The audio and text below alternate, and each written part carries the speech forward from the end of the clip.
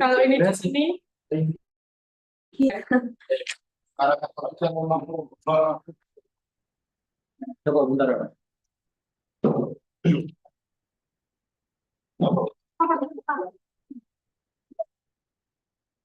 Kurang maju tadi.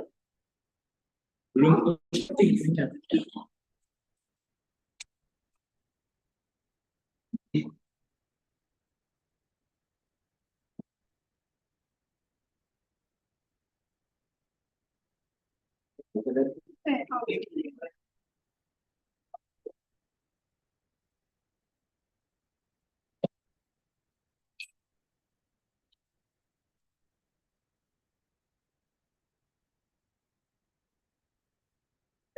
Udah pas belum? Udah belum? Kameranya tidak tinggi, lebarnya tinggi. Belum. Kamu kursinya sekalian di depan ini. Ya. Mana, Mbak? Kayak ini tadi kan di sini, jadi mereka mirip. Oh, ini yang tadi untuk dirinya di mana? Itu. Mirip sini. Bisa ke sini. Nah ini matanya mereka. Iya, itu yang bagus. Yang itu. Pinjam ke sana aja. Nanti aku ngomongnya deh. Ayo. Iya kan? Terus baru nanti saya terakhir yang Ya, kalau sudah ya. Ini matanya mereka nanti kalau di sini di kamera matanya jadinya gini. berarti agak ini nggak apa-apa. Hah? Kami itu apa ya? Maksudnya layar di sini kan nanti proyeksinya agak miring ya. Ya. Atau ininya agak di sini kelihatan ya dari kamera. Ini. Iya, anunya cahaya. Oh iya. Itu Bang. Oke. Coba aja.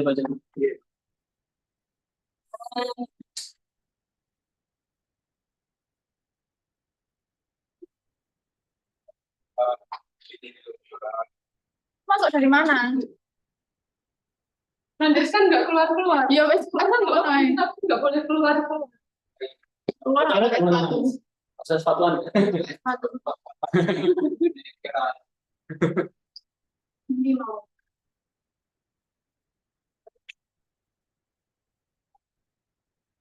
Tapi dia enggak. Ini Raka kan perlu ganggu. Enggak semua.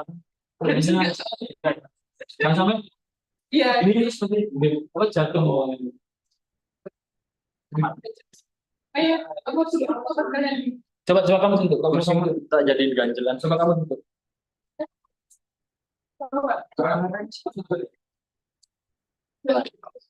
Pokoknya kamu nah itu. Jangan lupa. Ganjelnya ini. Jadi Bisa dimurusin aja. Dimurusin. gitu. Kamu sembunyi gitu. Aku sembunyi di balik. Ini nggak ada Pak. Ya. Ini nanti yang di sini nggak ada. Nggak ada. Ya nggak coba. Nyaman nggak? Cuma gitu. Tapi nggak enak juga pasti sebenarnya. Agak geser dikit nih. Ini itu deh, apa namanya? Motornya agak mana nanti habis itu kursinya. Kamu kursinya yang geser. Nah, bener. Tapi ya gini nanti. Kayak udah pindah kabel nggak? Kayak MotoGP itu kan. Penting di Iya, terus. Ini kabelnya injek. oh 3D ini. Ya, Gak banyak ini. Ini masih ada sawan pas ya nanti. Udah gini, kok?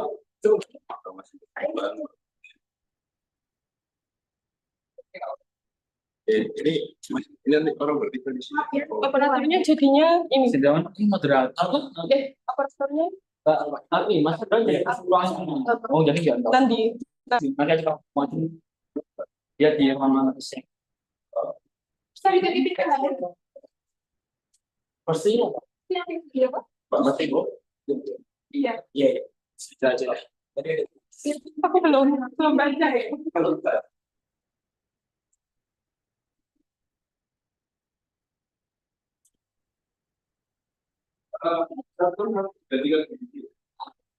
Jadi. Aku tuh tahu. Vice King. Vice King. Bisa kerja ya? Kalau main ini nggak apa-apa. Itu Mbak Dewi. Itu teksnya. Mbak Dewi. Nggak, maksudnya kan sama nanti layankan yang ini nggak apa-apa. Iya, nggak apa-apa. Betul.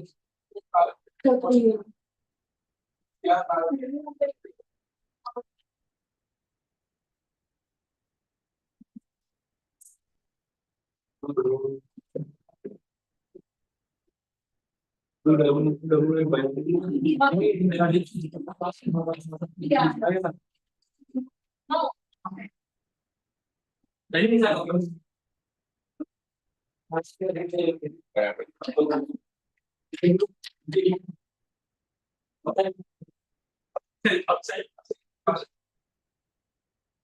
Nanti kenapa?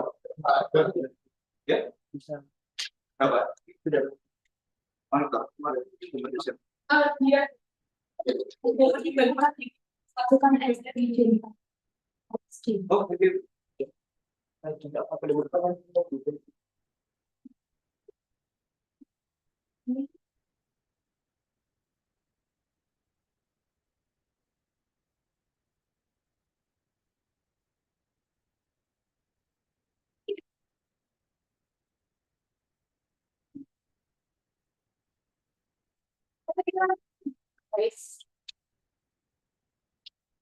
Sudah dibuka belum?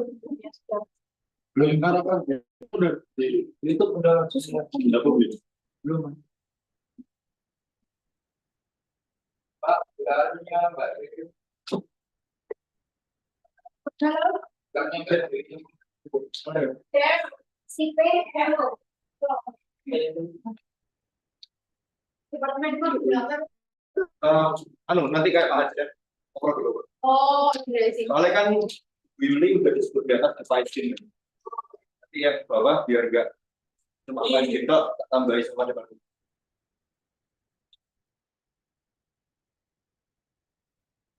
Nggak usah. Tinggal Indonesia loh.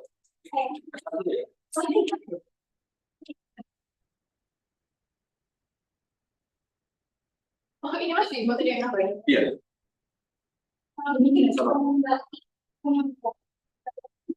Iya. Oke, itu teksnya.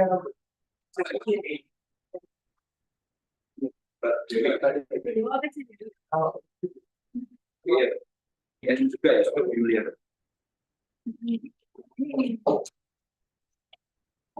iya.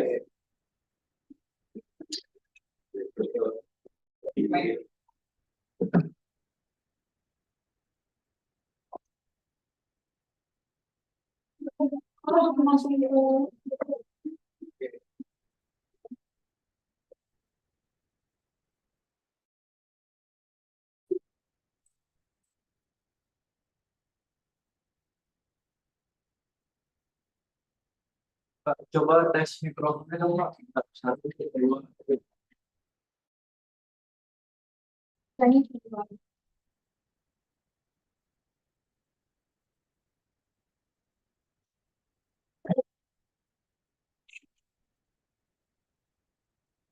Kamu kan dicek kayaknya ya. Apa, Mas?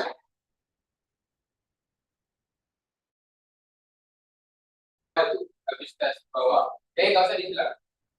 Terus, itu sudah high nggak? Hai, Base. hai background speech ini kan, Mas? Oh, Sudah.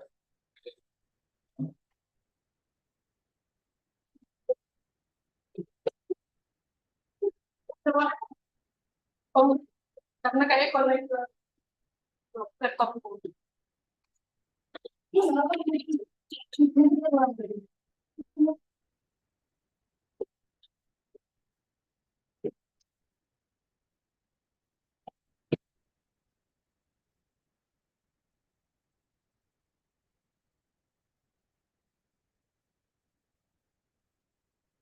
Tadi bukti mas kasih. Belum, sudah, Mas. Oh, udah kan? Iya.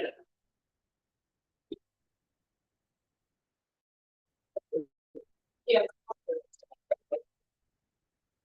Udah.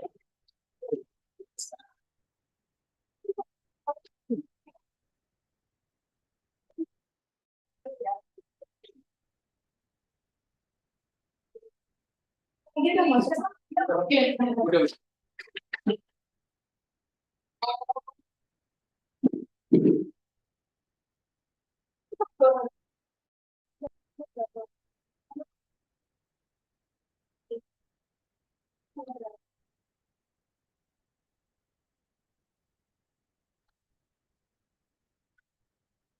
Kalau aku di sini, ini naik. Coba. Masih harus coba. Harusnya enggak. Kan kelihatan hari ini. Apa nggak? Ini dia. Oh, hari ini. Oh, nggak boleh. Kayak gini. Pertama, ya ada kayak gini.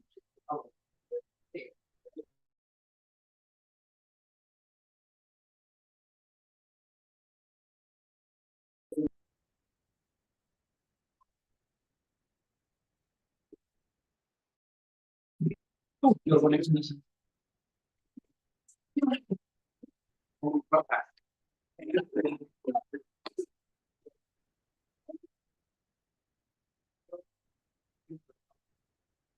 Ini hasilnya. Habis itu.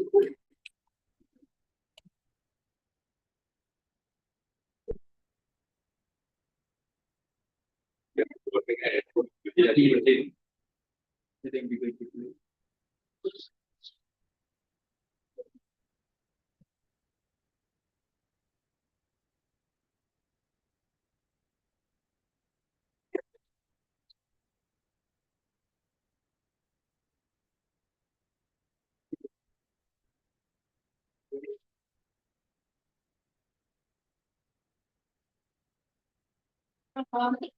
Aku minta sedikit lagi.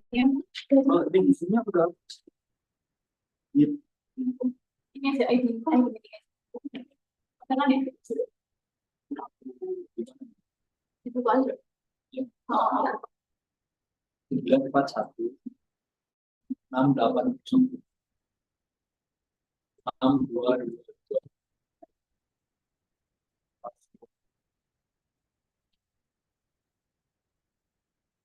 486 9.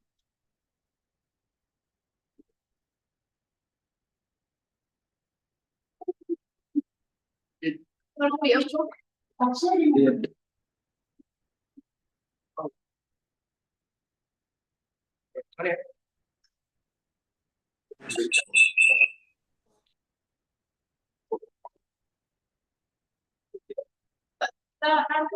Iya. Boleh buka.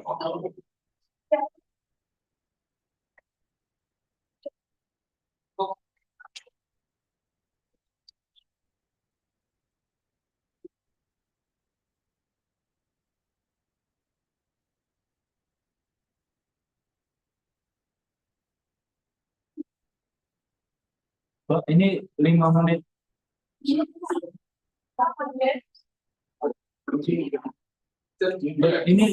5 menit lagi registrationnya. ya nah kalau bentar ya. Yang sudah di tempatnya kita orang yang dulu. Jangan siap dengan ya. Di belakang minimal itu fotonya. Aku nggak masuk jam ini. Enggak.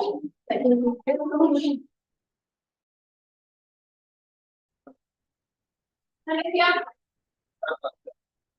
Ya, tiap tiap aja. Tapi aku sebenarnya dulu. Ya, oke. Ini oke. Ini oke. Dan ya. Kakak.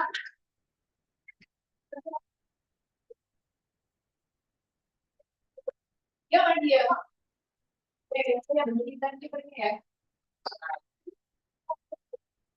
Pertama, ya.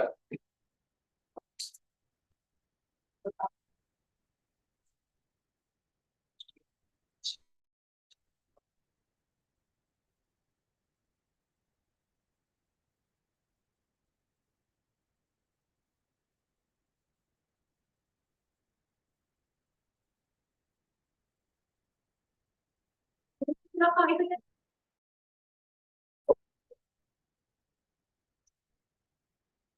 941 941.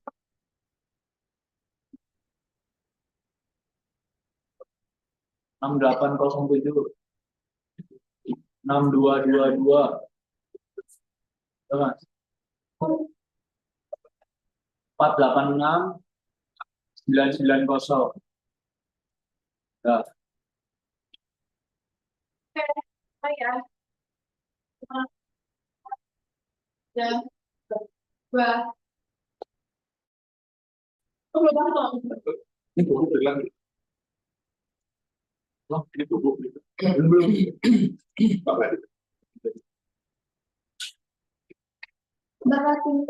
Nanti untuk screenshot yang itu dari Risa, tahu? Risa ya. Documentation. Nanti kita cuma buat turn on kamera, terus nanti kamu yang first slide. Kita kan nggak bisa lihat terus slide.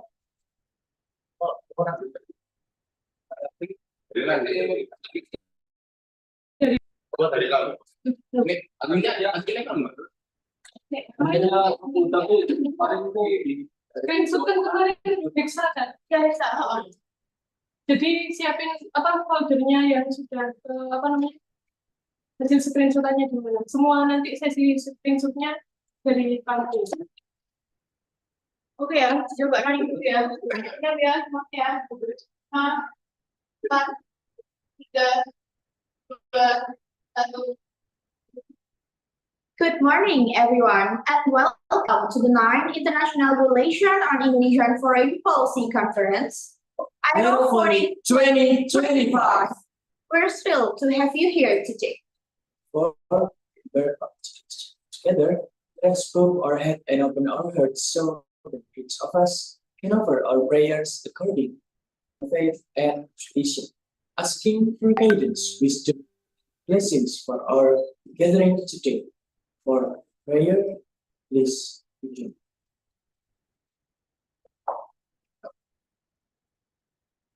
Amen. Thank you. Ladies and gentlemen, distinguished guests, esteemed speakers, and fellow participants joining us from across the globe. With a great pleasure, I extended our warmest greeting to each and every one of you on this beautiful morning. Today marks a significant milestone in our academic journey as we gather virtually for what promises to be an enlightening and transformative conference. On behalf of the International Relations Department of UPN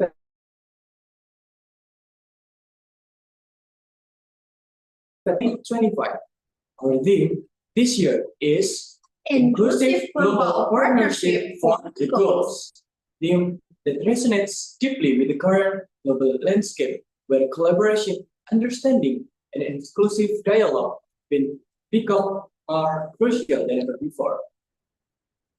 Let me briefly outline our program for today. We will begin by singing the national anthem and Bela Negara, continue with a report from our head committee, followed by remarks from our distinguished guests. Then, continue with the documentation session. Then we will move to our main program feature, which is a keynote presentation, followed by several expert speakers with Q&A session after each presentation. And last but not least, we'll conclude the panel discussion session. Before we undergo our event today, I would like to invite you to participate in a moment that represents Indonesian national identity. We'll be performing Syaraya, followed by Mas Bela Negara.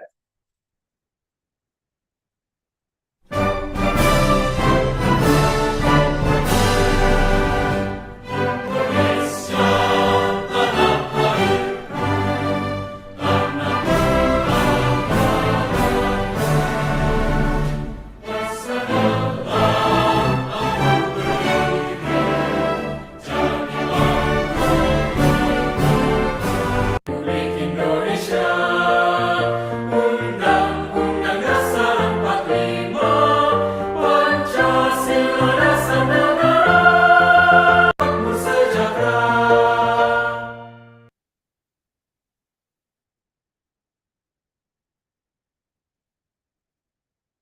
you very much for your participation and respect.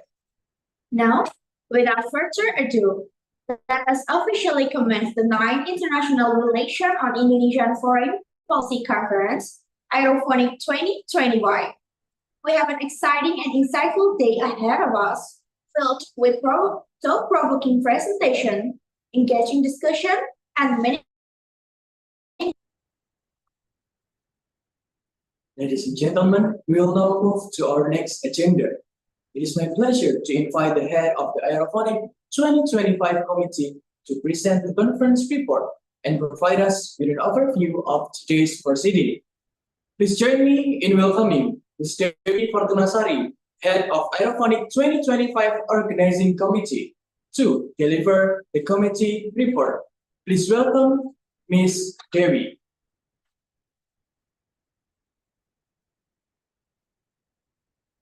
Honorable Rector of UPN Veteran Nur, Professor Dr. Insinyur Ahmad Fauzi, MMD IPU, representing the Vice Dean of Academic Affairs, Faculty of Social Culture and Political Science, Dr. Yuli Chandrasari, MSc, Vice Dean and Department Coordinator, Faculty of Social Culture and Political Science. Our keynote speaker, Dr. Triksi Tanyip from University of Malaysia. Our expert speaker, Dr. Supi Chakunya, Chiang Mai University. Dr. Deborah Anastasio from De La Salle University. And the last one, Adiasi Putri Purbandina, PhD, Lecturer of International Relations Department, PN Veteran Jawa Timur. Department Coordinator in the Faculty of Social, Culture, and Political Science and participate. Assalamualaikum warahmatullahi wabarakatuh. Good morning, everyone. It is my great honor to welcome you to Irofonic 2025, organized by the Department of International Relations, UPN Veteran Jawa Timur.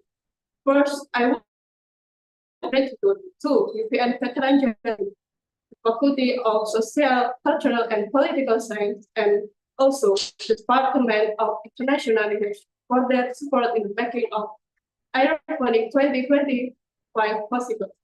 Your encouragement and contribution have laid the foundation for our successful academic effort. I would also like to extend my deep gratitude to our keynote speaker and expert speaker who have generously dedicated their valuable time to share insight and expertise with us today. Your participation greatly enriched the quality of this conference, and we are truly honored by your presence. This year's conference carries the term Inclusive Global Partnership for the Post, reflecting our self-commitment, inclusivity, and collaboration in addressing global challenges. Allow me to present a brief report on this topic. In this year, Irofonic 2025 has successfully gathered 73 participants, consisting of academic, researcher, practitioners, and students from Indonesia and abroad. We are privileged to host 4 speakers, consisting 1 keynote speaker and 3 expert speakers from various distinguished institutions: University of Malaysia, Sabah, Chiang Mai University, and of course, from our lecturer of Department International Relations, UPN Veteran Jawa Timur. This program will be divided into 2 sessions. It will be filled with interesting discussion from 4 speakers, and the second session is a panel discussion, showcase paper presentation. On behalf of the organizing committee, I would like to express my appreciation to our participants and partners who supported this event. We sincerely hope that this session will generate engaging discussion, collaboration, and innovative ideas to offer inclusive global partners.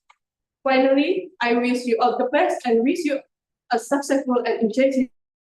Thank you. Wassalamualaikum warahmatullahi wabarakatuh.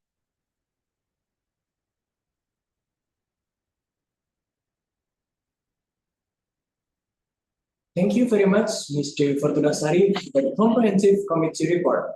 Your detailed overview of conference structure and the carefully curated program elements clearly demonstrate dedication and hard work of the entire organizing committee.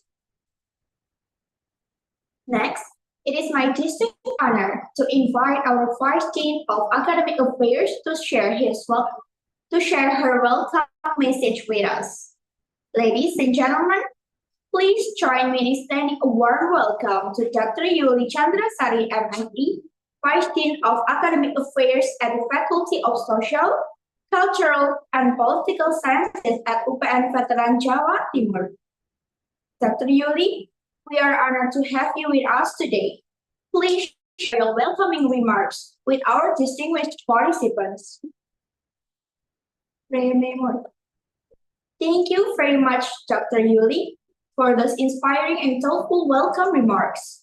Your words beautifully capture the essence of what Irofonic represents, not just as an academic conference, but as a bridge connecting mind, cultures, and ideas across the global community.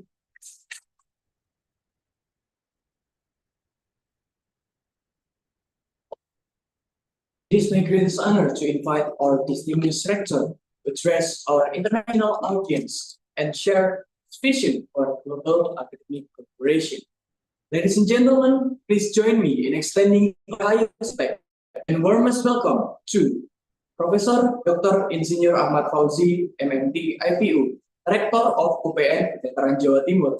Professor Fauzi's exemplary leadership position UPN Veteran Jawa Timur is a leading institution in Indonesia, known for its commitment to academic excellence, research innovation, and international engagement. Professor Fauzi, we are honored to have you with us today. Please share your welcoming remarks and also officially opening this event. Thank you immensely, Professor Fauzi, for that remarkable and inspiring address. The commitment to inclusive global partnership as demonstrated through UPN Veteran Jawa Timur's various international initiatives and collaborations serve as an inspiring example of how educational institutions can contribute meaningfully to addressing global challenges. And before we proceed to our main conference session, we would like to capture this historic moment with all our distinguished participants from around the world. Please turn on your cameras on your devices so that we can take a group screenshot together.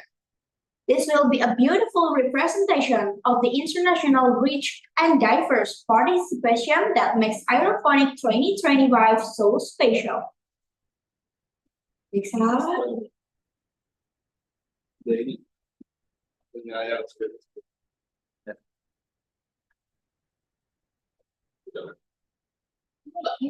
Yes, I'll count and 3, 2. Tak perlu ngomong. Iya, berngomong. Namanya kayak before the recommendation please turn on your camera. Jangan ngomong. Kau pernah diulangi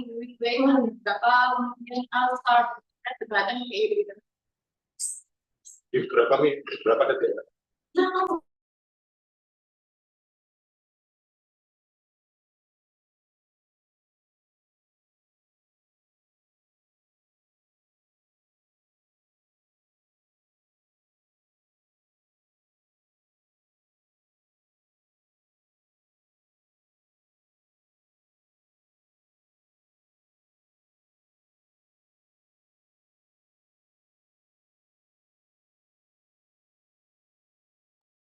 For participating in this special moment, you may now adjust your camera settings as prepared for the remainder of the conference.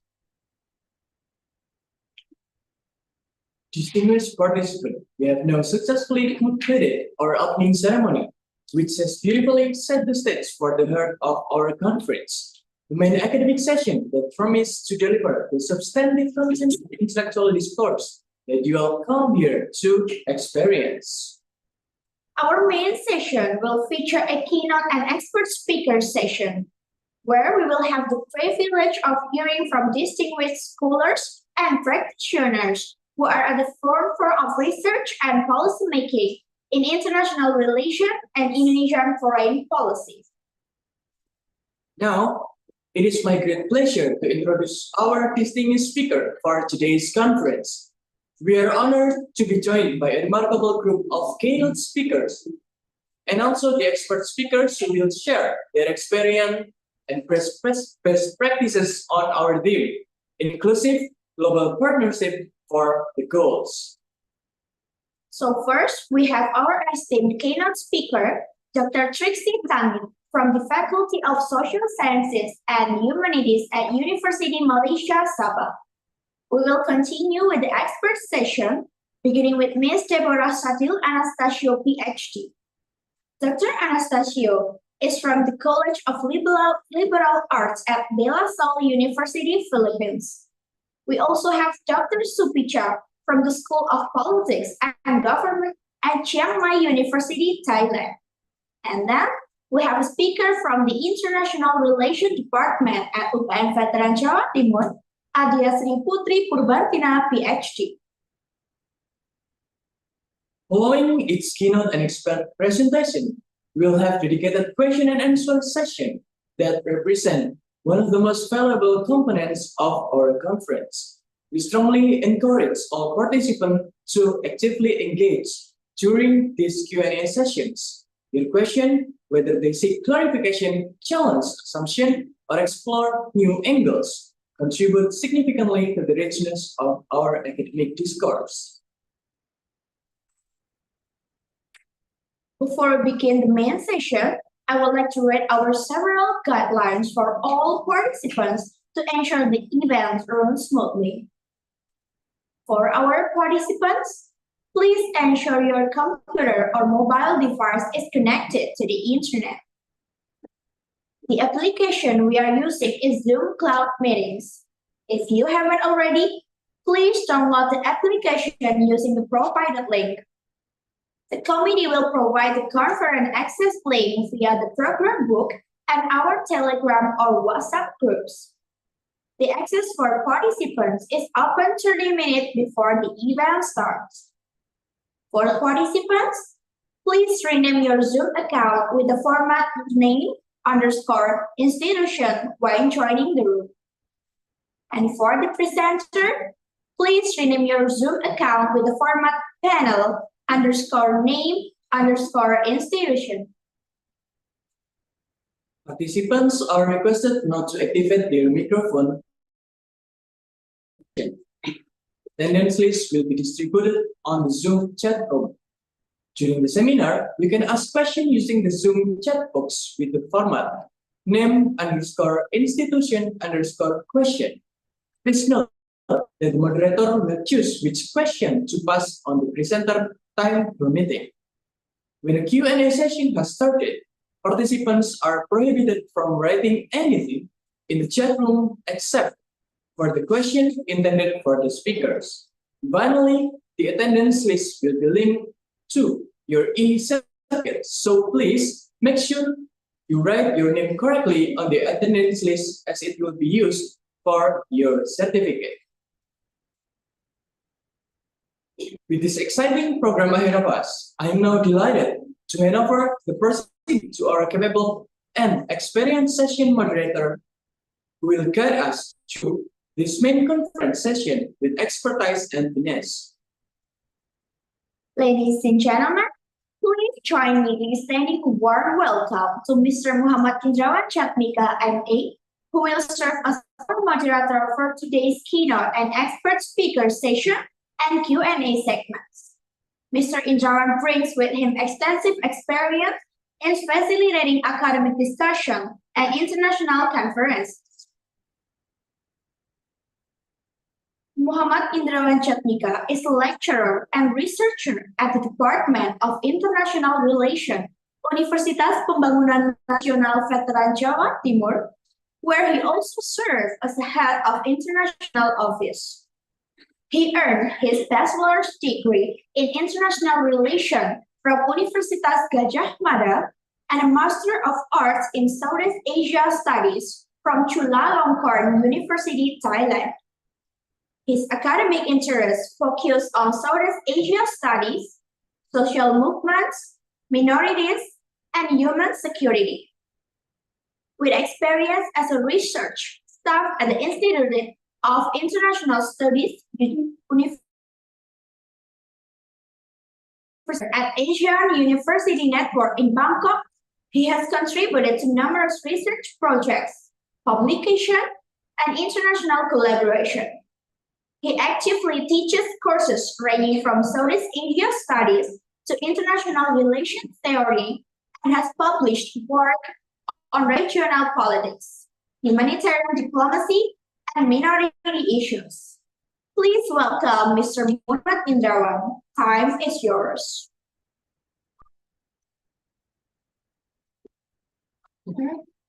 Distinguished guests, esteemed speakers, and valued participants from across the globe. As we conclude the 9th International Relation on Indonesian Foreign Policy Conference, Irofonic 2025, I extend our heartfelt gratitude to our exceptional keynote speaker, Dr. Triksi Tanit, our expert speakers, Ms. Dewa, Dr. Supija, and Dr. Ajiasri Putri Purbaltina, our skilled moderator, Mr. Indrawan, and all participants who have enriched today's discussion on inclusive global partnership for the goals. Ladies and gentlemen, we will not take a break from our session. For all online participants, please note that you need to return to the meeting room by 1 p.m. Thank you for your attention, and we look forward to our discussion after the break.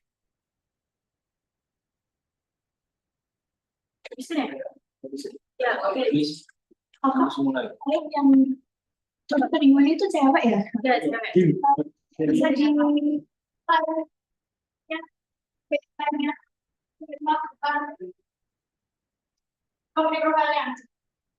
Udah masuk.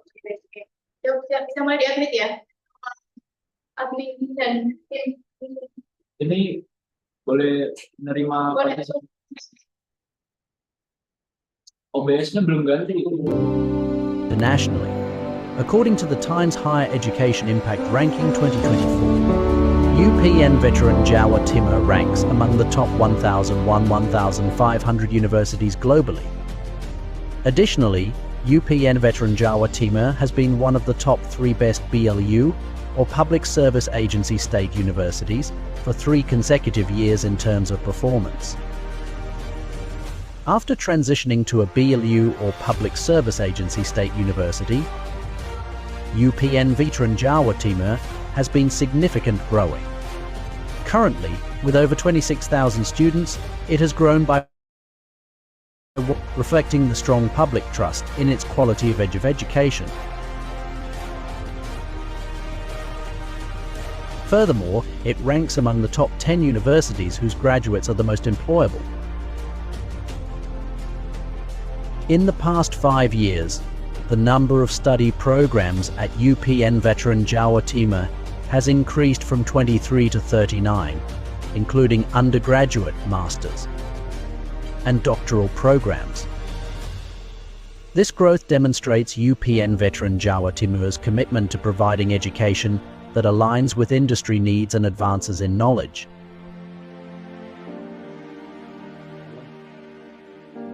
UPN Veteran Jawa Timur continues to strive for the highest accreditation across all its programs.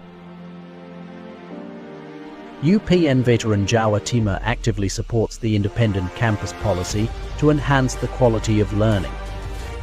More than 14,000 UPN students have participated in our Campus Merdeka program, placing UPN Veteran Jawa Timur as the second largest university in Indonesia involved in the Merdeka Belajar Campus Merdeka program. This includes internships, independent studies, humanitarian projects, and other activities both domestically and internationally.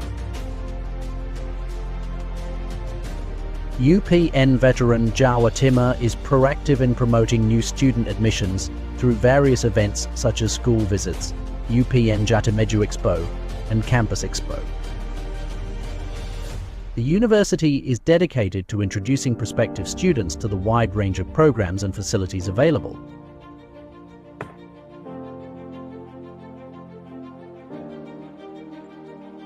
In 2024, UPN veteran Jawa Timur inaugurated its new research center building. This 7-story facility is equipped with advanced research tools to support the development of knowledge and expertise for both faculty and students. The UPN veteran Jawa Timur Technopark serves as a center for research commercialization, linking academic innovations with practical applications in society. Currently, 105 districts in remote and underdeveloped areas have benefited from UPN's research, helping boost their local economies. As part of its goal to become a world-class university, UPN veteran Jawa Timur has established international collaborations through student exchanges, guest lectures, and joint research with international faculty. 8 adjunct professors from the United States, United Kingdom, Australia, Korea, Japan, and India have been appointed to enhance the educational experience and broaden the academic perspectives of UPN students and faculty. UPN veteran Jawa Timur is committed to supporting young people who are capable but come from underprivileged backgrounds. Each year, the university allocates at least 20% of its student body to receive scholarships such as the Kartu Indonesia Pintar Kuliah Scholarship, other government scholarships, and the UPN Jawa Timur Affirmative Program, amounting to over 20 billion rupiah annually. This ensures that no student is forced to drop out due to financial difficulties. As one of the leading state universities in the country, UPN Veteran Jawa Timur has continually pushed beyond conventional limits, developing creative and innovative human resources rooted in strong national defense values and character, aligned with the needs of the modern world. The pursuit of creativity, innovation, and purpose, guided by a deep commitment to national defense, has led to the development of various groundbreaking innovation and practical technologies that have been widely adopted by the public. Creativity and innovation are the core pillar of UPN Veteran Jawa Timur mission to make meaningful contribution to national progress. With strong determination, we strive to cultivate a future generation of leaders who possesses integrity, responsibility, and the ability to compete on a global scale. Salam Bela Negara from UPN Veteran Jawa Timur. UPN veteran Jawa Timur remains dedicated to being a leading center of education, research and innovation, building a brighter future for both its students and society. Morality with knowledge.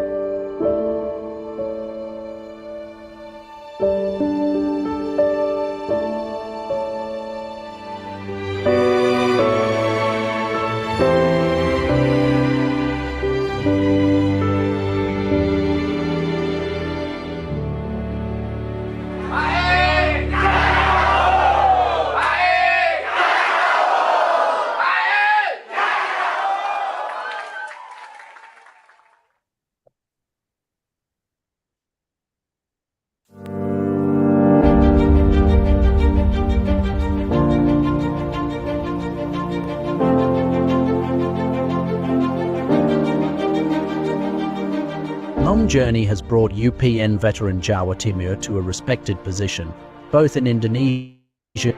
According to the Times Higher Education Impact Ranking 2024, UPN veteran Jawa Timur ranks among the top 1,500 universities globally. Additionally, UPN vet the top 3 best BLU or Public Service Agency state universities for 3 consecutive years in terms of performance. After transitioning to a BLU or Public Service Agency state university, UPN Veteran Jawa and growing. Currently, with over 26,000 students, it has grown by 136%, reflecting the strong public trust in its quality of education. Furthermore, it ranks among the top 10 universities whose graduates are the most employable. In the past 5 years, the number of study programs at UPN Veteran Jawa Timur has increased from 23 to 39, including undergraduate, masters, and doctoral programs. This growth demonstrates UPN Veteran Jawa Timur's commitment to providing education that aligns with industry needs and advances in knowledge.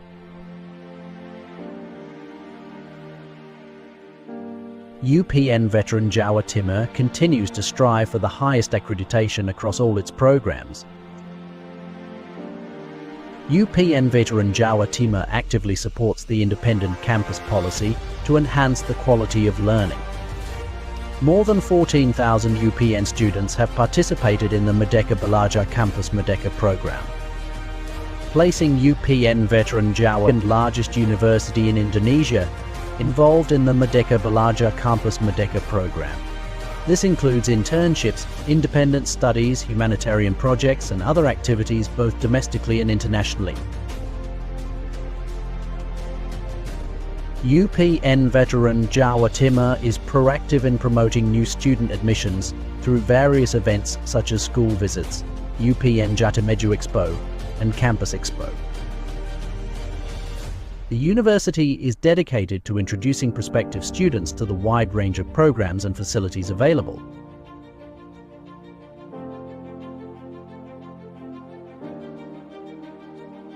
In 2024, UPN Veteran Jawa Timur inaugurated its new research center building. This 7-story facility is equipped with advanced research tools to support the development of knowledge and expertise for both faculty and students.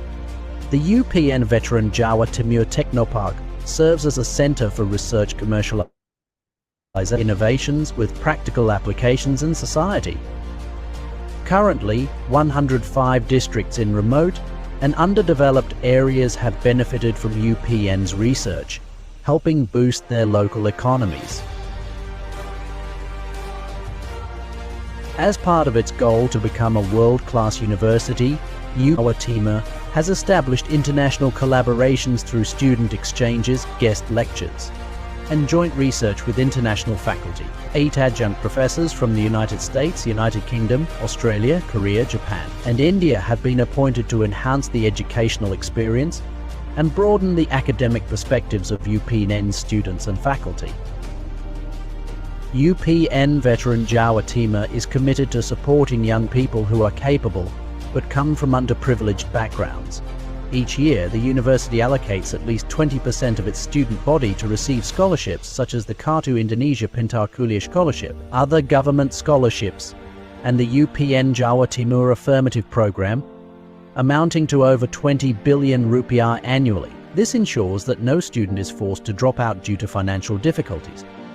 As one of the leading state universities in the country, UPN Veteran Jawa Timur has continually pushed beyond conventional limits, developing creative and innovative human resources rooted in strong national defense values and character, aligned with the needs of the modern world. The pursuit of creativity, innovation, and purpose, guided by a deep commitment to national defense, has led to the development of various groundbreaking innovation and practical technologies that have been widely adopted by the public. Creativity and innovation are the core pillar of UPN Veteran Jawa Timur mission to make meaningful contribution to national progress. With strong determination, we strive to cultivate a future generation of leaders who possesses integrity, responsibility, and the ability to compete on a global scale. Salam bela negara from UPN Veteran Jawa Timur. UPN Veteran Jawa Timur remains dedicated to being a leading center of education, research and innovation building a brighter future for both its students and society. Morality with knowledge.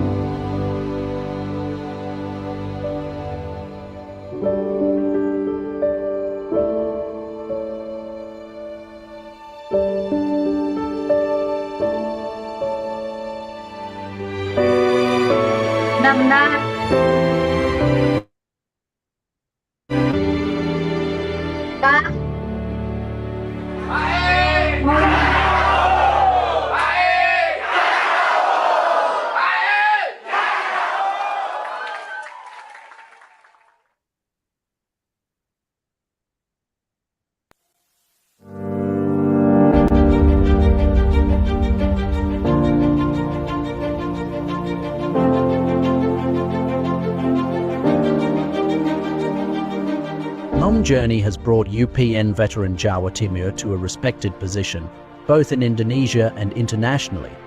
According to the Times Higher Education Impact Ranking 2024, UPN veteran Jawa Timur ranks among the top 1,500 universities globally. Additionally, UPN veteran Jawa Timur has been one of the top 3 best BLU, or Public Service Agency state universities, for 3 consecutive years in terms of performance. After transitioning to a BLU or Public Service Agency state university, UPN veteran Jawa Timur has been significant growing. Currently, with over 26,000 students, it has grown by 136%, reflecting the strong public trust in its quality of education. Furthermore, it ranks among the top 10 of the most employable. In the number of study programs at UPN veteran Jawa Timur has increased from 23 to 39, including undergraduate, masters, and doctoral programs. This growth demonstrates UPN veteran Jawa Timur's commitment to providing education that aligns with industry needs and advances in knowledge.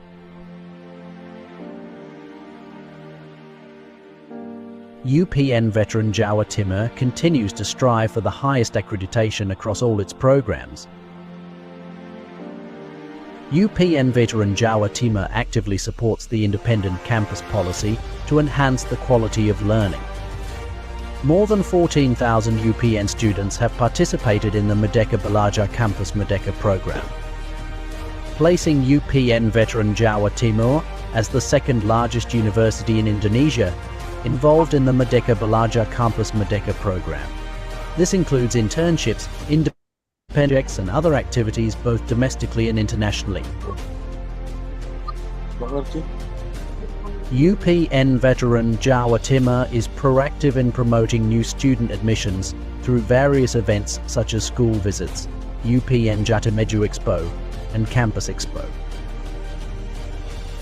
The university is introducing prospective students to the wide range of programs and facilities available.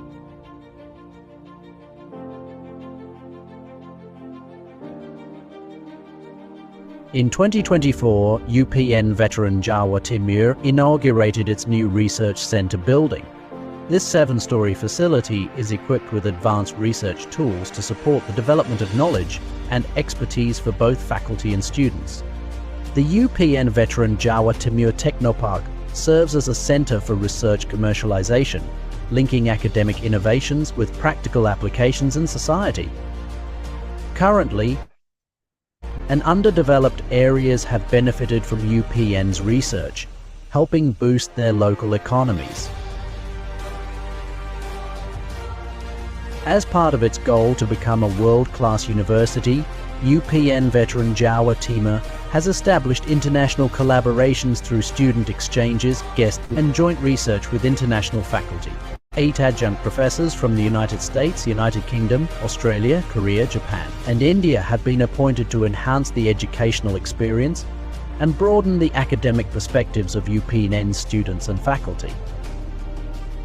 UPN Veteran Jawa Timur is committed to supporting young people who are capable but come from underprivileged backgrounds.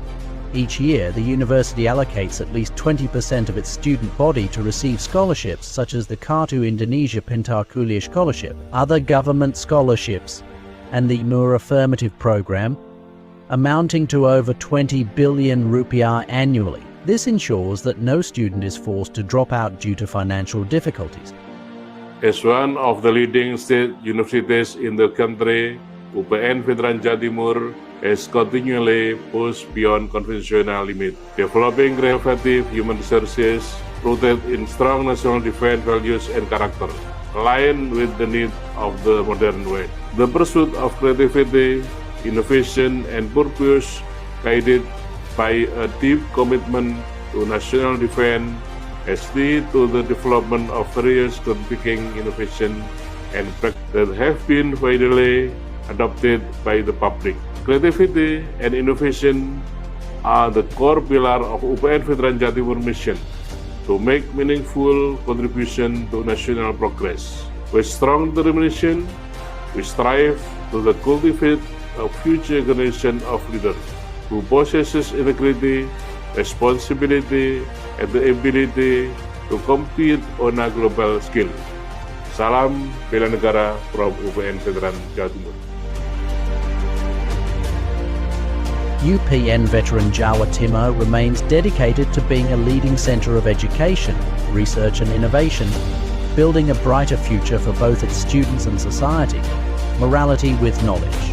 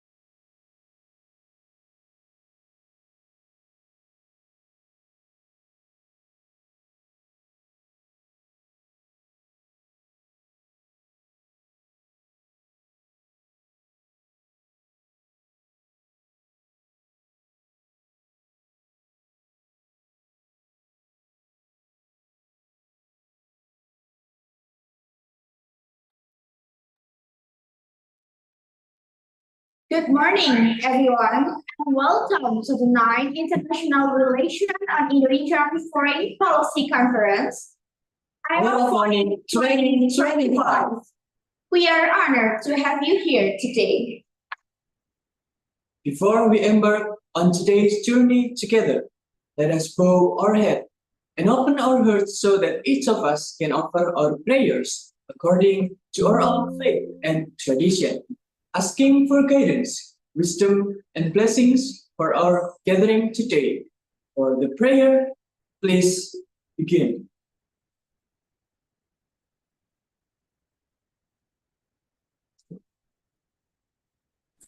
Amin. Thank you. Terus kemudian silakan maju, terus kemudian di sini ditulis nama. Ladies and gentlemen, distinguished guests, esteemed speakers, and fellow participants joining us from across the globe. With a great pleasure, I extend our warmest greetings to each and every one of you on this beautiful morning. Today marks a significant milestone in our academic journey as we gather virtually for what promises to be an enlightening and transformative conference. On behalf of the International Relations Department of UPN Veteran Jawa Timur, it is a great honor to welcome all of you to Irofonic 2025. Our theme this year is Inclusive Global Partnership for the Goals. A theme that resonates deeply with the current global landscape, where collaboration, understanding, and inclusive dialogue have become more crucial than ever before. Let me briefly outline our program for today. We will begin by singing the national anthem and Bela Negara, continue with a report from our head committee, followed by remarks from our distinguished guests. Then, continue with a documentation session. Then we will move to our main program feature, which is the keynote presentation, followed by several expert speakers with Q&A session after each presentation. And last but not least, we'll conclude with an English panel discussion session. Before we undergo our event today, I would like to invite you to participate in a moment that represents Indonesian national identity. We will be performing Indonesia Raya, followed by Mars Bela Negara.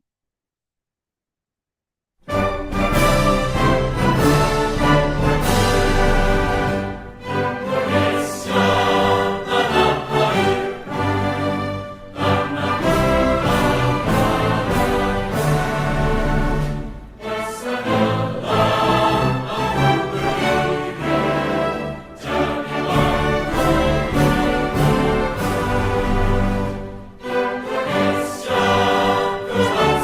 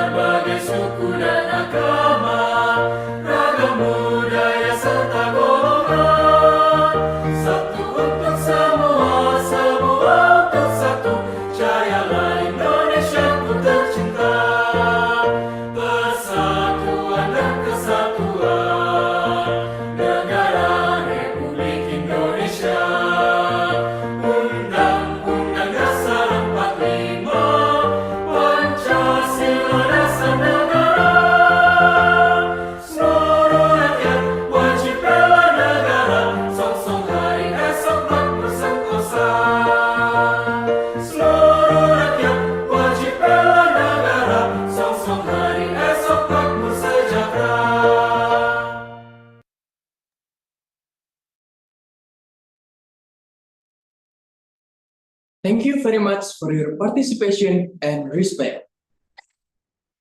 Now, without further ado, let us officially commence the 9th International Relations on Indonesia and Foreign Policy Conference, Irofonic 2025.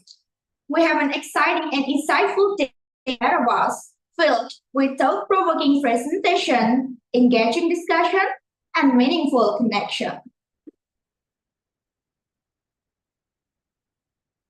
Ladies and gentlemen, we will now move to our next agenda. It is my pleasure to invite the head of the Irofonic 2025 committee to present the conference report and provide us with an overview of today's proceeding. Please join me in welcoming Ms. Dewi Fortunasari, the head of Irofonic 2025 Organizing Committee, to deliver the committee report. Please welcome Ms. Dewi.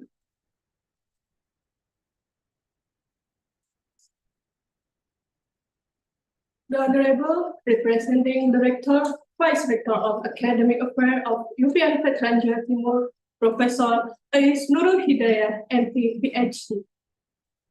Dean of Faculty Social Political Science, UPN Veteran Jawa Timur, Dr. Catur Suratno Aji, MSc. Vice Dean and Department Coordinator, Faculty of Social Culture and Political Science. Our keynote speaker, Dr. Triksi Tangin from University of Malaysia, Sabah. Our expert speaker, Dr. Supita Punya from Chiang Mai University, Dr. Deborah Anastasio from De La Salle University, and Adiasri Putri Purbantina, PhD, Lecturer of International Relations Department, UPN Jawa Timur. The Department Coordinator in the Faculty of Social, Culture, and Political Science, all distinguished guests and participants. Assalamualaikum warahmatullahi wabarakatuh. Good morning, everyone. It is my great honor to welcome you to Irofonic 2025, organized by the International Relations UPN Veteran Jawa Timur. First, I would like to express my gratitude to UPN Veteran Jawa Timur, the Faculty of Social, Culture, and Political Science, and Department of International Relations for their support in making Irofonic 2025 possible. Your encouragement and contribution have laid the foundation for our successful academic. I would also like to extend my deep gratitude to our keynote speaker and expert speaker, who have generously dedicated their valuable time to share insights and expertise with us today.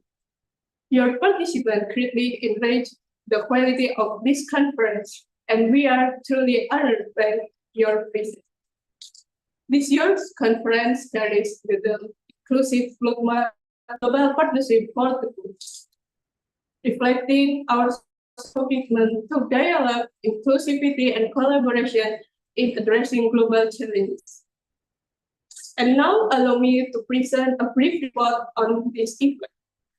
Irofonic 2025 has successfully gathered 73 participants consisting of academic, research practitioners, and students from Indonesia and abroad.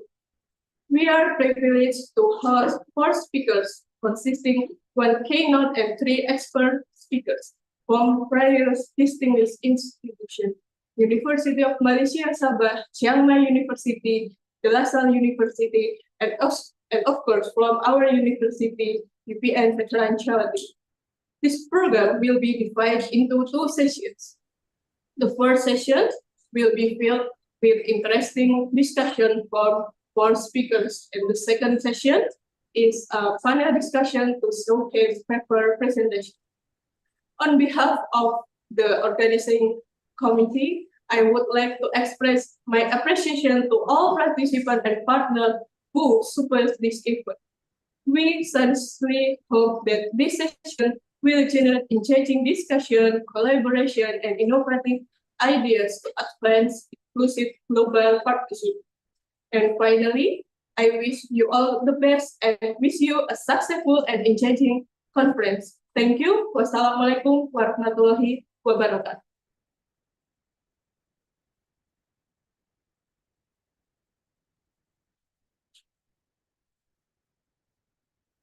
Thank you very much, Mr. Fortunasari, for that comprehensive committee report.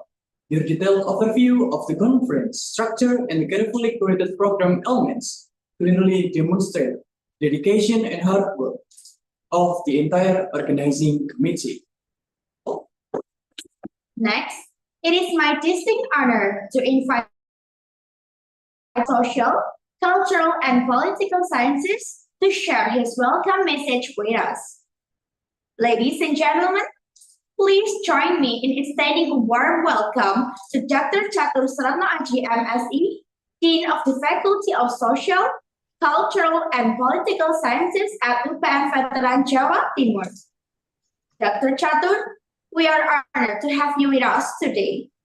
Please share your welcoming remarks with our distinguished participants.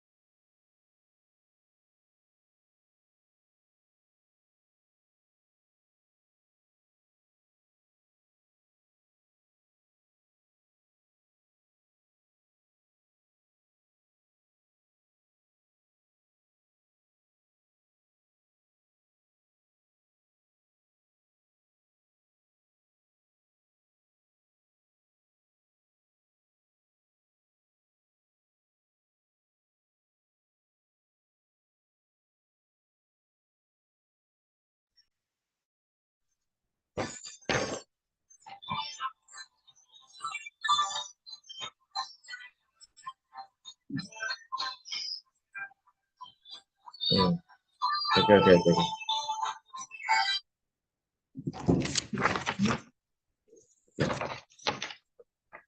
Ya, mohon maaf, saya mohon maaf.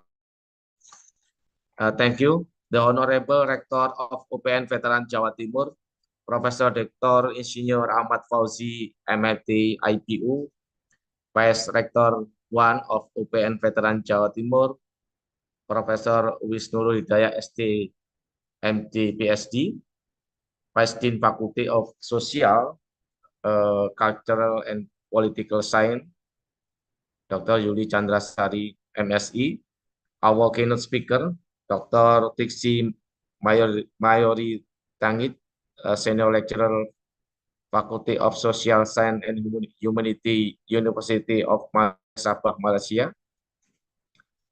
Our expert speaker, Deborah Sadila Anastasio, PhD, Associate Professor from Department of Filipino de La Salle, University Manila, Philippines. Dr. Supicha Punya, Assistant Professor from School of Political and Governance, Chiang Mai University, Thailand. Adiasi Putri Purbantina, PhD, Lecturer of International Relations, UPN Veteran Jawa Timur, Coordinator of International Relations Study Program, all of Organizing Committee, distinguished guests and panelists of Irofonic 2025.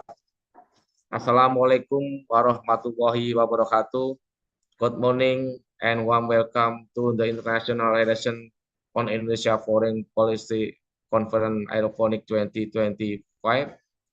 First and foremost, I would like to extend my greeting to our university leader, Professor Dr. Insinyur Ahmad Fauzi, MLT IPU, as our esteemed rector and the vice rector present today.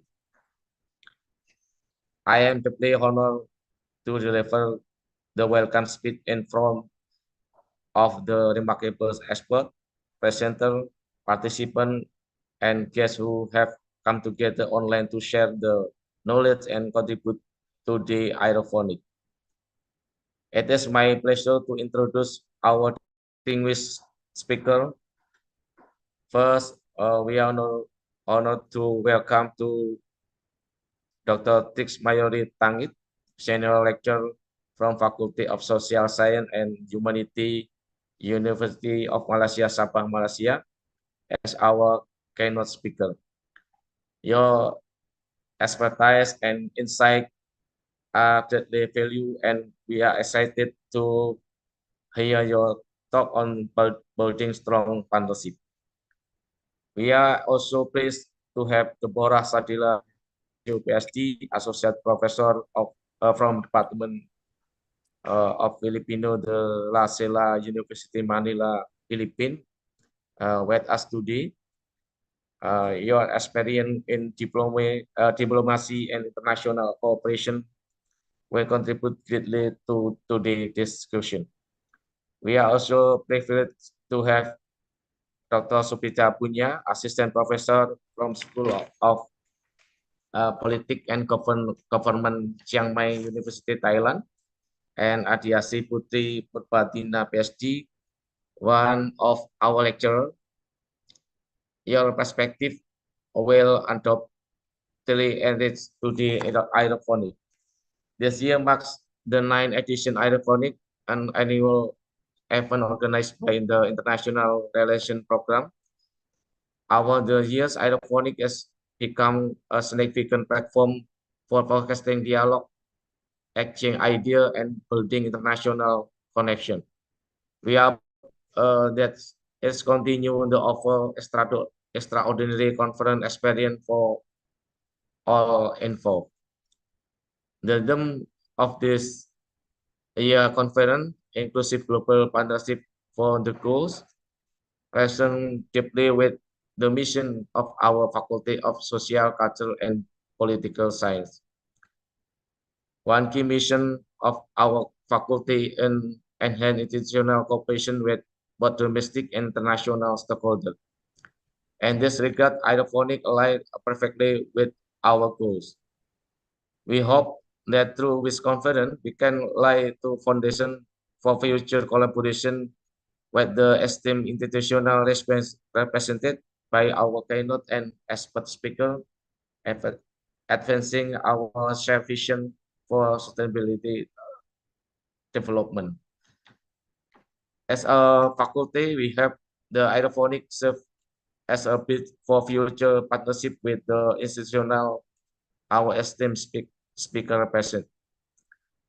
This collaboration will help us contribute to global effort and sustainability development, enhance our role in the international academic community. One again, thank you to all our speakers, participants, and organizing committee.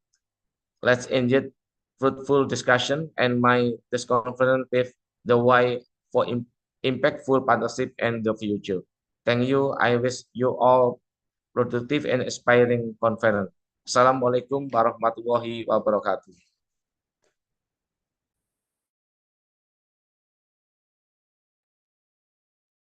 Thank you so much, Dr. Chatur Suranto Aji, for those inspiring and thoughtful welcome remarks.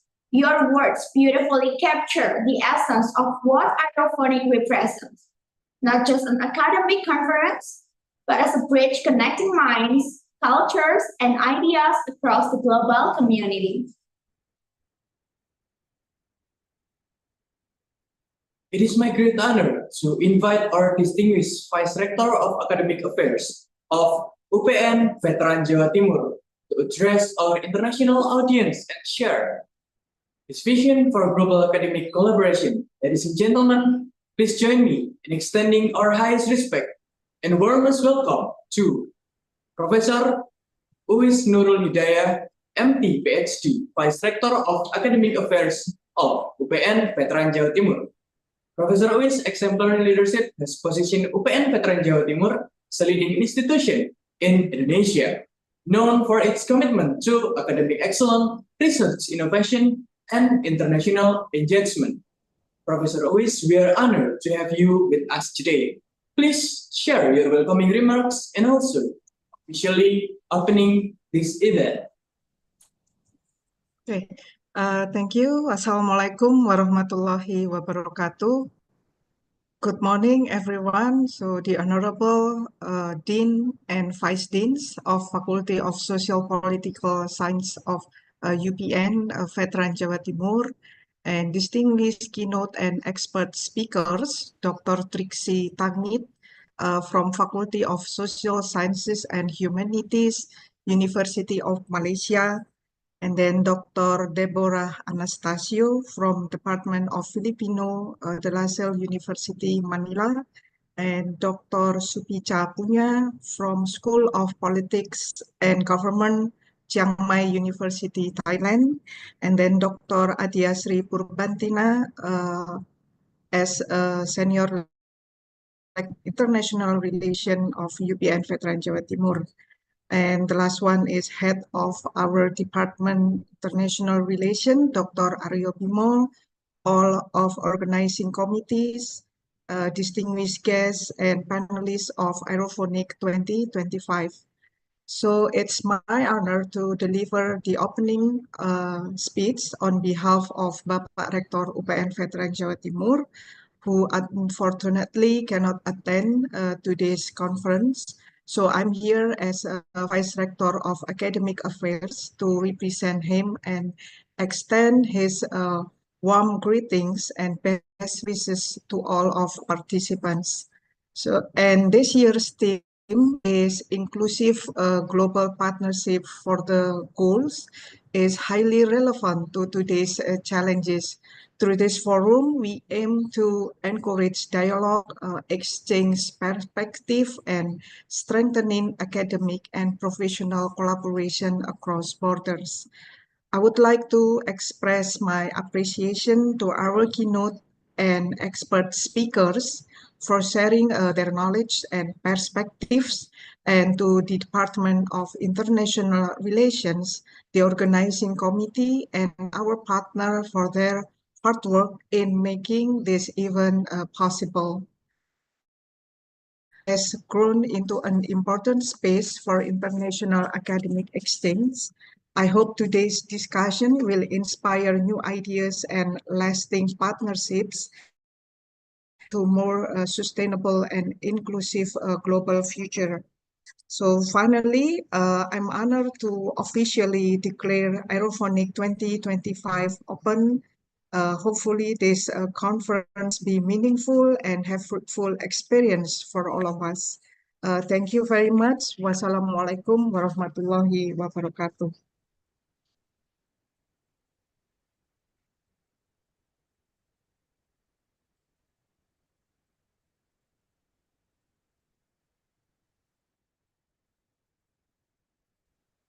Thank you immensely, Professor Uwais, for that remarkable and inspiring address. Your commitment to inclusive global partnership as demonstrated through UPN Veteran Jawa Timur's various international initiatives and collaboration serves as an inspiring example of how educational institutions can contribute meaningfully to addressing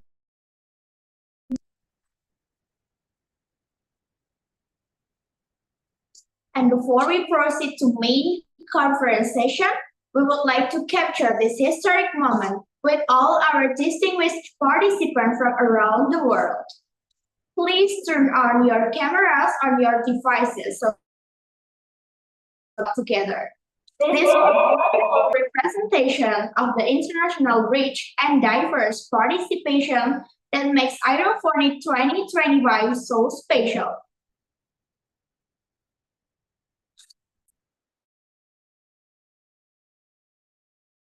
All right. 3, 4.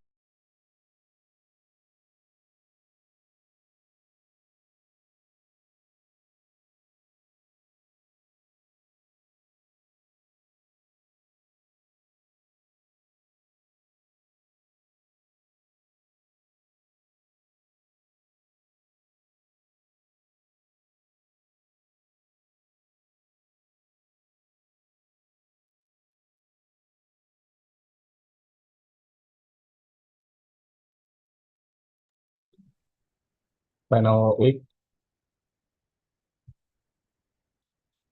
panel 9. Okay, done.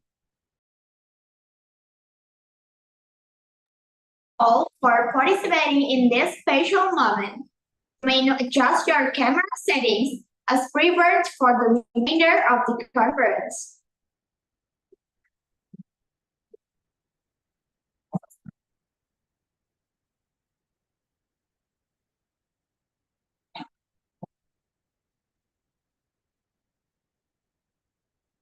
Distinguished participants, we have now successfully completed our opening ceremony, which has beautifully set the stage for the heart of our conference.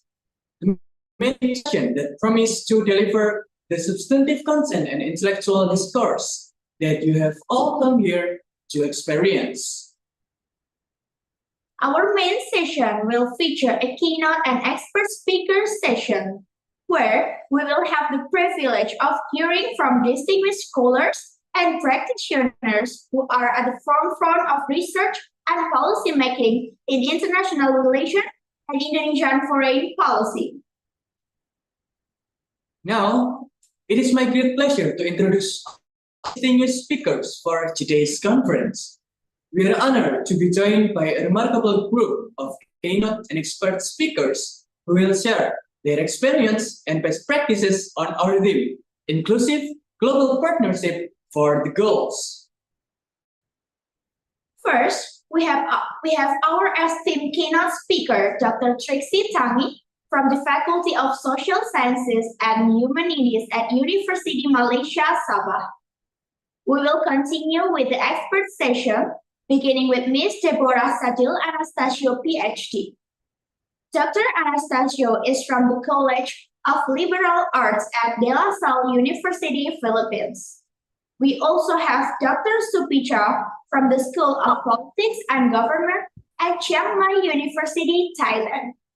And then we also have a speaker from the International Relations Department at UPN Veteran Jawa Timur, Adya Sri Putri Purbantina, PhD.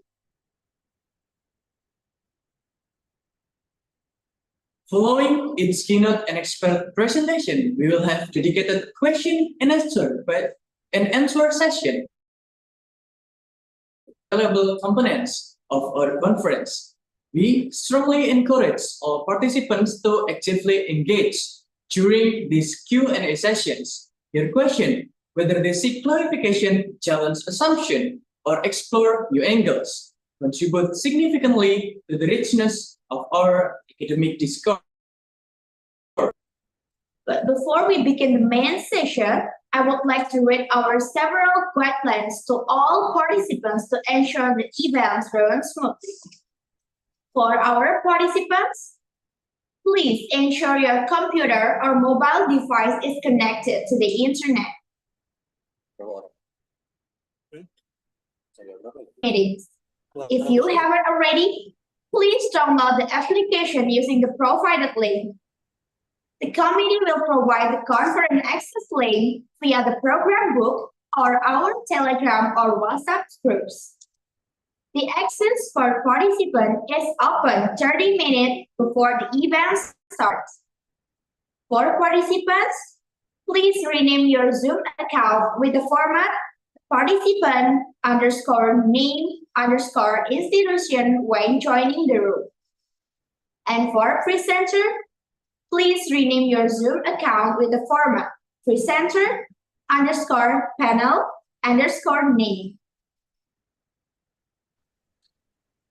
Participants are requested not to activate their microphone during the webinar session. The attendance list will be distributed on the Zoom chat room. During the seminar, you can ask questions using the Zoom chat box. Please note that the moderator will choose which question to pass on the presenter, time permitting.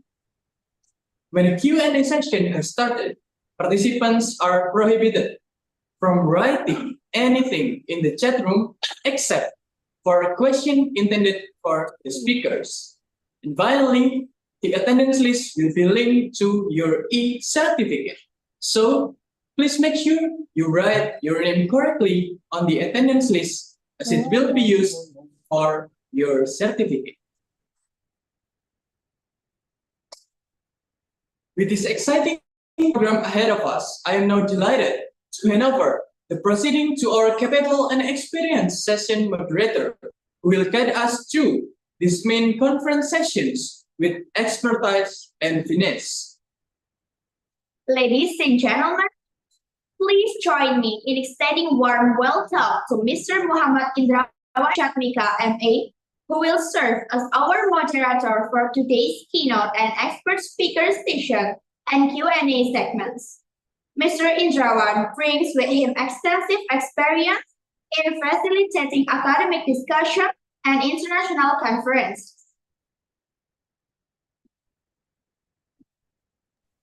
Muhammad Indrawan Chatmika is a lecturer and researcher at the Department of International Relations, Universitas Pembangunan Nasional Veteran Jawa Timur, where he also serves as head of the International Office. He earned his bachelor's in international relations from Universitas Gajah Mada and a Master of Arts in Southeast Asia Studies from Chulalongkorn University, Thailand. His academic interests focus on Southeast Asia studies, social movements, minorities, and human security. With experience as a research staff at the Institute of International Studies, Universitas Gajah Mada, and as an intern at the Asian University Network in Bangkok, he has contributed to numerous research projects, publication, and international collaboration.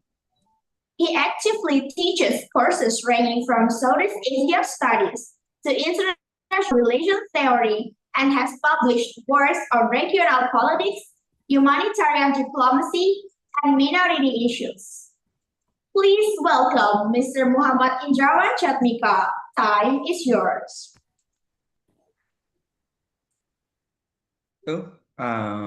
Good morning, ladies and gentlemen. Thank you very much from the distinguished Master of and thank you very much for having me today as the moderator of 9th Irofonic, the conference that serves as an annual international conference organized by the Department of International Relations, Universitas Pembangunan Nasional Veteran Jawa Timur, and it serves as a forum for academic discussion, knowledge exchange, and collaboration at both national and international level. So for today's conference, our theme is inclusive global partnership for the goals. We will talk a lot about the global initiative on achieving sustainable development goals based on the experience and the best practices that we found day by day in our daily life. So please be active in this conference. You can ask a lot of questions. You can share a lot of ideas. And I will help today as the moderator to gather all your questions, all your ideas, and we will have a meaningful discussion today. So for our first speakers, today we will have Dr. Triksi Majoritangit. She is a senior lecturer at the Faculty of Social Science and Humanities, University Malaysia Sabah. She also serves as Faculty Mobility Coordinator and Director of the Summer School Program. She earned her PhD in Anthropology from the Australian National University as an ANU Merit Scholar. Her research focused on ethnic identity planning and cultural heritage among the Kadazan Dusun communities of Sabah, and she has published widely on language, ideologies, indigenous heritage, and community development. And she also served as the co-editor of Malaysia and Turkey Comparative Perspective in Social Science in 2024. So let me greet Dr. Triksi Majori. Hello, good morning, Dr. Triksi. Halo, selamat pagi, selamat siang semua. Boleh dengar? Boleh. Thank you. You are perfectly audible here. How are you today? I'm very good. Yes, thank you so much. Thank you so much. So actually, in November we will meet in person, in Bangkok, Thailand, for an international conference about Southeast Asian politics there.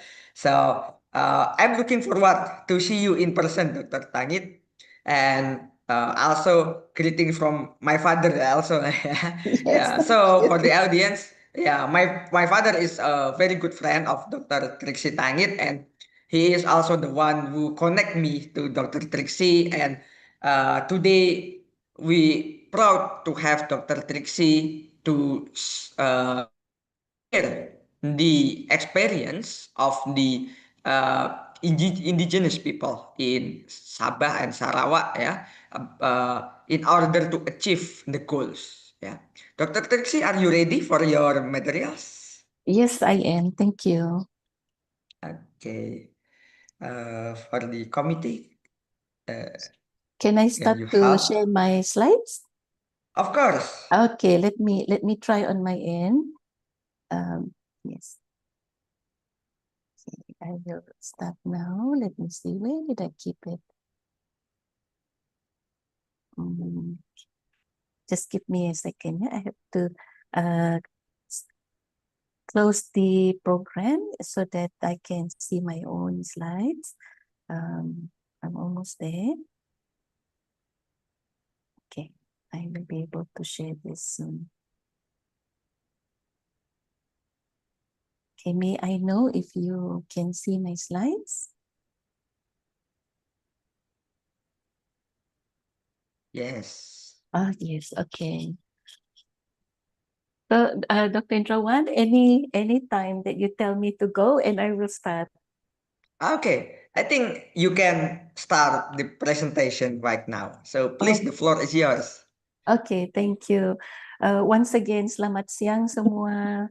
I'm sorry for my glasses. It's there's something blue, right? But I cannot see anything. Saya udah tua, jadi bisa memakai cermin mata ya. So I apologize for that. So I would like to start by sharing a personal story. And my story is like this. In 2021, during the pandemic, my brother, my older brother, suddenly passed away in his sleep. It's not related to COVID, but nevertheless very painful and sad. So months later, after the funeral and everything, I found myself going to the registrar, the Malaysian registrar of births, deaths, and marriages. We have an office with, they produce identity cards, passports, that kind of office. So why did I go there? I went there to return my brother's identity card. So you may be wondering why I did this, but let me tell you first what happened to me there at the office. So as I gave the identity card to the officer looked at me and said, "Are you sure, madam? Are you ready?"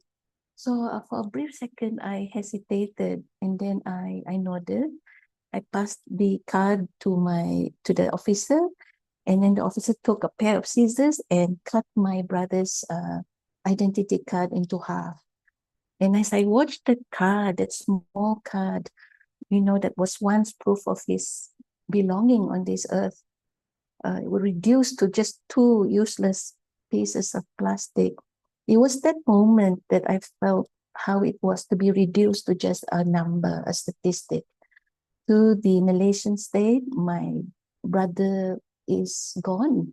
His life, this person who had dreams and stories and family, is just a number, one of the numbers in the registry. So again, some of you may wonder why I tell this story.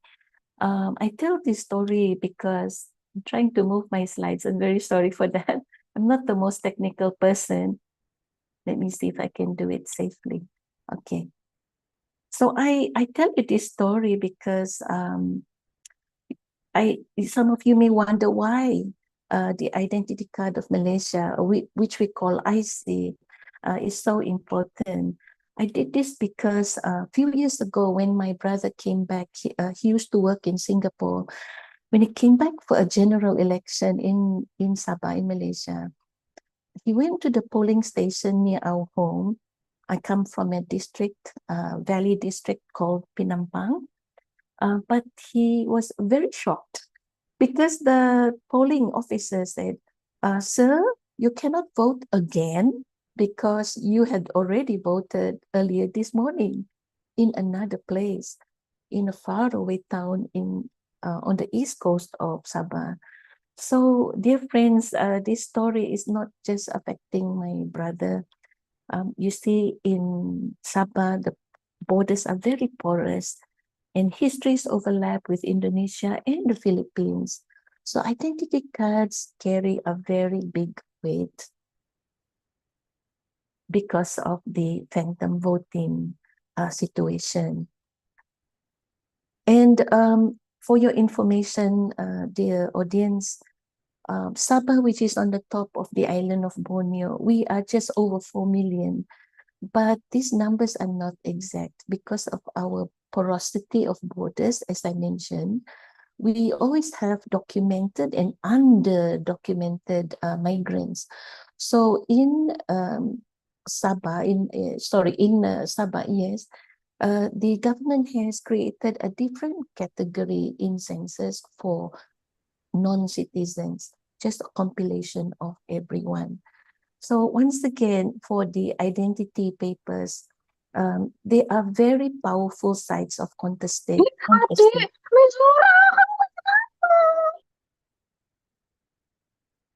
Okay, so yes, why are they so contested? Because if you have a citizenship, then you will be counted. You'll be counted, therefore. But when I look at my friends who were born in Sabah, I am 55 years old this year. So when I was growing up, I never felt this need to identify myself or hold on to a label or choose a label that will suit me best so that I can advance in life and go to school and get a job and so on. Like my friends, most of us are mixed, meaning we have cultural heritage that is plural. My grandfather came from Hainan Island in very south of China, and he had come early on in the century. So we're all mix of this and that and so on. But I believe my experience is not the only one, not just in Sabah or in Southeast Asia. But I believe that my experience is shared across Nusantara, across Southeast Asia, because really we don't have a kind of category that would suit us exactly. And so when we are asked to fill out a form and to produce a kind of identity that would fit, that the government might understand, it becomes very hard for us to be exact, to be precise, I believe. So if you want a support, and even international development agencies require this, we have to squeeze into a box that we might be identified as such. So that is why I share this personal story, not just as an autobiography, but I want to relate to our theme today, to ground into our theme for inclusive partnership for the goals. Because before we can speak of inclusion, we should ask who is actually being included and on what terms, who is defining these categories, and can our identity be exploited, and so to make others perhaps, how should I say, exploit us, or can we use it as a strength to reclaim our lives and elevate our lives and communities? Indeed, what is actually the worth of an identity? I'm reminded of Benedict Anderson, who gave us the idea of imagined communities. So nations are not natural, they are constructed.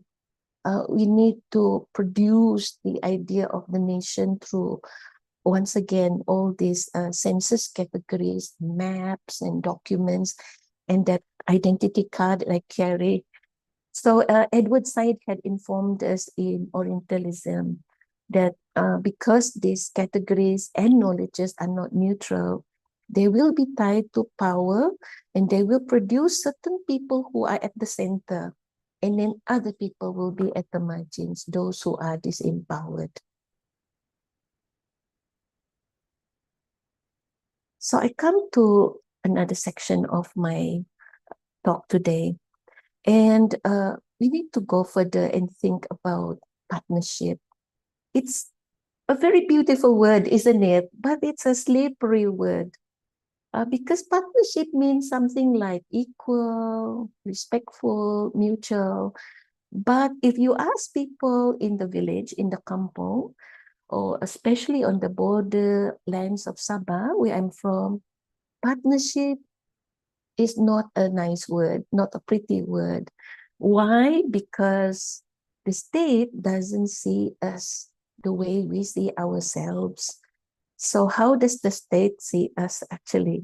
Apart from what I mentioned earlier, that we are like a number in a form, we have certain characteristics and so on, they also see us something that they need to manage. So in a way, we are like, ungoverned. So we need to be governed. And more than that, the government doesn't see itself as ungovernable. To the government, it's an entity that's above all. And we reify this idea in our imagination that the government is our caretaker and arbiter when things go wrong. But the state being constructed, if it fails, when it fails, the consequences are so political and personal. And I don't want to, purposely didn't want to include photos from the last few weeks, either from Jakarta or Manila or even in Sabah. At the moment, we are inundated with flood and lives are lost in landslide. These pictures are already ingrained in us, I believe. And the pain and anger that we feel is simmering all the time because we are angry with the ruptures in governance, the corruption scandals, the abuse of power, and the betrayal of public trust. So how can we say that we are comfortable where we are with the government and being governed by the government? So it really points back to the number 16 of the SDG before we can look at SDG 17, that we need institutions that are completely accountable, transparent, and responsive. And we need to ask harder questions about these institutions. If they are promoting peace, whose peace is it? If they're talking about justice, whose justice and whose institutions? I like the author Arturo Escobar because he had said that when development works, it actually works by already creating categories for the poor, the marginal, the underdeveloped.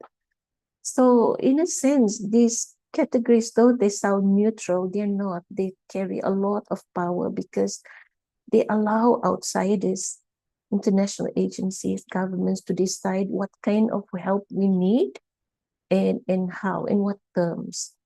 I wrote a paper on asset-based community development a few years ago, and I remember that I had this in my paper.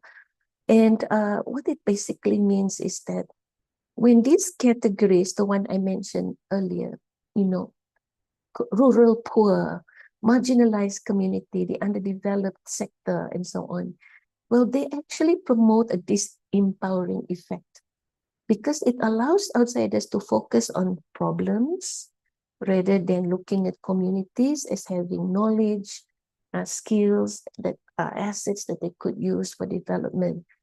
In other words, audience, ladies and gentlemen, communities always have to present themselves as very hopeless, very needy, before they can come and bring a proposal of a budget for aid and so on.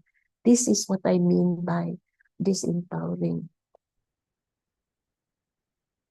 my good friend Ramli Dola, who is my colleague in the faculty, wrote this book.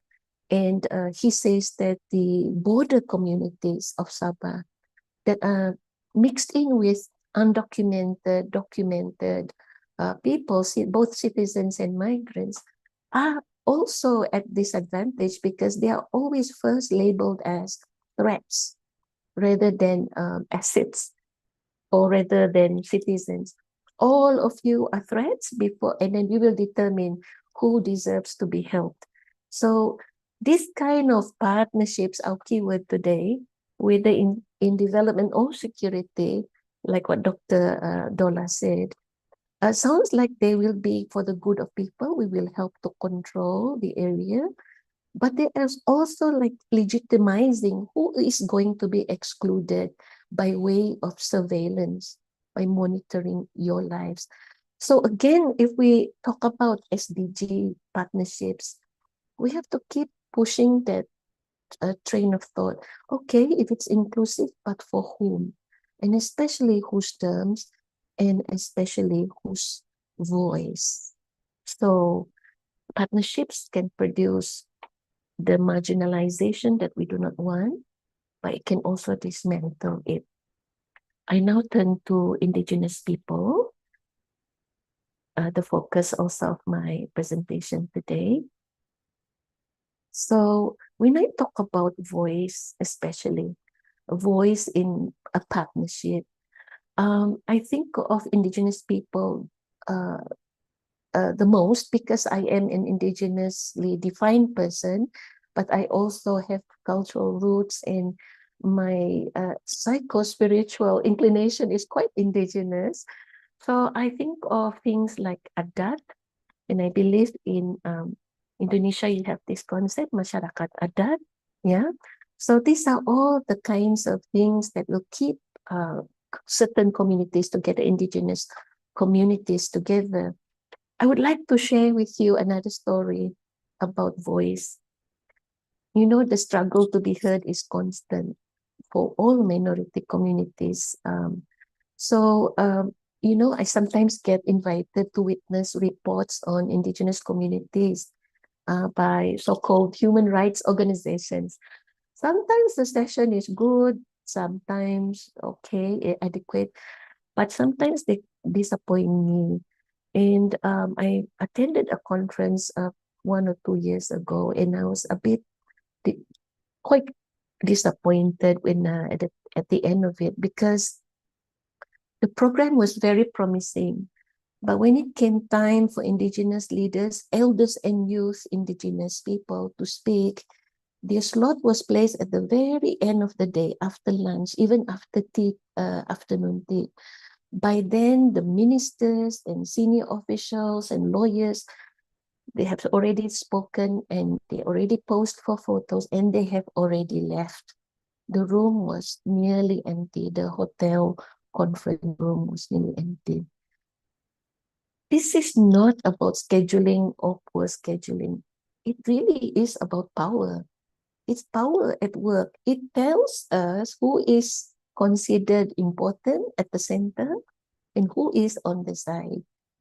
And it is always about tokenism. For as long as we have 1 or 2 indigenous representation, that's good enough. We have sort of ticked the box and say our program is solid.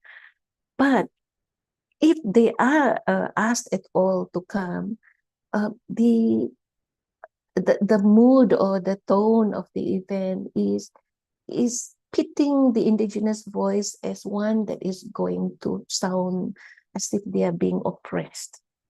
And indeed, that is the voice that is attempted to be drowned out in a big event, in a public space, that others try to deny, try to cancel and erase. And I just see this pattern being repeated here and there, time and again. So, ladies and gentlemen, it's very uncomfortable for me, as you can imagine. But it also pushes me to keep struggling for the dignity of indigenous people. And I remember Gayatri Spivak, who really upholded the subaltern and had asked, can the subaltern speak? Can those who are not visible speak? And her question still troubles me and should trouble us. Because you see, when even the subalterns do, are they really heard? Just remember the very empty conference room. That is the scenario that I have seen. I also want to pay homage to Linda Tuhifai Smith, who is an indigenous scholar, in this attempt to decolonize our methodology. And she reminds us that knowledge itself can be silenced. Even if our voice is silenced, then what we know can be silenced as well. Because the frameworks of research that we have, the framework of policy and development are being designed elsewhere and then being imported to our area. And then, of course, minorities like indigenous people have to fit into the categories. So I just mentioned now a few scholars from home in Sabah, people like Anu Puyok, who keep looking at leaders and trying to see how they can be more accountable. But he sees that leaders, even indigenous leaders, because they are often symbolic in their presence, they also try to, how should I say, fit into the structure. And therefore, if they fit to the structure, then the structure doesn't change. So again, this tokenism is being seen as an inclusion. My own research really about labels, as Indrawan mentioned earlier, I have been focusing a lot on labels because people are obsessed a bit about labels in Sabah, given our dynamics. So even in terms of choosing ethnic group label, the communities resist internally, and outsiders tend to think more negatively about this dynamic or figuring your belonging and so on. They would pit it as something like, well, you don't know who you are, do you? You're so confused as a people, so you keep talking about your labels. But we should see this as the communities actively working on, how should I say, aligning their position so that they can politically be more assured of their space. So again, for the SDG 17, Partnerships for the Goals, may I again remind that about voice. So whose voice will count in the SDG partnerships? Is it the partnership that will mean we just fill a whole table with all the token delegates, or rather should we gather those stakeholders and redistribute the authority, talk about who sets the agenda, who will define the success, who will talk about indicators, and who will actually have the power to act after the outcomes. It's not about a performance. It's not about achieving who did what and to whom and how good we did and so on. But the true inclusion is having everyone in a task force and really trying to shift the order of the program around. It really means, since we're talking about voice, listening first and not last. So if we talk about subaltern, we want to ask, can the subaltern speak? Yes, but also can the powerful listen? So at this juncture, I would like to tell you what I did last weekend.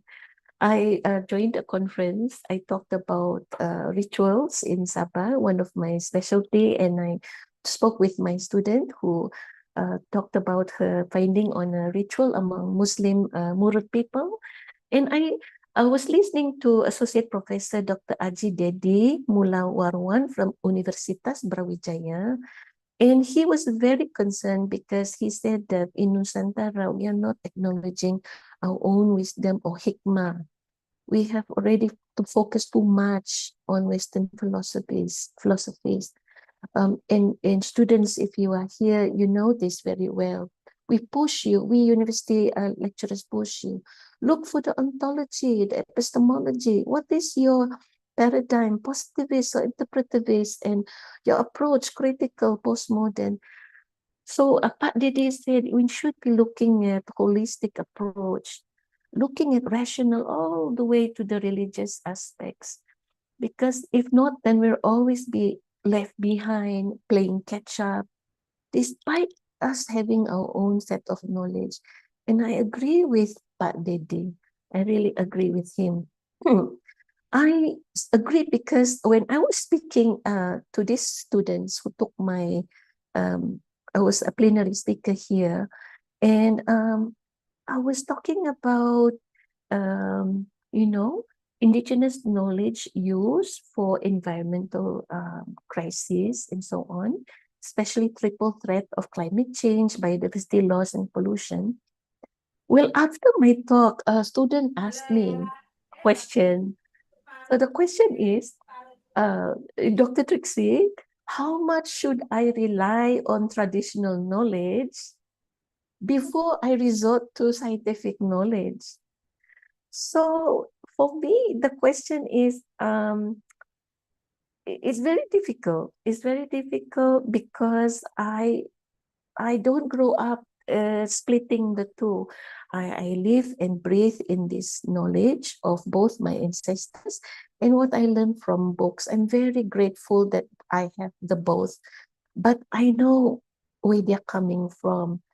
You see, traditional ways of knowing or traditional knowledge is wisdom that is only so useful and important to our young generations if they recognize it and they need it and then they want it. This is the process of belonging. So in our space today as scholars, we have to remind ourselves again, vigilantly, because there are voices drowning out our compass, our calling, that in the space, in looking at our lived experience, our data is so rich and so powerful. Our histories, our languages, our worldviews are so rich. And it's not that we cannot validate our own experiences, but we are actually waiting for others to legitimize our truths. So this is when we should not, you know, leave SDG 17 as a, how should I say, kind of like a nice slogan, but we should interrogate that because that is where we have to work in that space. Again, ask what partnership are we speaking of? If it means the global north is writing for us while using our data in the global south, then that is not partnership. Inclusive partnership must mean the equity, reciprocity, and respect. And really, at the end of the day, to get rid of that north-south continuum. So I come now towards the end, second from the end. Yeah? So as we consider indigenous knowledge, therefore, SDGs themselves can be delimiting, I'm afraid. Excuse me, because the language of SDGs is already about targets and indicators and outcomes. They're very important, yes, but they're not enough. So, dear friends, in Kadazan, my people, my group, we have this concept of tungkus. Tungkus means to inherit but not to own. It is to see and to care, to continue. It's about heritage, about relationship and responsibility. I would like to share to you this picture from Australia since I studied there for a while. This is Victor Lignari. 50 years ago, the government of Australia gave back to his people the Aboriginal land that belongs to their ancestors. The land is a perfect example of the Kadazan concept of tungkus. It's property, but to others it goes beyond its heritage. And if our development was to be guided by tungkus, right? What if progress was measured not only in GDP, but in the languages preserved, rivers protected, forests, protected, people sustained, communities sustained, not cancelled, not said that, we've done enough for Maori. We can stop now. It's an ongoing struggle that we have. So again, Linda Tuhiwai Smith calls upon us to decolonize our own way of knowing and to ground our knowledge in indigenous realities. And we should do the same for development. We should do the same because the development, if we want it to be really inclusive, it should be in a philosophy that belongs to the community. And don't just call it local wisdom, which is too general. But we should really think about what is the very framework of how we think about our future. So in Borneo, in Sapa in particular, I had the chance of organizing a research up in the mountain, a workshop. I actually then thought, okay, we need to make people understand what communities are like. So for 3 or 4 days, I got these participants from ASEAN countries to go and visit communities up in the mountains to understand from their point of view how they are being urbanized and where they start to put a stop to being modernized, urbanized. And I made sure that my participants did not extract data. They were not allowed to ask too many questions, but they were supposed to gather their thoughts and write it down. And on the last day, they presented to the communities like exam. They presented, and then the communities where members came to dialogue with them. And I remember one person said from the committee, "Oh, very good. You've done well by understanding who we are, but that is only 1% of what we are, who we are." So the work doesn't stop. And Tungkus, knowing about heritage, must tell us also that this development is a continuation. We don't just touch and go. We are really serious about leaving no one behind. Then we must look at the community, especially indigenous community, and see how they lead, where they lead, and respect their wisdom. We should, as I show you in the next slide, when the community first, when this group of ASEAN participants first came, we should, like they did, leave all their baggage at the door. All that you think you know and think you understand, leave it at the door. Enter now the space of the indigenous communities. So, ladies and gentlemen, as we walk towards or move towards relational partnerships, I think again of the identity card. It's somewhere at the back of me. That small little card that I keep in my purse. Of course, I think of my brother, but I think of how, it's just something that can be muted. Yes, the system listens, but it already knows what it wants to hear. The rest is silence. So if we build partnerships on unequal terms, that is what we can expect to be, we are celebrating inclusion through the SDG, but actually we keep the structures the same, and then people will be kept out. However, I also want to say that there is another truth out there. So even when the categories confine us and squeeze our space out, and even when borders divide us, we still cross these borders with stories, with kinship, with trade. And even if numbers are reduced, I believe people in the community still gather in their halls, in their churches, in their mosques, learning centers, to decide for themselves what they want and what really matters. So this is not just how indigenous people survive. This is the theory and practice. It is indigenous people who come together and, look at their belonging consider their belonging. It's all about each other. It's relational. And again, to say, to inherit is not to own, but to care and to continue. That is tungkus. So yes, we must be all critical. We must name tokenism as we see it. We think again about Spivak and we say who is really heard and on whose terms. Oops, sorry, I skipped too long, too fast, sorry. And we must also then talk about and think about SDGs and these partnerships, SDG 17. We want to know that where we are being extracted, too extractive, where we have crossed the line, but we want to make sure that the redistribution is there and the plurality is there and the belonging especially is there. So from participation, we want to move to power sharing. From tokenism, we want to move to a kind of transformative collaboration. And from simply data extraction, we want to co-create knowledge with these communities. So I come towards the very end now, yeah? I talk about my the people I really love to work with, the youth and our future, and once again, the belonging.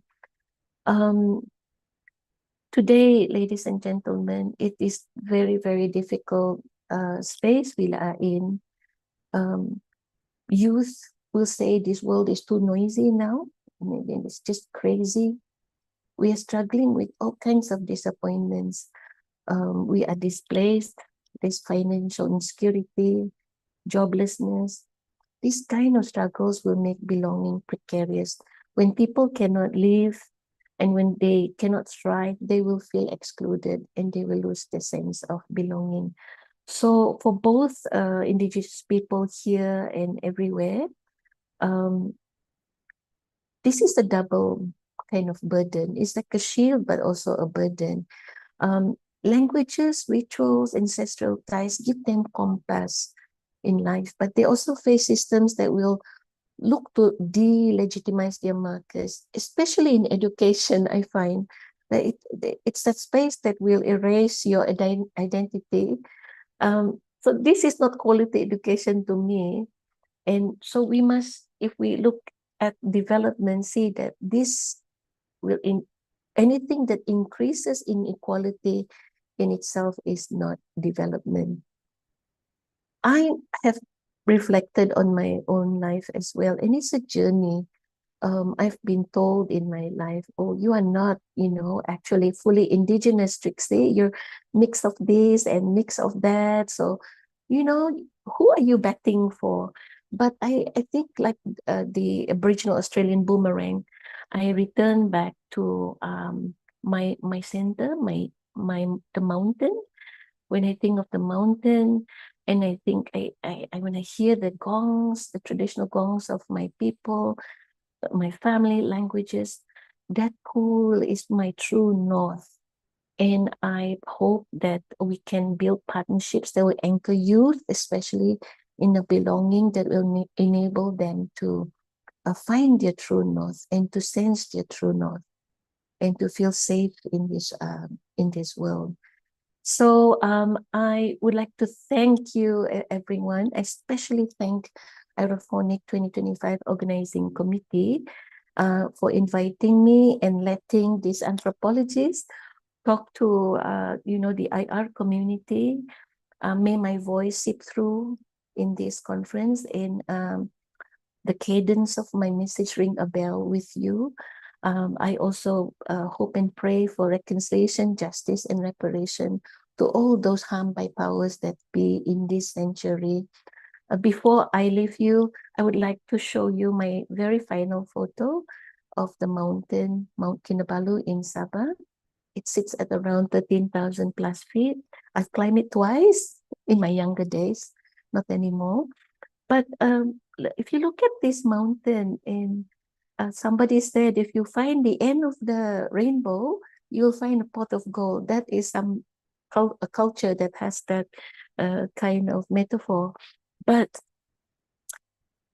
Do not wish for that pot of gold. Instead, ask yourself, who stands outside this rainbow? Who remains unseen and unaccounted for?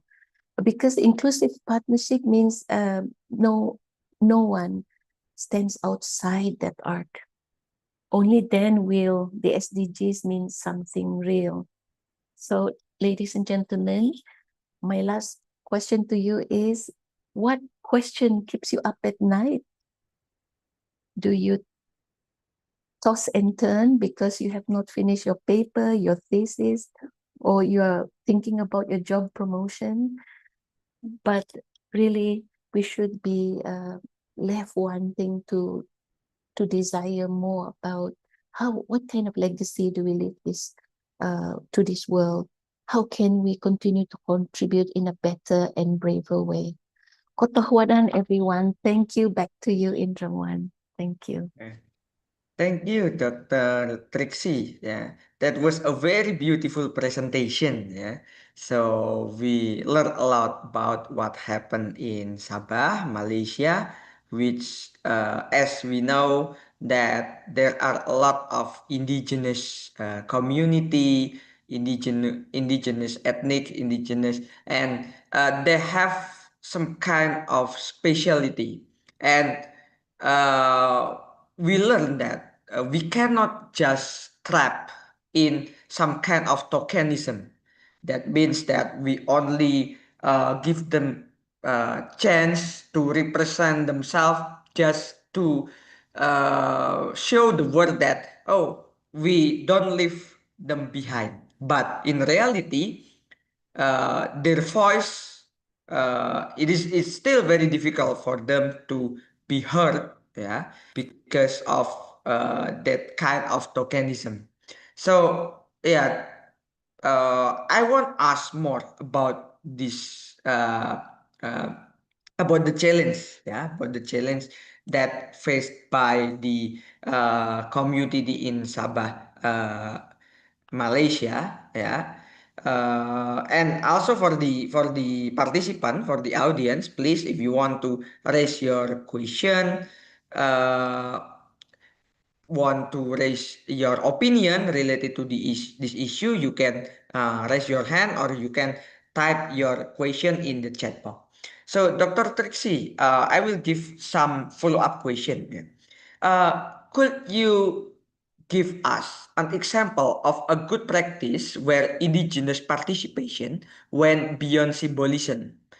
It means that the indigenous community are really being heard and being are giving influence in the policy that taken by the central government related to the issues that happen in your area. Uh, what's Yes. your opinion, Dr. Trixie? Yeah, thank you, Indrawan. That's a very good question because that refers back to our methodology of practice, how we, of course, see people, and then how do we wish to engage with others. So I think for indigenous communities, especially, most of the, how should I say, outsiders, let's instead say including myself, who are meeting with indigenous community for the first time, or I don't know them very well. Once again, it's really important to listen. I cannot underscore this value because we, in the very rushed world, we don't like to wait. We don't like to, what do you call this? Take notes. We want like immediate, instant feedback. So I give you an example. I am now consulting on a project on a dam. Such a bad word, I know. But I'm working with an NGO in this consultation. And we're trying to fight with the authorities in methodology. It's not enough that we go and survey the entire, how many thousands of people. It is not enough because a survey really means trying to get a numerical data that can point you to the right direction. So the methodology must be layered to allow people to speak, indigenous voices to be heard. So we are now pushing for focus group discussion where people can be interviewed, we can have more time, we can have days and days to listen and collate their ideas together. But we must allow them that space to begin with in round one. This idea of conversation must be there. Yeah. Okay, thank you very much, Dr. Trixie. We have several questions here in chat box. We have one from Mrs. Indira Aryani. Uh, so the question is that what can we do to advocate for indigenous rights of the indigenous people if we are living in such an urban area? It seems to be very difficult to feel what are they feeling as we are so far removed from them. So yeah, I think it is a very important challenge that as people who live in the city center, in urban area, sometimes it is very difficult to to feel what the indigenous people or the local people in certain area what are really they need. So what do you think about this question, Dr. Trixie? Yeah, it's a very good question. It's like from a young person, Indira, I believe you are in that range of age group. I get asked this a lot also by students, whether my university students or when they ask me to speak outside to other youth collectives. Um, Firstly, that was a very good step to acknowledge that we are privileged. It's very important to see our own privilege and to understand that we will not be able to feel what others are feeling if we do not stay with them for even one day. So in anthropology, we advocate, I think anthropology is the last discipline on earth that requires students to live with communities for months and months and months, if not at least one whole year, before you can say you have done your work. And why I say you need to stay with them for a long period of time, because like I say to my students all the time in 101 Introduction to Anthropology class, what people say, they never do. What they do, they never say. So my students tear out their hair and said, Dr. Trixie, this is too hard. Anthropology is too hard. But I said, no, you have to observe, you have to listen. That means you have to be there, you have to go there.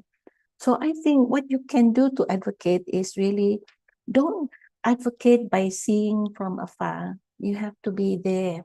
You have to be from their perspective. If you stay with a community, even for 1 to, I think, a good weekend, a long weekend, when you go back home, you will feel a sense of, how should I say, like you've been plucked out from reality. Because with the community, indigenous community, time is very irrelevant. Time is just time, but it's the experience, it's the moments, it's the memories, is slow time as well. So do take the opportunity to find a way to engage with communities by first living with them, understanding what they do from their perspective. Yeah. Okay, thank you, Dr. Trixie. I think we have one more question. It is very interesting question from Valerio in the chat box. He asked about what is the role of international organizations such as UNHRC RC in resolving citizenship issues in Sabah. Maybe he's asking about the role of the international organization or maybe NGOs. Are there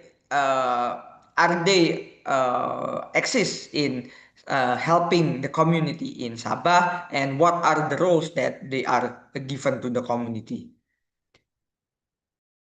Yes, very good question and very important one. So UNHCRC in Sabah has been prominent even from the 1970s, 80s, when we first had our in the nation state. when we first had an influx of asylum seekers, political asylum seekers from the southern Philippines. So UNHCRC actually created trading spaces, formal places of trade for them, and schools as well. Eventually, the Sabah state absorbed many of these asylum seekers as temporary residents, permanent residents, and some now are naturalized citizens. So their role has been accurate in that regard. Their directive and following the memo has been correct. The question in Sabah is outside of political asylum when we come to economic asylums. So for the economic refugees, it now becomes a government to government kind of debate. And for many of you who do not know this, Sabah is contentious spot in a way because our sovereignty issues are still what some people consider is up for grabs between the Sulu Sultanate in the island of Holo, or with Sabah, and with Manila, the seat of government, and Kuala Lumpur. So there are players here, and time again, you will get what we call skirmishes, the latest of which was 2015 with the Lahadato incursion. So the situation is not straightforward, but UNHCR had already done its job. Yeah, in Johan. Okay, thank you. One more question. I think it is a question from Mr. Danis. He is from Uniza, Universitas Sultan Jainal Abidin in Malaysia, I think. So the question is, what do you think Sabah leaders should do more in acknowledging indigenous voices? Yeah. Okay, yeah. So that is also an interesting question, because when you say Sabah leaders, almost all Sabah leaders, if not all, have one drop of indigenous blood. We are so intermarried. I think our intermarriage is 5 times the rate in all of Malaysia. That's scholars who have done this research. So because we are so intermarried, then indigenous becomes a common trait. Then how do you prioritize so-called indigenous voice? So to be very technical, an indigenous voice would refer to an oppressive state or oppressive situation or problem, displacement, land grab, right to land, for instance, maybe forced migration and so on. So that's very clear. Do Sabahan leaders jump into these problems when they see it happening? No, they don't. Who will speak up for them? It will be the activists. It will be the pro bono lawyers. And so there are very few Sabahan leaders who will be the first to say, hey, whatever's happening over there, that is wrong. Stop that, or else I will do something about it. So what can they do more? I feel like sometimes the Sabahan leaders need to go back to kampong, need to go back to land, and do exactly what I just said earlier. Just pack away everything and go and live in the kampong, and go back to listening to wisdom, the voice of the very, very small people. So it's coming back to a humility and not spending too much time at the parliament, the big office, and cutting ribbons or things like that. There's got to be a time of that sort. And I remember meeting a Swedish activist with the Sami people, or what you might call Inuit people in Sweden and Norway. And she said to me that in Sweden, they have once gotten all the parliament members to board a bus and spend one whole week in Sami country, where they have to live in tents and cook their food over fire. But without that voice, without the voice of the indigenous Sami people, the parliament couldn't pass their vote, for instance. So I believe some kind of new way of accountability should be there. Yeah, in Jawan.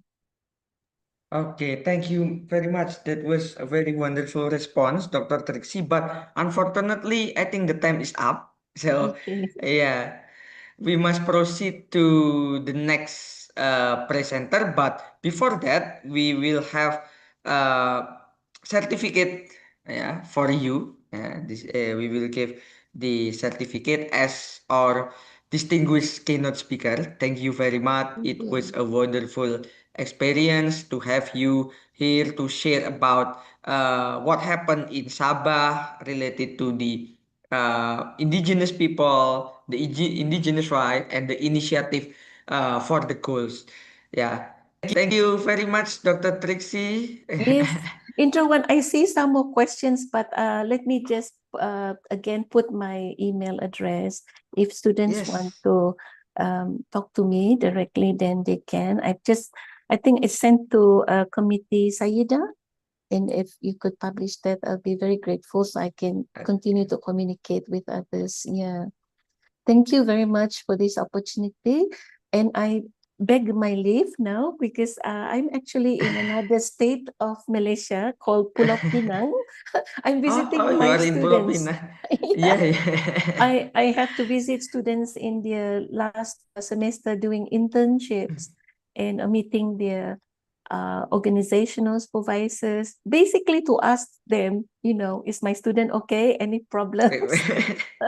So I'm very sorry, Yes. everyone. I will have to leave now to catch my grab to this town 2 hours away from here. Yeah. Okay. Thank you again. Okay. Thank you and see you next month, Dr. Oh my Trixie. goodness, Yeah. it's so soon. See you in Rawan and say hi to your dad, please, for me. Okay, thank you. Thank you, Thank everyone. Have a you. nice day. Dear Dr. Josie, I'd like to kindly request your preparation for this certificate photo documentation session.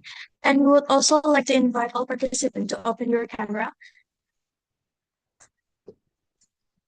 Is Mr. Dr. Josie Tang is still here?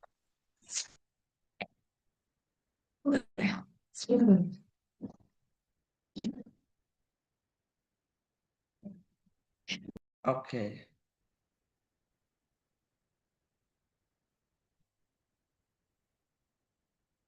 Yeah. Okay. Thank you, committee. I think it's time to proceed to the next speaker. After Dr. Trixie, we have Dr. Deborah Sadile Anastasio from the Filipino Department at De La Salle University in Manila, Philippines. Uh, Dr. Anastasio, are you here?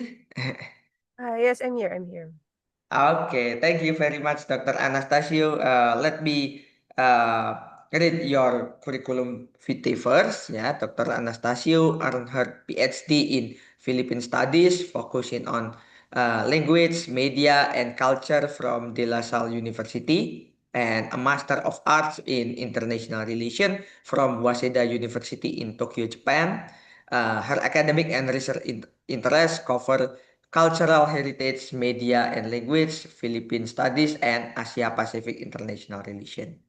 So she has also been a visiting research fellow at the Council for Research in Values and Philosophy in Washington, D.C. and her has presented her work widely across Asia, Europe, and the United States.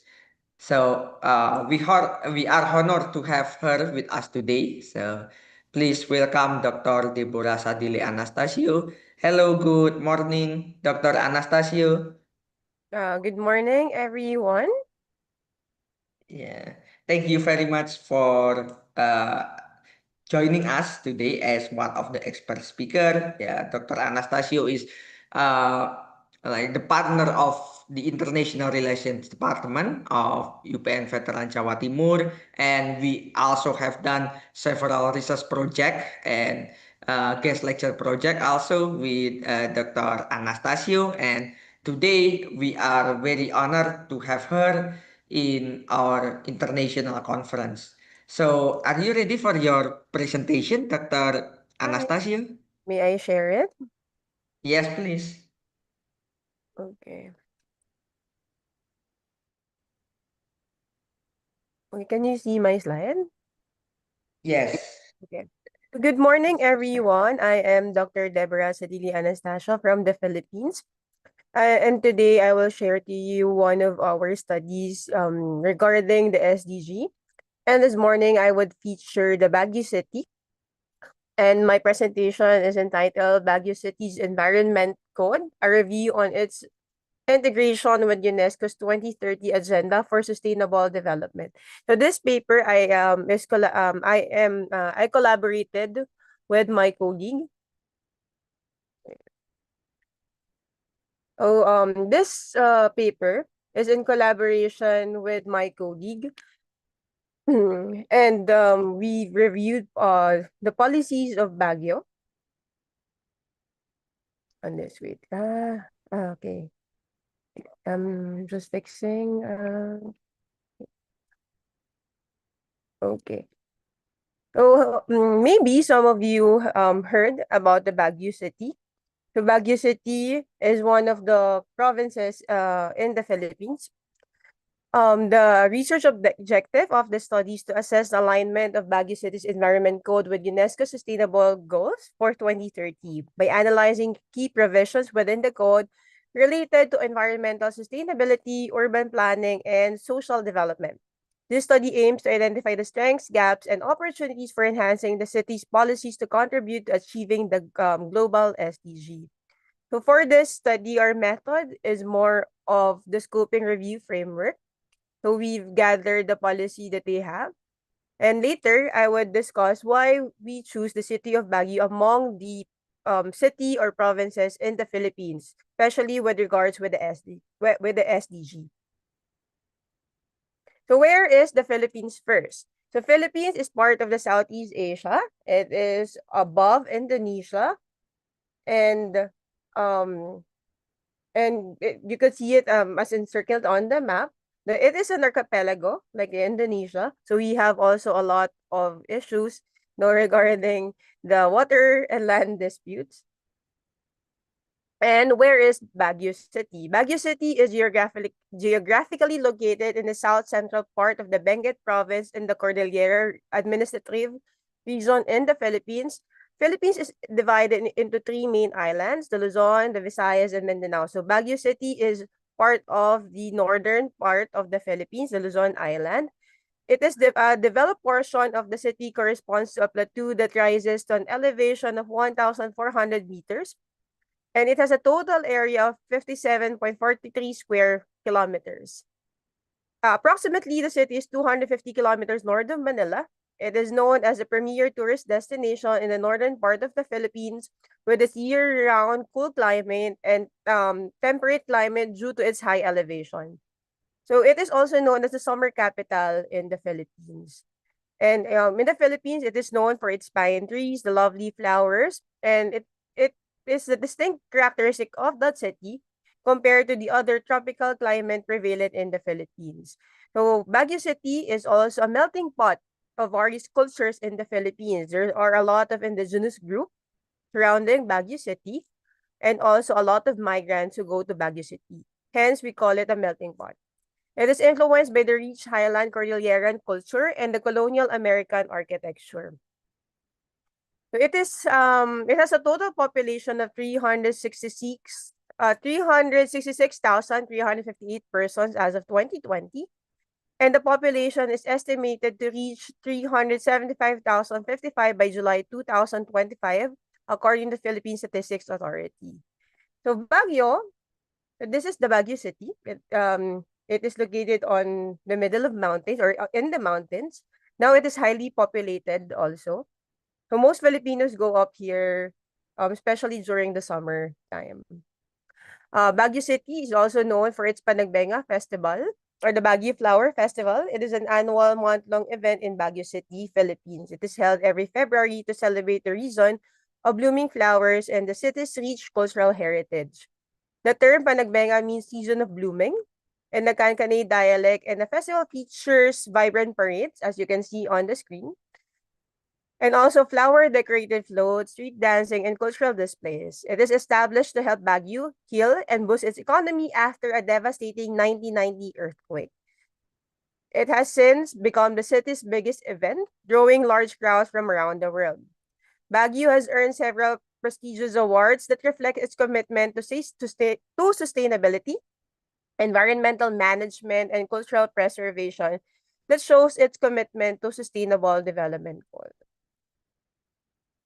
Okay.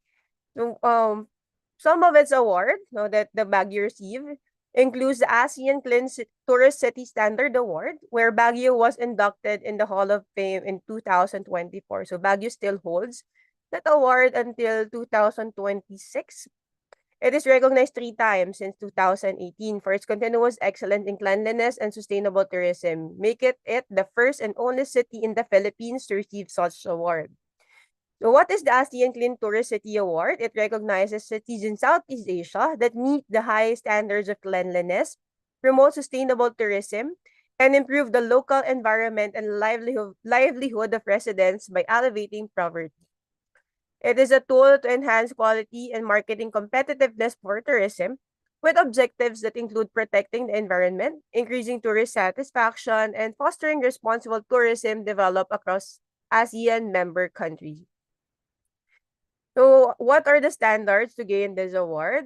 The indicators are the environmental management, the cleanliness, the waste management, the awareness building about environmental protection and cleanliness, green spaces, health safety and urban safety and security, tourism, infrastructure, and facilities.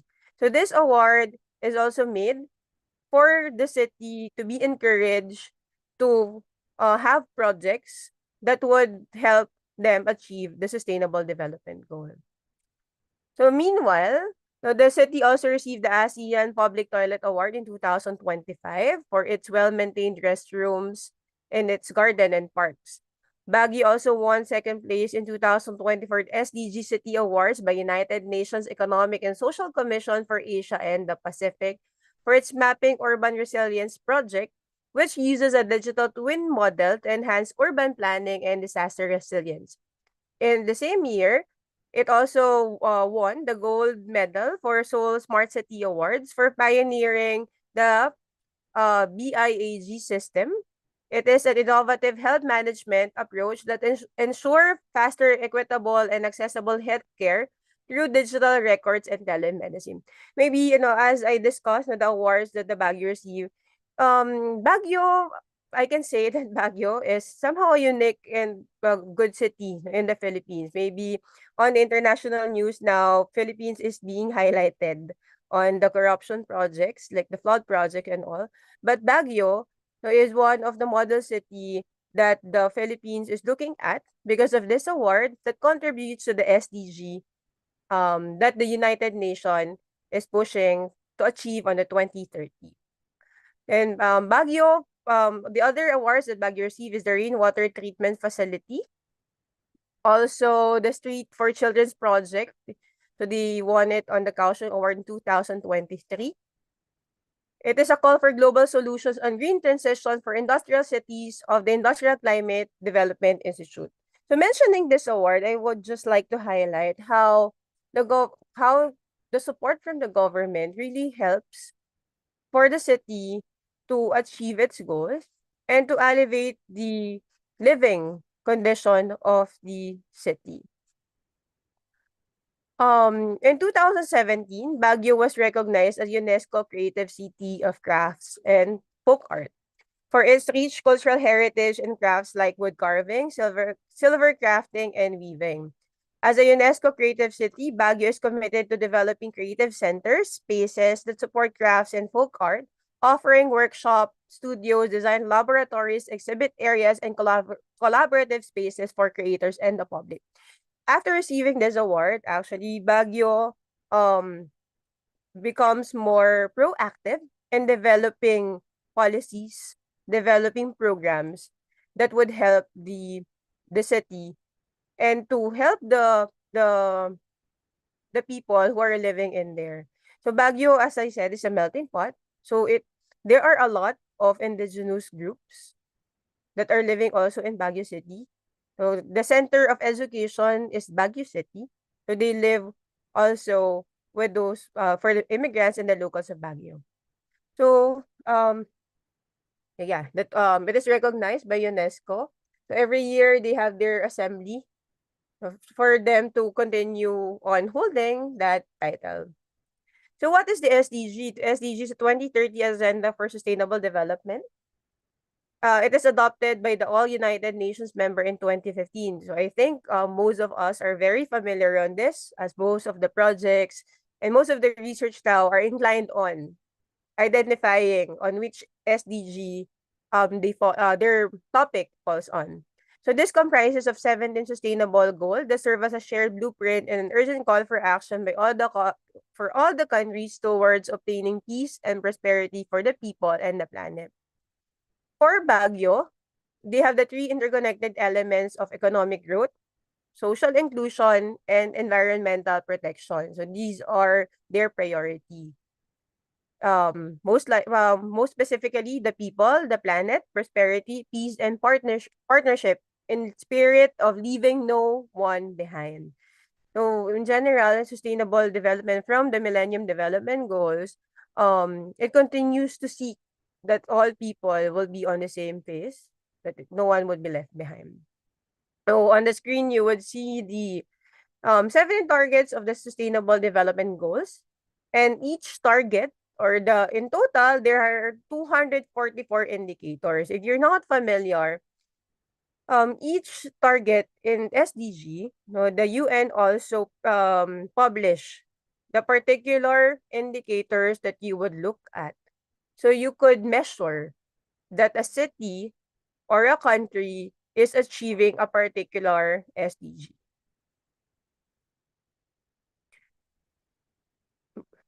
So also in Baguio, they have in line with this 2024 to show that they are serious on cooperating with SDG. They formed the Executive Order number 35 series of 2024, which is the City Sustainable Development Goals Council. So in line with this, actually Baguio has its own website that you could visit. So you would see their progress on each sustainable development goal. And in the Philippines, I think they are the only one who, based from my knowledge and my research, they are the only one who has that. So while progress has been made halfway by the deadline in 2030, significant challenges remain. The global pandemic, along with other unprecedented shocks, has significantly set back the achievement of goals. According to the 2024 report, only 17% of the goals are on track globally, while more than 35% of what can be assessed show stagnation or regression. The most recent UN ESCAP SDG Progress Report 2025 highlights the slow progress of Asia-Pacific region towards SDGs, particularly on responsible consumption and production, or the Goal 12, quality education, Goal 4, and decent work and economic growth, Goal 8. The report emphasizes key drivers for this downward trend, including increases in fossil fuel subsidies in the region, poor proficiency in reading and mathematics, and unstable production patterns. Along with this, the region progress on climate action, or the Goal 13, remains to be alarming, driven by the region's vulnerability to disasters and continued greenhouse gas emission, which account for half of such pollution worldwide. So you could see on the figure on the state of the progress of each SDG.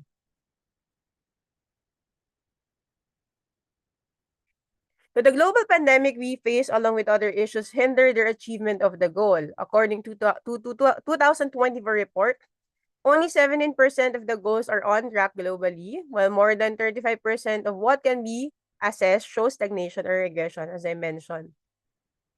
So here, you could see that a multi-stakeholder collective action is essential to accelerate the achievement of the SDG. So this one is the regional SDG progress. in 2025. The source is the Asia and the Pacific SDG Progress Report.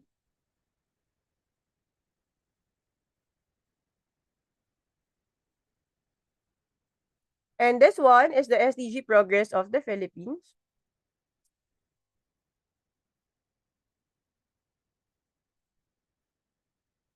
And now we go to the Baguio City's approach on this SDG. The Baguio also envisioned itself as Baguio 2043, a livable, inclusive, and creative city. In order to achieve this, Baguio City developed a livability index that measures the livability of its 128 barangays, or the small towns, we call it locally as barangay, by weighing the ranking of the presence or absence of livability elements. The key elements identified are a health place with food resources or food sources, safety and security from crime, economic opportunity, accessibility, mobility choices, presence of essential retail and services, safety and security from hazards, and community spaces engagement, clean water supply, and good governance. The intention is when barangays achieve livability, then the city can then be declared as livable. So you can see that the Baguio City adapted the SDG on their local context and made this framework.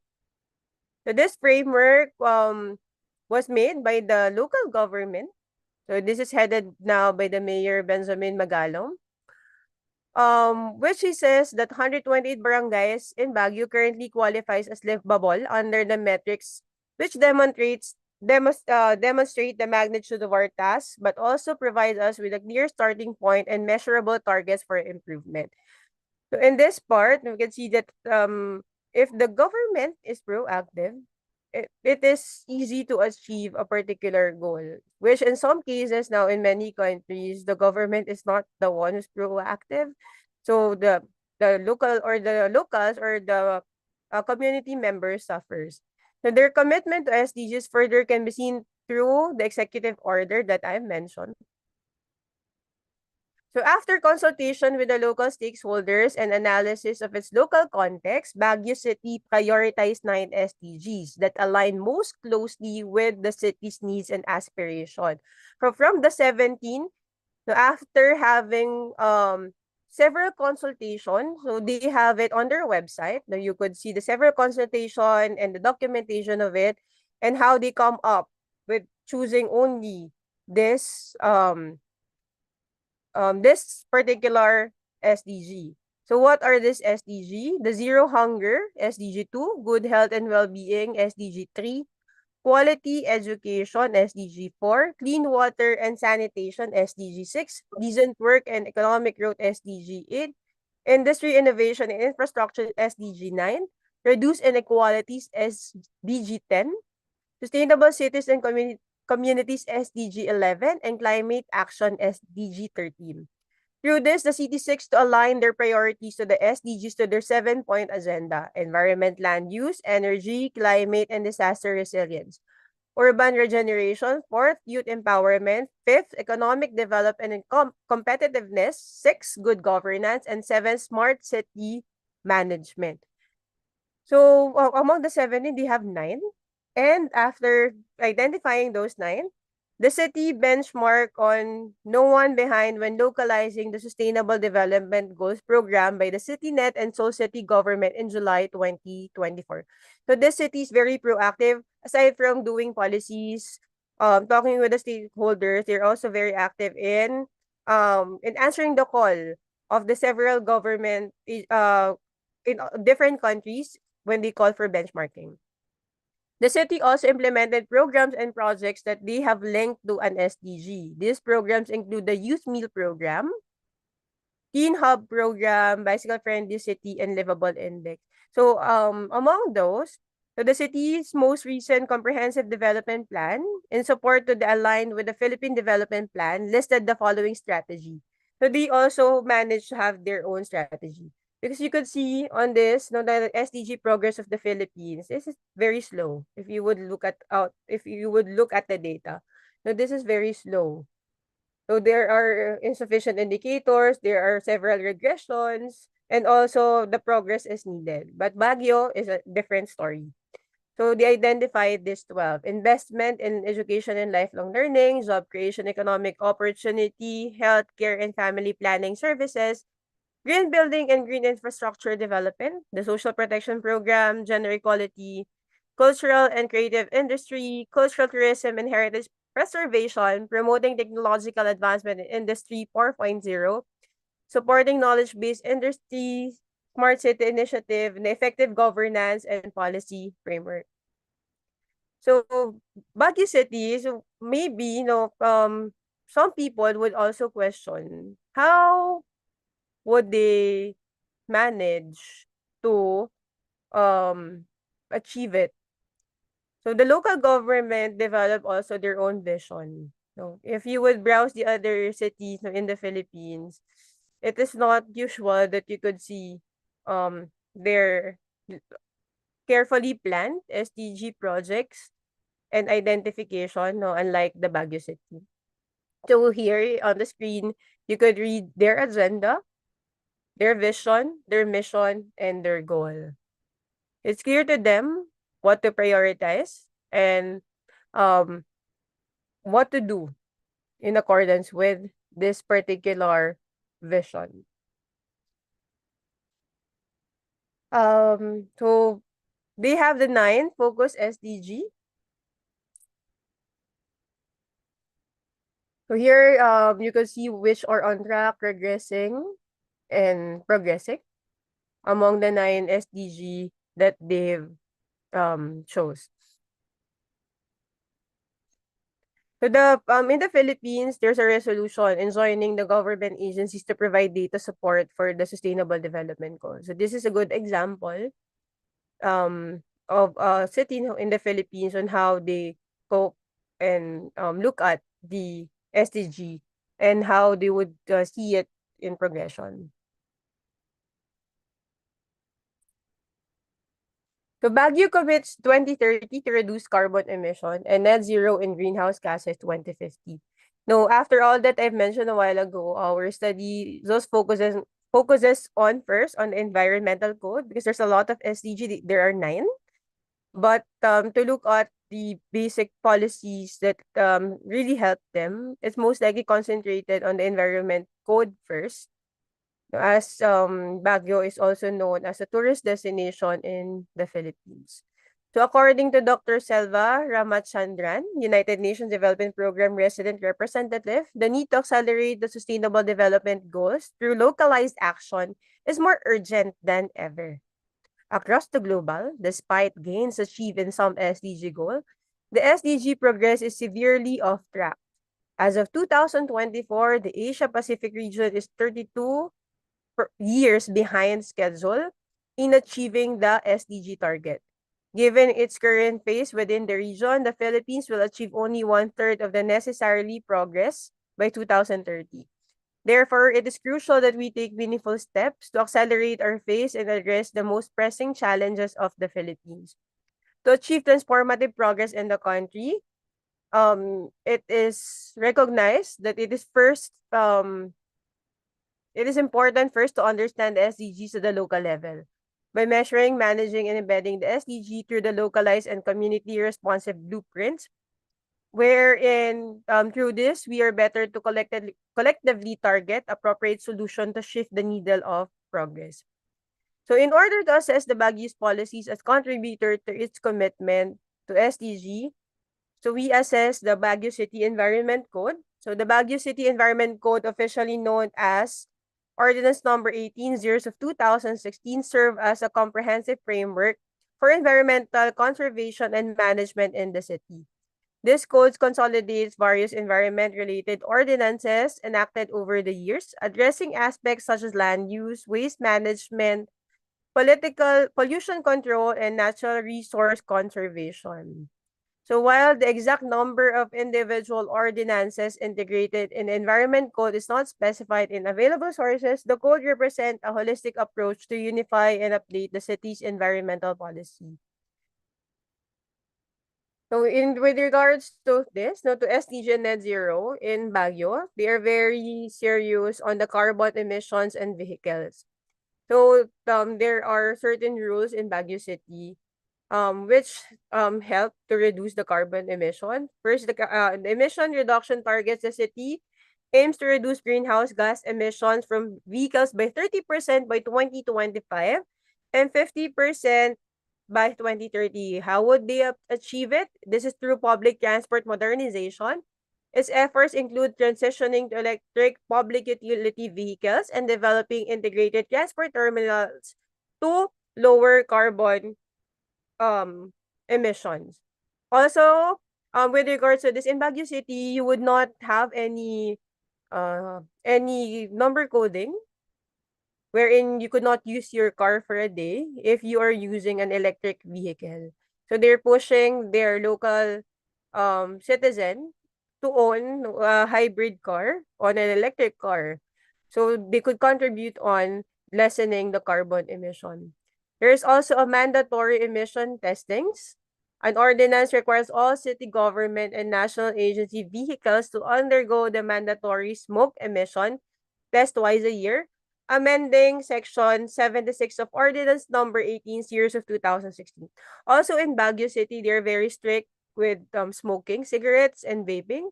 So you could not vape or lit your cigarette in most of the public spaces.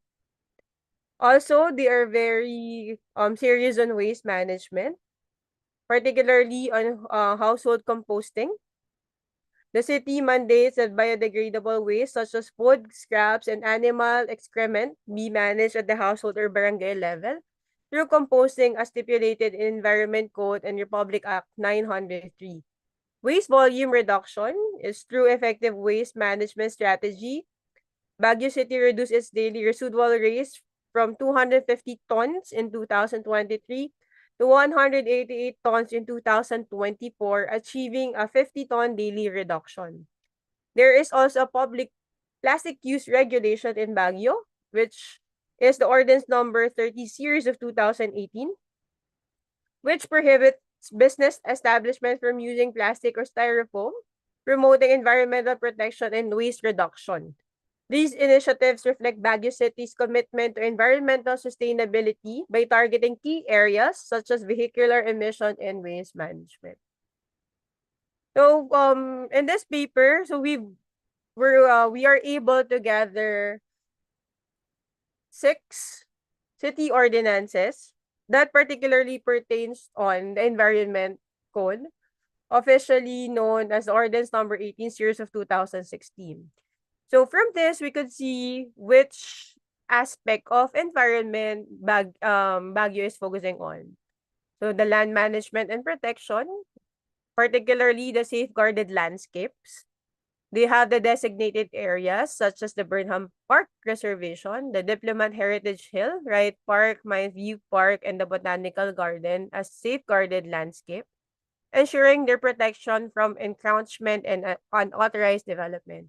They also have the green building and urban gardening, particularly they establish a committee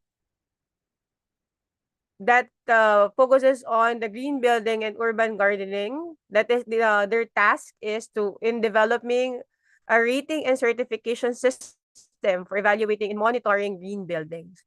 Third is the prohibition of harmful materials and practices. They ban on non-eco-friendly packaging. They prohibit the use of non-biodegradable materials, including plastic bags and styrofoam, and commercial establishment to promote environment sustainability. For the tree protection measure, particularly the regulation of tree activities, such as tree cutting, trimming, retrieval, or transportation, which require a written request to the mayor.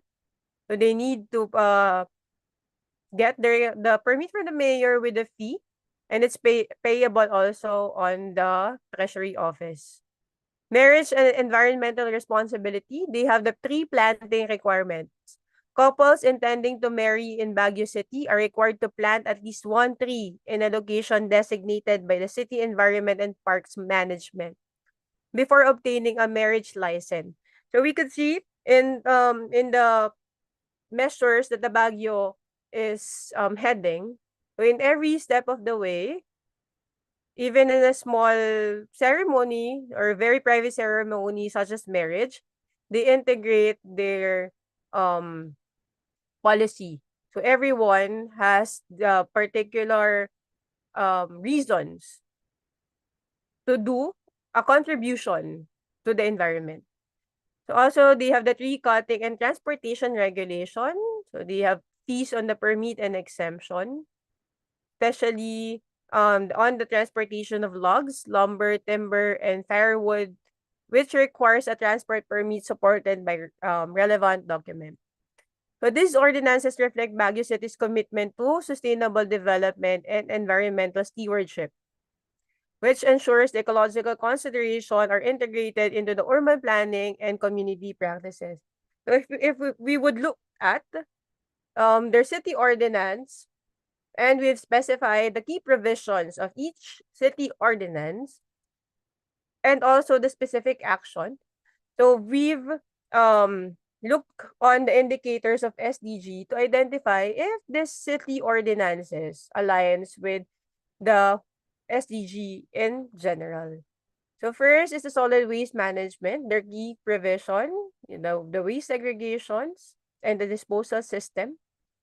What are the specific actions on this? It supports the urban cleanliness and reduces the environmental pollution. So what are the indicators in SDG? It is under 11.6.1, the proportion of urban solid waste regularity collected and with adequate final discharge. So yeah, on my screen you could see how we've identified that the ordinances that they are doing is on the in relation with the SDG. So this also we can assume that through these ordinances, this is the reason why they were able to maintain their title as an SDG as a creative city first, and their the local motive, or they're saying in public that they are on SDG. So they are walking the talk by creating these policies, because the SDG was pushed after 2016 and most of these ordinances was made after 2016 and within the 2016. So these are the other key provisions and the specific actions that they that it is related into, and the specific sustainable goals that it is related. So this is Okay. also aligned with their the chosen SDG that I mentioned a while ago. So in conclusion, we could say that the government participation and government taking the lead, especially taking the active role, and leads the way to face the challenge of sustainable development goals is very important. If it is only us in academe as a scholars, researcher, a normal person, it's very hard for us to comply or to even dream of achieving the SDG and have a livable city even in our own localities. So the government has a very big role on this. But in this scenario in Baguio City, we could see how they consider the local context. So they don't plan to achieve every SDG, but they talk with the stakeholders. And in the process, together, they look on the particular SDG that is applicable to them. So maybe because some SDGs are not that applicable to a particular city, so maybe we need to prioritize. And this what Baguio shows to us, that SDG is achievable maybe not by 2030. For them, the concept of livable is on 2043. Because that is the reality. 2030 is on the lens of the UN or the developed, maybe on a developed country. But for us, in the Philippines, one of the developing country, it would take more time. As before this SDG, we are being confronted by several challenges.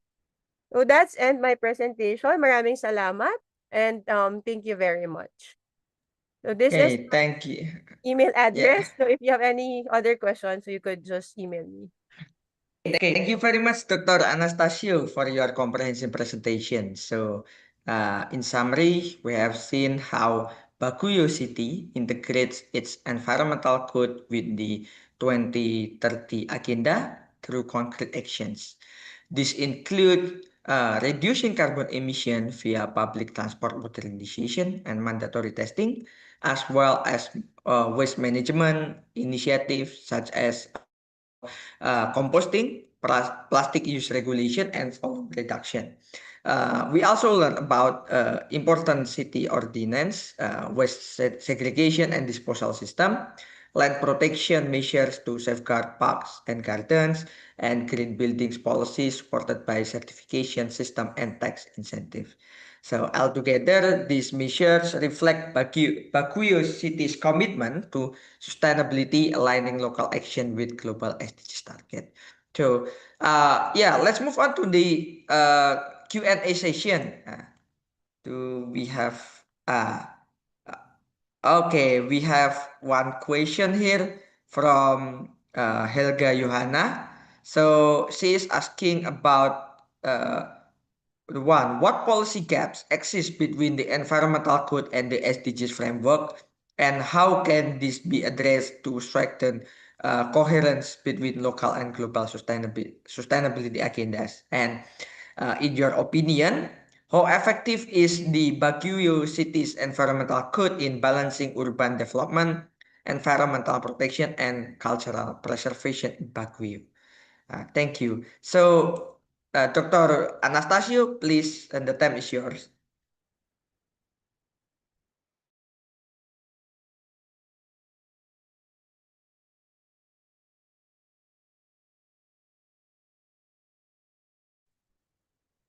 I think you are muted. Okay, thank you for this question, Helga. So on the case of Baguio, they concentrate more on the tree and the waste disposal. But on the gap, maybe we've identified is on tackling, especially on the water resources, like the water treatments and all. They won the water treatment award, but specific policy tackling on the treatments on water also is needed. Although they are on the mountainous area, but water also still exists on that. And then on the global sustainability agenda, so water is very important. So speaking on the resources that we get from the water. And but no, looking on the framework that I've showed a while ago, I think they are still on the process, as water is on the 10th of their livability index. So now they are looking on the state of the pollution on the local level, like having the hybrid cars, having the emission and all. But on the tourist perspective, if you are visiting, so how do they manage it? No, for the for the policies in Baguio, because most of the policies now that are existing is for the locals. But Baguio is very touristy area, no, in the Philippines. I think they should also look on, because now they focus more on the locals. They also must also look on how this tourists contribute, especially in terms of creating pollution. Yeah.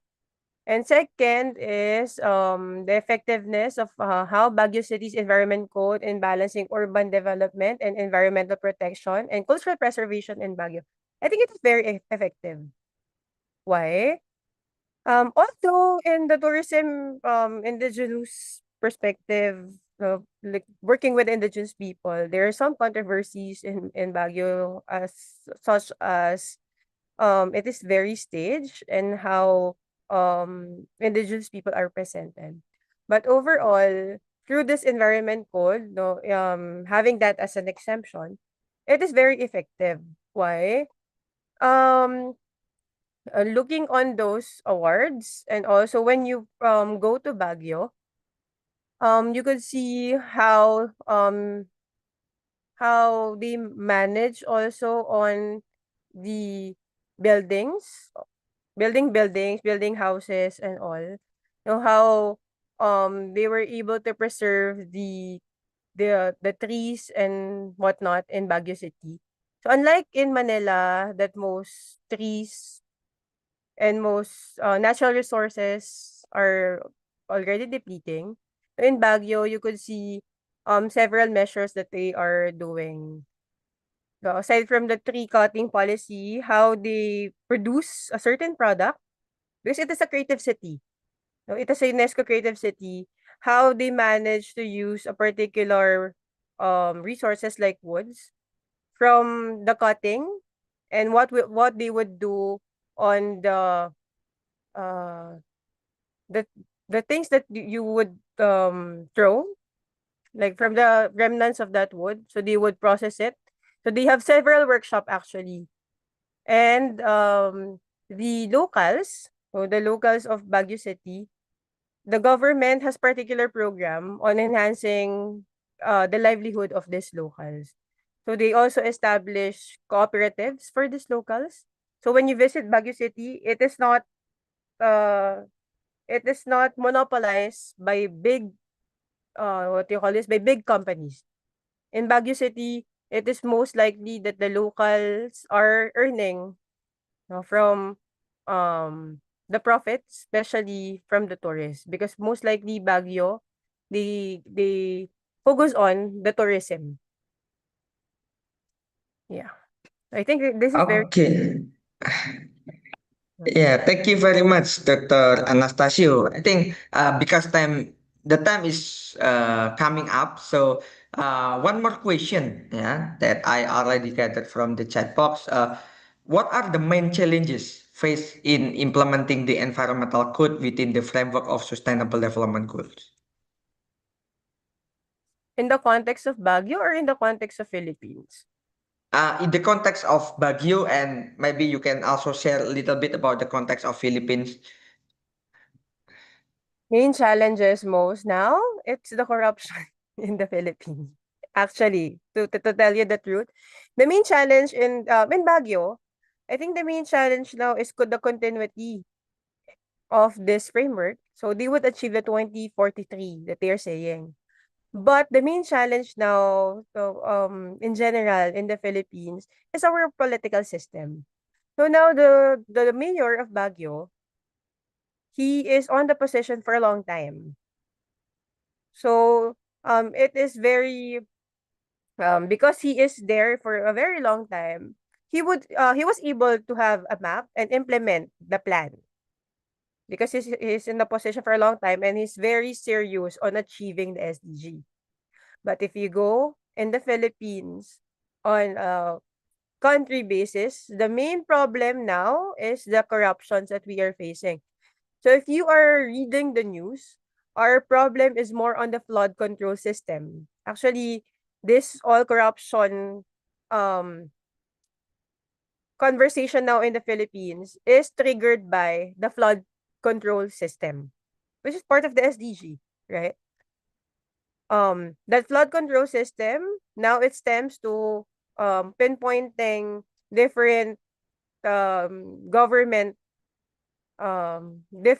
politicians that are involved in that corruption. So in a nutshell, our main problem actually achieving SDG is the corruption, overpricing. So how could you allocate?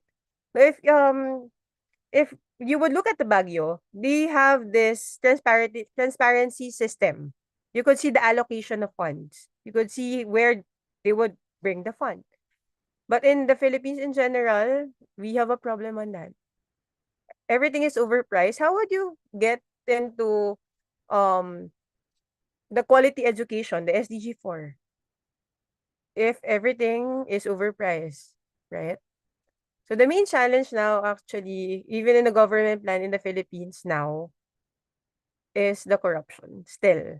And now it is widely being talked about, in the Philippines. So let's look at the future if after this conversation or after this issues that we are facing now, if we were able to solve it, maybe we could reach the SDG goal. Not by 2030 maybe Maybe on this lifetime.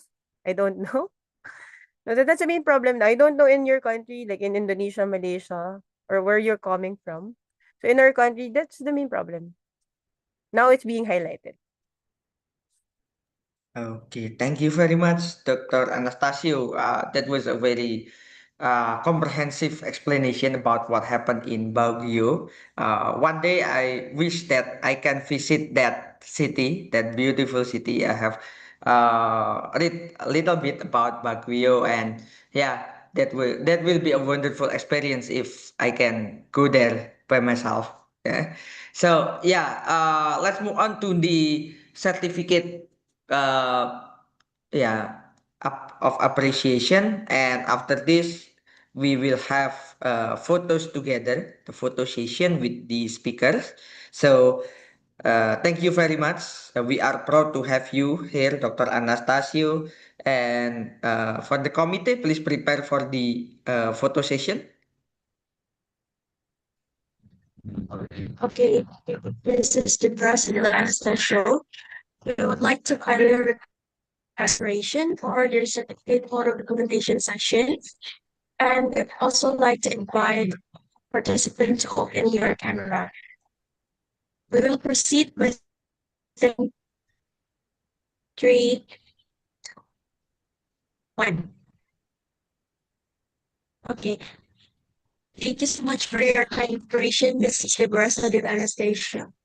Thank you.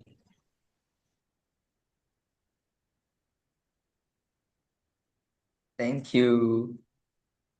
Thank you, everyone, and have a nice day.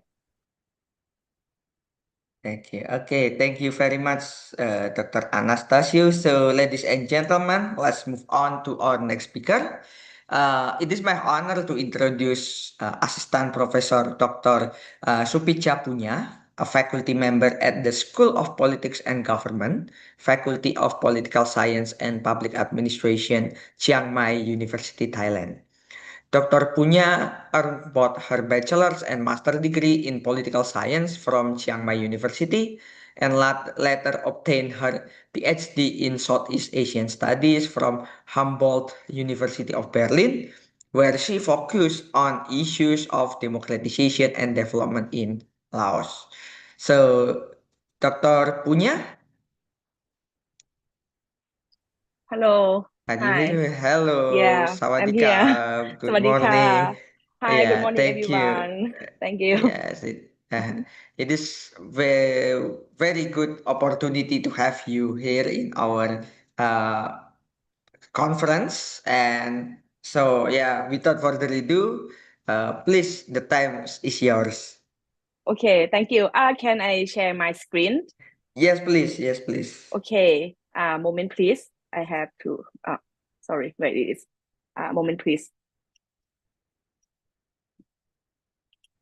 Mm.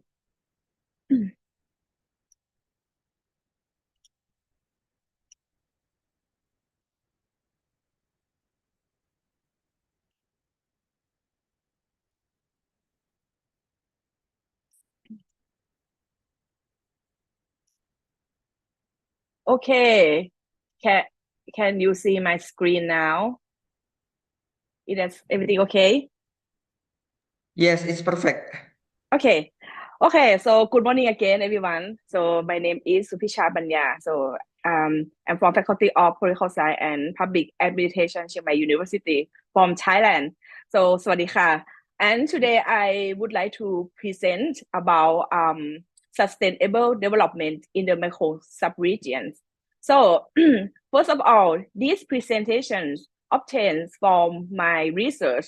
I conduct research about politics of development in the Mekong sub-region in 2022, and I obtained information from many stakeholders like the state, the government and the civil society in Thailand and in some countries in the Mekong sub-region.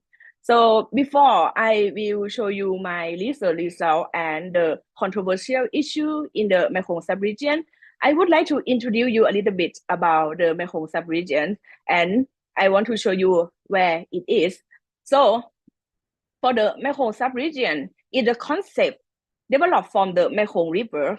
As you see from the photo on the left side, you will see that this the river that very huge and is called as the international river because it runs through 6 countries in the sub-region. It starts from China and then through Myanmar and then through Laos and then through Thailand and to Cambodia and to Vietnam before it's run out to the South China Sea. So with this geographical factor, this becomes the economic potential for the 6 governments of the 6 countries in the Mekong sub-region.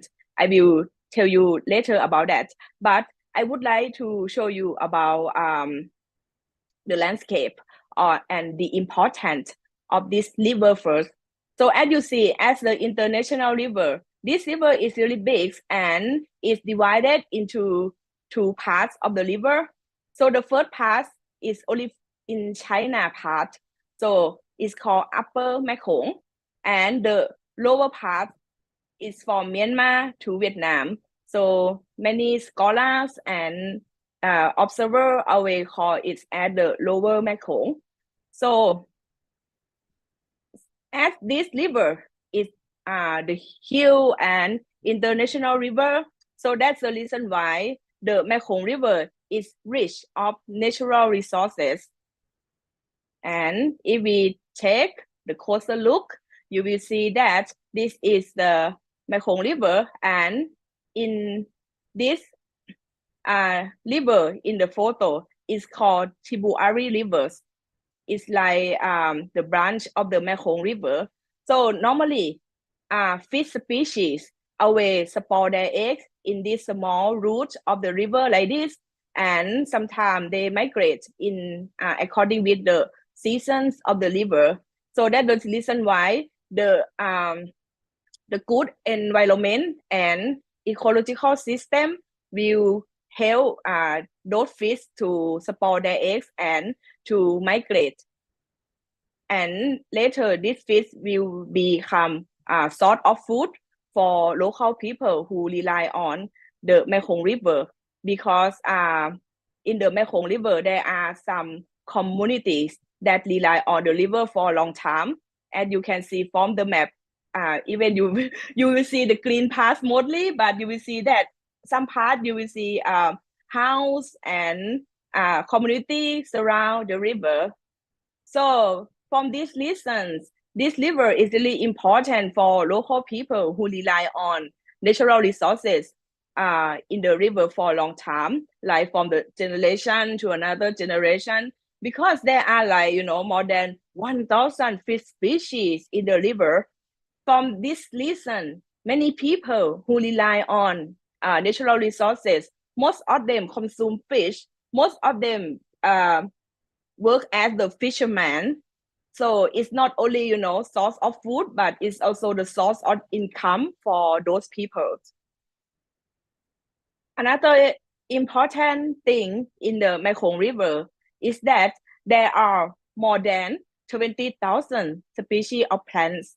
So this kind of plants, some plants people can, consume and people can sell in the market too. So the same as fish, because both fish and plants in the river is consumable, and local people, when they harvest, plants, and when they catch fish, they can sell them in the market. So from this reason, more than 1 million people rely on the Mekong River and rely on the river natural resources. From this reason, the Mekong River, in terms of ecological system, is so important for local people, and they have their own knowledge about the seasons of the river, because some months in the river, the water in the river is dry, and some months there are a lot of water in the rivers. But this kind of knowledge, local people know because they grow up with the river. And this is how, they use the river for, their livelihood. You will see that this is a Tonle Sap in Cambodia. So in Cambodia, many people consume fish, and Tonle Sap is like a source of fish for Cambodian people. And it is the Mekong Delta in Vietnam. So many people there, it's like the market, on the boat. So people there, when they harvest plant, when they harvest agricultural products, and when they catch fish, they always sell it in this Mekong Delta. But there are so many kind, and there are so many kind of this, market in the Mekong River, because people always, trade and share products to each other.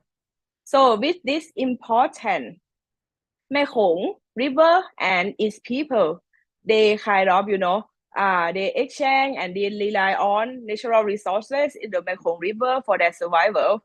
And from this reason, they have some knowledge, they have some belief and cultures and folklore about the river. So this kind of belief, culture, and folklore, it aims to protect the river, because when they have the common belief, common culture, they will know how to take the natural resources in the river, and they always respect the river. So from this reason, they have, many beliefs and cultures and folklore together in the Mekong sub-region, like many countries in the Mekong sub-region, like Thailand, Laos, Vietnam, or even China. We have the same belief about Nakha. Nakha is like the ghost and the special animal. I don't know how it's called, but it's shaped like animal. It's like a dragon and snake together. So people believe that Nakha always protect the river, and they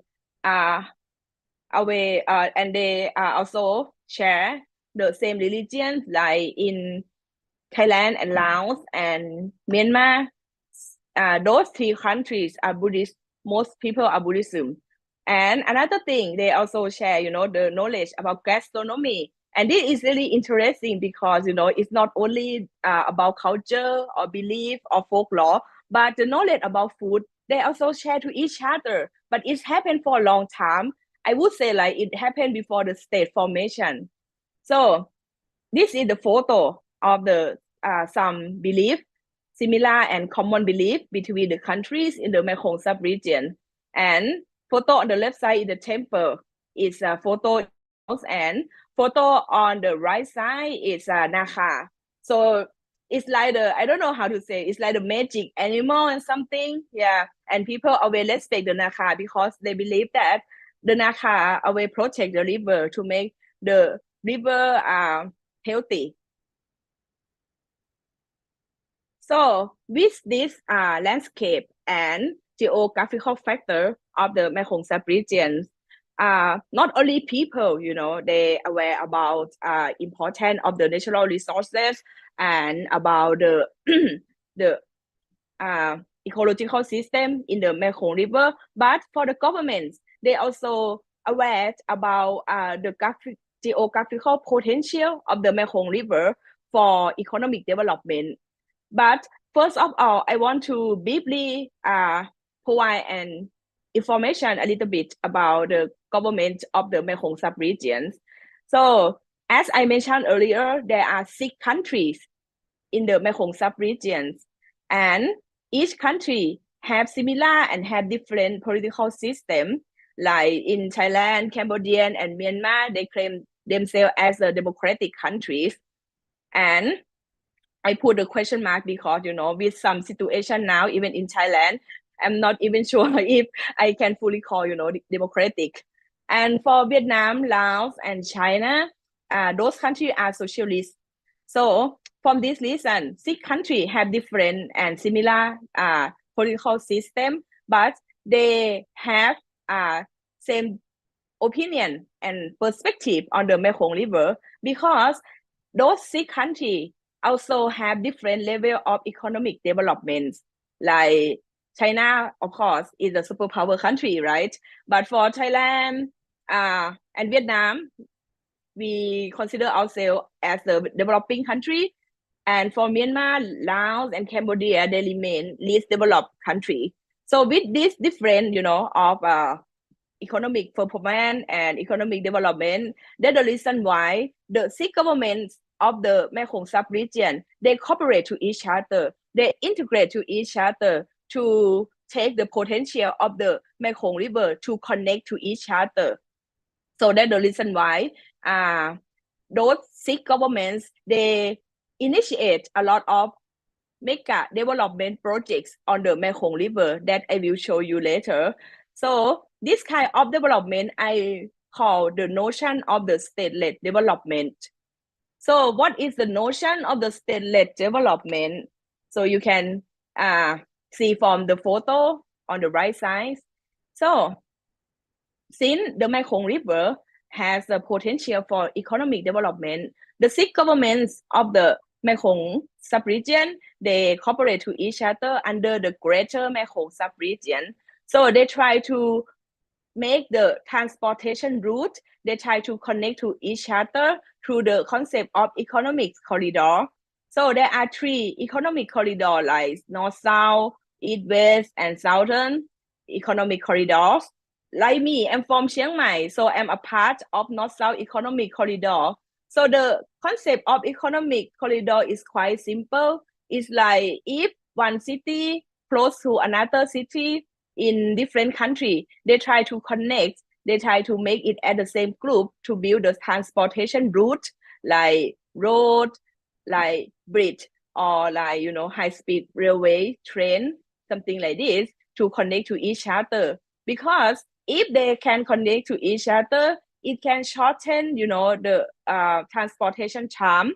So it's like if you want to travel from the south of China to Chiang Mai, normally it's, you know, by car, normally it takes like 1 or 2 days. But for now, you can travel within like 10 hours without stopping, of course. So from this reason, it can shorten, you know, transportation time, and it can stimulate about transboundary trade and investment. So that's the reason why the 6 countries of the Mekong sub-region can earn income from the transboundary trade and investments. And it is the north-south and east-west and in the southern, yeah. So that's the reason why the 6 government, they initiate development policy on the Mekong River. And this is the sector they cooperate to each other now, and it is the sector that they shape development policy towards the Mekong River. For example, the transportation, of course, they build a lot of roads and transportation route, and they also have the environment cooperation to protect, you know, environment on the Mekong River, energy sector, urban development, trade and transport facilitations. Because in the transportation routes start building, the facilitation is also important, you know, to facilitate when car or truck from one country to another country to be more convenient to transport product and people from one country to another country. And of course, they also have health cooperation and tourism and agriculture. So those are the sector of the economic cooperation under the Greater Mekong sub-region. So from this reason, I analyze about conceptualization of the governments about sustainable development, because since the sustainable development goals start to implement in 2015, it seems like the governments, they try to conceptualize about the sustainable development, equal economic development. As you know, the sustainable development, there are 3 pillars, right? The first pillar is about economic development, and another pillar is about social inclusion, and the third pillar is about environmental sustainability. So from this reason, the government, they conceptualize the first pillar about economic development. So since the SDG start to implement globally, you will see that the government of the 6 countries of the Mekong sub-region, they always claim that they try to support about economic development, and they try to support about like, you know, no poverty, zero hunger goals, something like this. But they also place emphasis on the environmental sustainability. But if according to the development project, it seems like they prioritize economic development. And it is the case study of the state-led development I would like to show you guys. So I take the hydropower dam on the Mekong River as the case study. You will see that it start so it starts to establish the Greater Microsoft region in 1992, and then as they have like energy sector, so each government, for example, China and Laos, they see the potential of the Mekong River as the electricity generator. So from this reason, they build a dam, hydropower dam. So you will see. I want to show you the timeline briefly. So it's like in China, they have like Desian Tongsong policy to, build the dam and to generate electricity for the national consumption. And 2005, there is a Manwan at the first dam in China. And in Laos too, they have like, Battery of Asia policy in Laos, and they build Sayaburi and also Hong Dam in Laos. And it is the photo of the hydropower dam that built on the Mekong River. And the dam has both, negative and negative impact for the Mekong River itself. And the photo on the right side is the hydropower dam. You will see that it blocks the whole river, and the water inside the dam is controllable.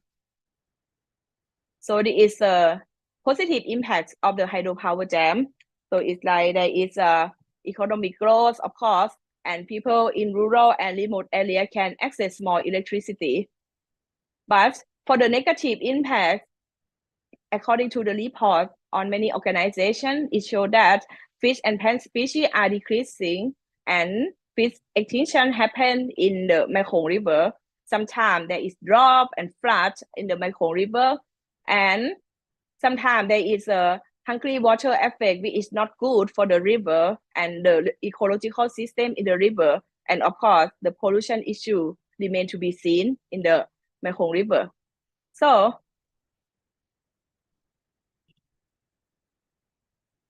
from this reason, you will see that the government had a conceptualization about the sustainable development based on economic development. But for the local people perspective, as I mentioned before, because this river is really valuable, for both government and local people. From this reason, local people, they got a lot of negative impacts. They lost their job, they lost their food, they lost, many sources of income to them. That's why it's become catalyst for the local people to voice their concern in public. So they, for them, sustainable development equal people engagement in policy discussion. Because the notion of the state-led development, they exclude people participation and engagement in the policy discussion, because everything initiated by the government. So from this reason, the local people also takes the SDG and the sustainable development to, to emphasize on the social inclusion in environmental protection. So because they have different conceptualization about sustainable development, from this reason, local people and non-governmental organizations, they cooperate to each other to become the anti-dam, anti-hydropower dam movement, and they attempt to call for justice to local people and to the Mekong River itself, and to propose what the sustainable development should be. And I conduct research about one of the anti-dam movement. They call Rak Chieng Khong movement or Love Chieng Khong. So I will show you briefly about the goals and about the strategy of this Rak Chieng Khong movement. So they focus on local environmental issue in Chieng Khong district, and later they kind of extend their focus to the Mekong River. Because Chieng Khong district is really close to Mekong River, that's why they extend their focus on to the river. So they focus on the people engagement, they focus on the people knowledge, and they focus on the environmental protection. They try to encourage people, to engage more in the policy discussion. And currently there are two strategies for this anti-dam movement. So it's called fighting and forming strategy. So I will tell briefly about fighting strategy, because I think I don't have much time for now. And for the fighting strategy is like, Rak Chieng Khong members, so they try to encourage people to call for justice and engage in the river development. Sometimes they use official platform like sign the petition to the government authority in Thailand. And unofficial platform, sometimes they demonstrate against the hydropower dam with local people, making a campaign against the dam, building the network with NGO, INGO, scholar, mass media, and local people from other provinces. But most of them are from Thailand because in Myanmar, Laos, and Vietnam, it's quite difficult for them, to make an anti-dam movement like this. And another strategy is called forming strategy. Because the member of anti-dam movement, they believe that the power of knowledge is as important as the power of people. So they make the village-based research, to encourage local people to conduct a research about national resources in the community and negative impact in their livelihood from the state-led development. And this is the outcome of the Taiban research or village-based research. So from this, they kind of, conduct research about edible and earthable plants in the community that's close to the Mekong River. So the research findings are able to link the livelihood and ecological system to local people. So from this forming strategy, Rakchen Khong group, I mean the anti-dam movement group, they build the school. It's like the learning center school for local people to make a research and to kind of promote the research from local people to public. So this is they call Hong Hien Mae Nam Khong or the Mekong School to provide knowledge to other people and to public. And it is a founder of the Rakchen Khong group or anti-dam movement, and it is the Taiwan research. You will see that they try to make it by local people. Okay, so here is the conclusion. You will see that the conceptualization between the government and local people about the sustainable development are important. From this reason, the environmental conflict in the Mekong sub-region remain to be seen. So for the sustainable development, as I conduct the research about the political development, it could be seen that it's become like the the conflict between state and people. So they have different conceptualization about sustainable development. So this is all of my presentation. Thank you very much. And here is a Q&A session. Thank you very much, Achan Punya. That was a very beautiful presentation. Thank To you. summarize, we have learned that sustainable development in the Mekong sub-region is understood differently by government and by local people. For governments, it often means state-led economic growth from very large projects such as hydropower dams, focusing on energy, trade, and infrastructure. However, for the local communities, sustainable development means participation, justice, and environmental protection, as seen in movement like Rakchen Khong, which fight against the negative impact of dams and advocate for community-based research and knowledge.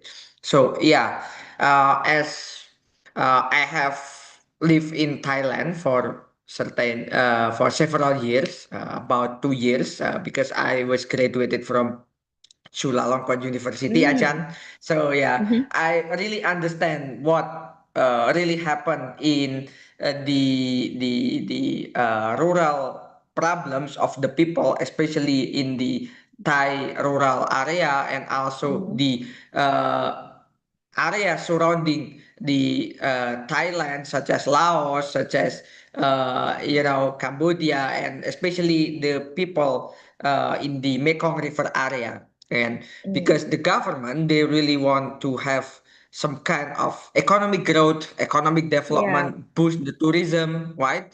So the energy, transportation. However, sometimes the local people were being neglected by the government. So yeah, it was a very interesting topics to be discussed. Yeah. So yeah, in my first question maybe, Dr. Punya, in your view, what is the biggest challenge to balance economic development with environmental protection in the Mekong sub-region? Yeah, actually, I think the concept, of the sustainable development that focus on T pillar is quite, controversial and contradict to each other because it's quite impossible, right, to, develop economy in the country and protect the environment at the same time.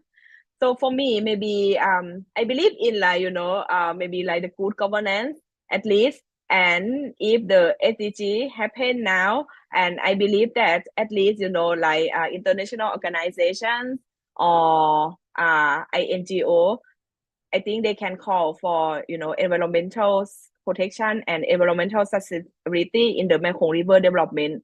So for me, maybe it should have this kind of actor, to balance between economic development and environmental protection, and to more support about sustainable development so in the Mekong sub-region. Okay, thank you. Yeah. And how about the local communities? It's like is right now are they being involved in the government's plan or government's like are they being involved in the development that were led by the government Yeah. or yeah, how the government can involve the local community themselves to be involved in the economic development in that area? You mean move local people away from the economic development, something like this, right? No, I mean, without moving them, is it possible to involve them in the economic development of economic project in the Mekong River area?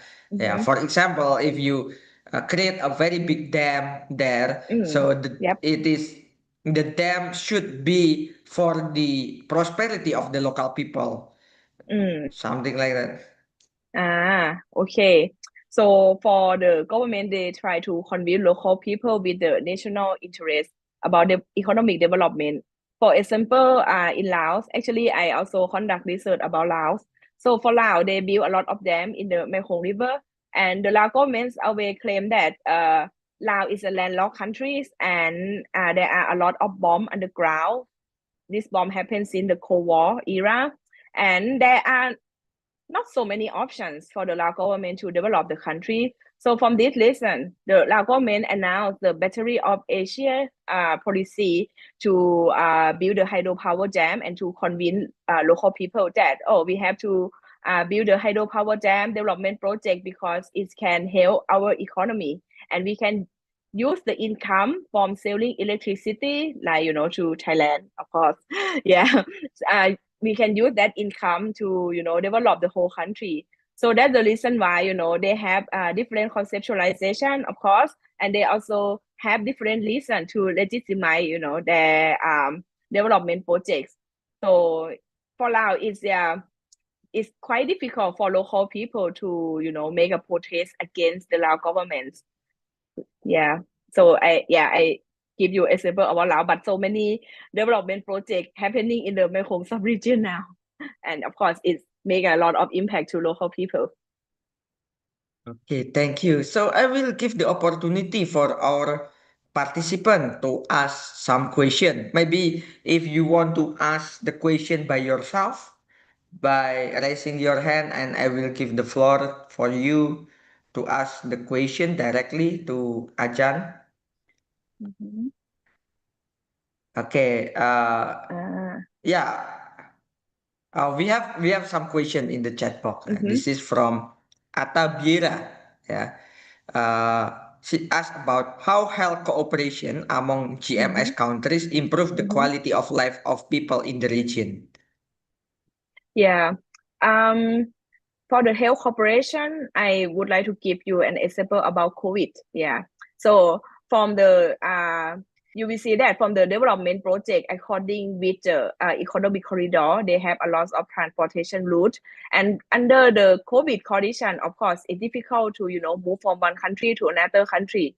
But since China is a part of the Mekong sub-region, and since there is many transportation route to connect China with the other country in the Mekong sub-region, China took that opportunity to provide, vaccine from China to the government in the Mekong sub-region country. I remember in Cambodia, I saw the photo, of Hun Sen.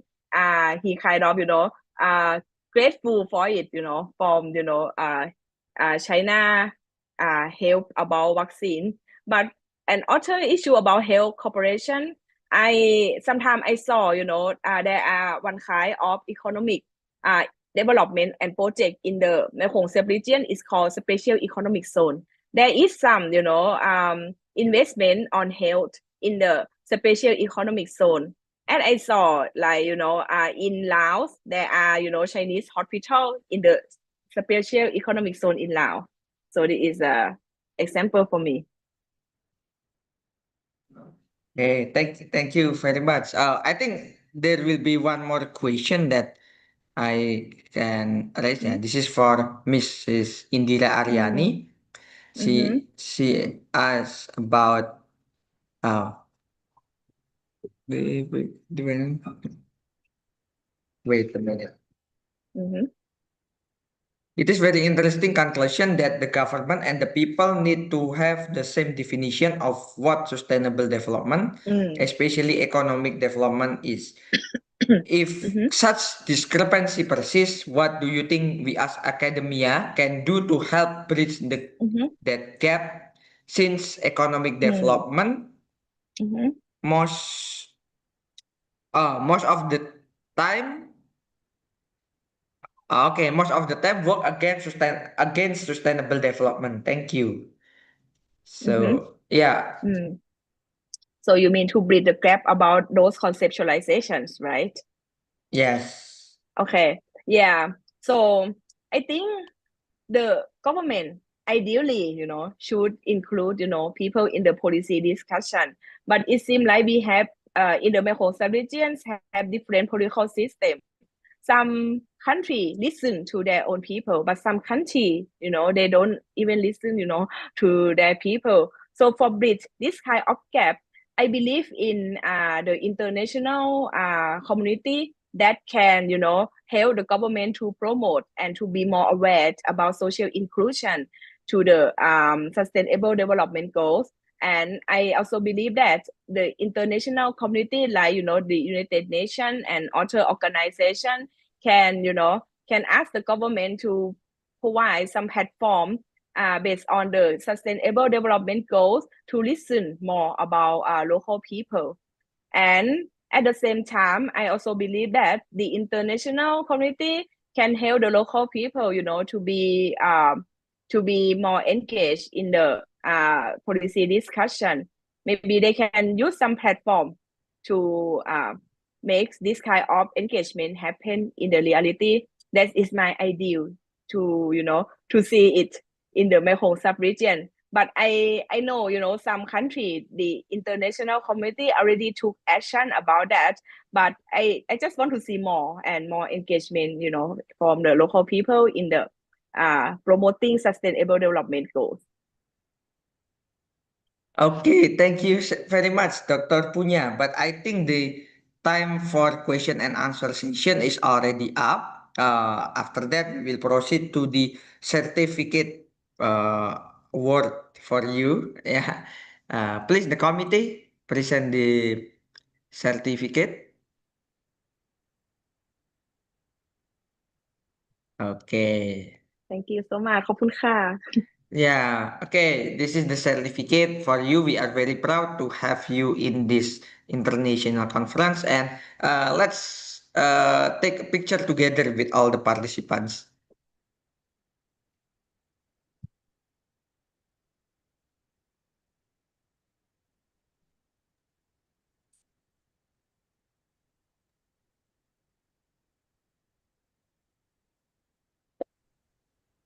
Okay.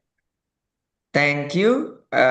So thank you very much, Dr. Punya. We are Thank you so very happy much. to have you here, and I think we are very eager to have follow-up cooperation between our faculty and also your faculty. And because I also teach in Southeast Asian Studies, Mm. Southeast Asian studies class. So yeah, Yeah. we will very happy to have you in our Yeah, class, sure. and yeah, I'm also very happy to share a lot about Indonesia, a lot about Southeast Yes. Asian politics. If you can invite me in Yeah, your sure. class, yeah, and maybe Yeah. in the future, Sure, sure. sure, we can write a paper or do some research together, right? Yeah. Yeah, thank you so much. Please feel free to contact me. Yeah. Yeah, thank you very Thank you so much, and much. Yeah, have thank a nice you. day. Yeah, have a Okay. nice day to you guys. Bye bye. Bye. Okay, okay. Thank you. That's from Dr. Punya. So let's move on to the our last but not least speaker, which is our uh, honorable senior lecturer in the International Relations Department at Universitas Veteran Jawa Timur. So it is my honor to introduce Dr. Adiasri Putri Purbantina. She is a faculty member of the Department of International Relations at Universitas Pembangunan Nasional Veteran Jawa Timur, Indonesia. So Dr. Purbantina has been actively involved in teaching, research, and academic collaboration in the field of international relations. Her work covers issues of global politics, regional cooperation, and Indonesia's role in promoting inclusivity in international affairs.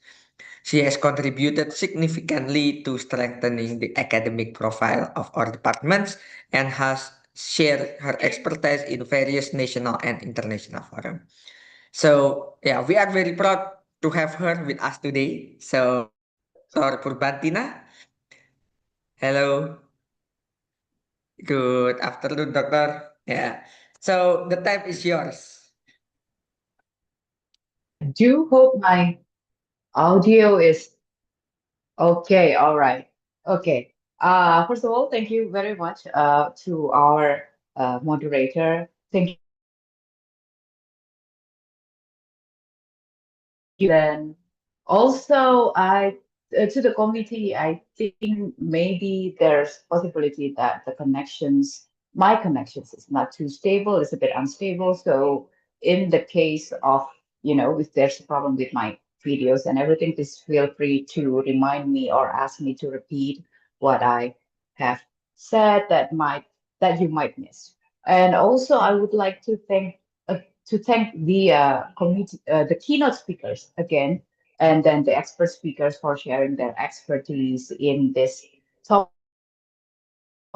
I believe that since I believe that a majority of our participants are students from international relations, right? At least people from Indonesia, and I do think that the talks were shared earlier were very important for us. And because we didn't, I think most of the participants probably were not, we are not, we haven't had many chances to listen to the development that occurred in other Southeast Asian countries, especially in the peripheral area, a peripheral city like Baguio or the Mekong sub river, and then also in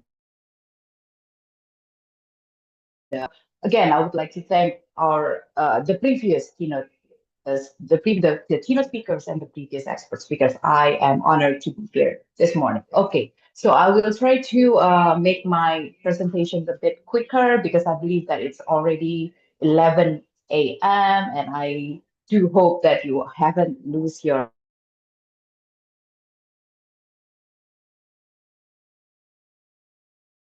topic related topic that I feel it might be closer to home, at least for those who are living in Surabaya, if you are living in Surabaya. So the title of my presentation this morning is Missed Opportunities in Heritage-led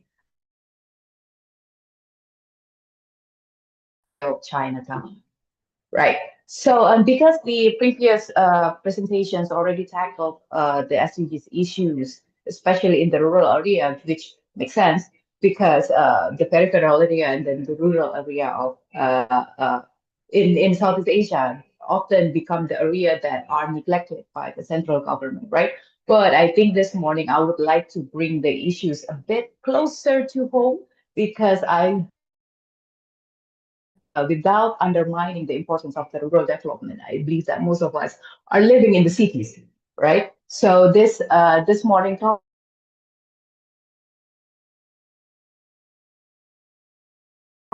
the oh, it's selecting. Okay, is it okay now? Yeah. Okay, so I'll do again my presentation this morning I will try to bring the SDGs discussion back closer to home, especially in relation to the SDGs number 11 and 17, particularly on how these goals related to the urban heritage preservation, the multi-sectoral partnership, and especially the way our younger generations, the Gen Z, the millennials, I don't know if millennials are considered to be young, but at least it's relatively young. So it's in the way of the younger generations or the current generation experiencing culture today. So first of all, before I start, I would like to put out a little bit of disclaimer because some of the data, especially that I presented on the table this morning, I use AI to extract some of the data from the database. So that's one. And then also the main cases, the three main cases that I'm going to describe today, it's actually came from the work that I did, that I am doing right now with my co-author in the architectural department. So it's not, so first, I'm not a specialist in urban studies. However, I just feel like maybe we can bring the discussion a little bit closer to home by discussing about our city this morning. So yeah, wait. So next, okay. So again, basically, I think we all agree that sustainable development is both local and global. So this means that in this duality, we need to connect the global goals to the urban realities, right? Especially in the cities where heritage, business sectors, business interests, economic interests, and governance are intersect. I think the previous speakers already highlight these issues about the clashing or the conflict of interest between economy, environment, and also economic, environment, and social issues, right? So yeah, so let's take a look briefly. I think we have to acknowledge that there are already some of the critics exist in the discussions of sustainable development goals. First, for while the goals are, we can already acknowledge that the goals are interlinked or interconnected, right? But however, there is a lack of clear framework to manage trade-off or incentive from different interests or different actors, especially that can lead to this lack of trade-off actually can lead to policy incoherence, I think. And then the second critics that often came up is related to the structural contradictions. I'm sorry, structural contradictions that exist that undermine the implementations of SDGs, especially in developing countries. And the third main critics is related to the tension, as I mentioned earlier, the tensions between the economic growth and the environmental sustainability. I think the idea of development, either it's social, economic, or environmental development, is actually something that is looking good. But I guess in my opinion, there's a clashing between the idea of economic growth itself and the environmental sustainability. This means that if the SDGs were consist of these three main pillars, that means that the goal is a bit difficult to be achieved without a systemic change, right? So, and then, yeah, why SDGs 11 and SDG 17? As I mentioned earlier, SDGs 11 and SDG 17 are particularly relevant because in theory, they promote inclusive urban planning and multi-stakeholder partnership, right? So if you look into the SDGs partnership guidebook, and especially the one that was published in 2021, it outlines how government, businesses, and civil society can actually align their interests. However, if we look into the practice, especially the cases that I'm going to highlight later on, the alignment is often missing. So city, right? City and city life. I guess city like today's, I think I think a lot of people are because of because of the today's reality. I think a lot of people, the urbanization and everything.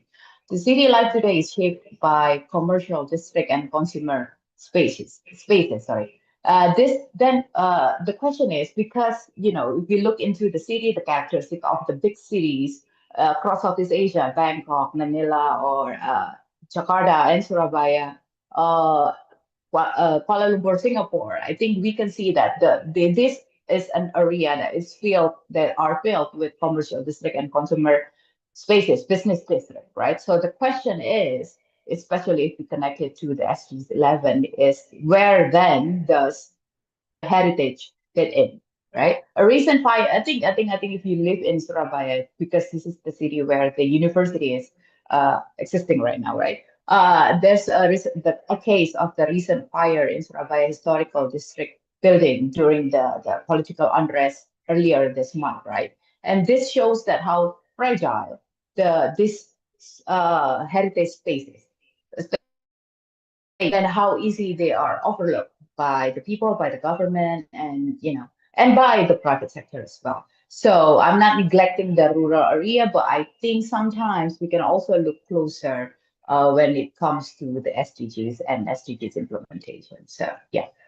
Okay. So if we look into I'm sorry, if we look into the on the heritage in the urban area, then we normally will go to evaluate some of the redevelopment successful examples of redevelopment cases in the Southeast Asia includes the Singapore's Chinatown Heritage District, Georgetown in Penang, and then Hoi An in Vietnam, which are classified or often associated with a more successful case based on the long-term investment or based on the longevity of the project, right? And then less successful cases is like Kampung Baru in Kuala Lumpur, Kembang Jepun in Surabaya, and then also, I'm sorry if I mispronounce a lot of names of the city.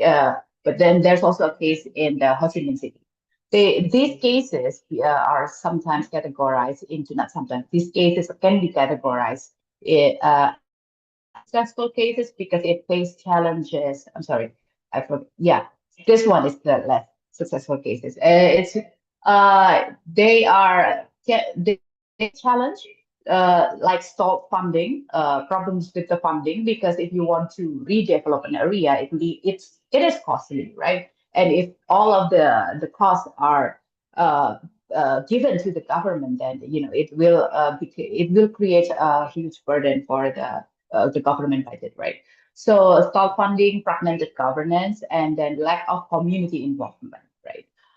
Yeah. So, and also one of the more recent revitalization project in Surabaya that is been going on is the Kota Tua revitalization project. I think it hasn't finished; it's still ongoing. In this project, the local government is planning to create different zone. There's a European historical zone, and then there's the Chinatown-ish zone, and then the Arab and then Melayu zone. And similar to, I think there are other existing redevelopment case that already finished. And if you go to Surabaya, if you Google the redevelopment case in Surabaya, the one of the finished K project is Jalan Tunjungan, and but I think the one of the similarity that we can observe in this redevelopment, revitalizations projects in Indonesia, in Indonesian cities such as Jakarta and Surabaya, is that this project relies a lot on small businesses rather than large foreign investor.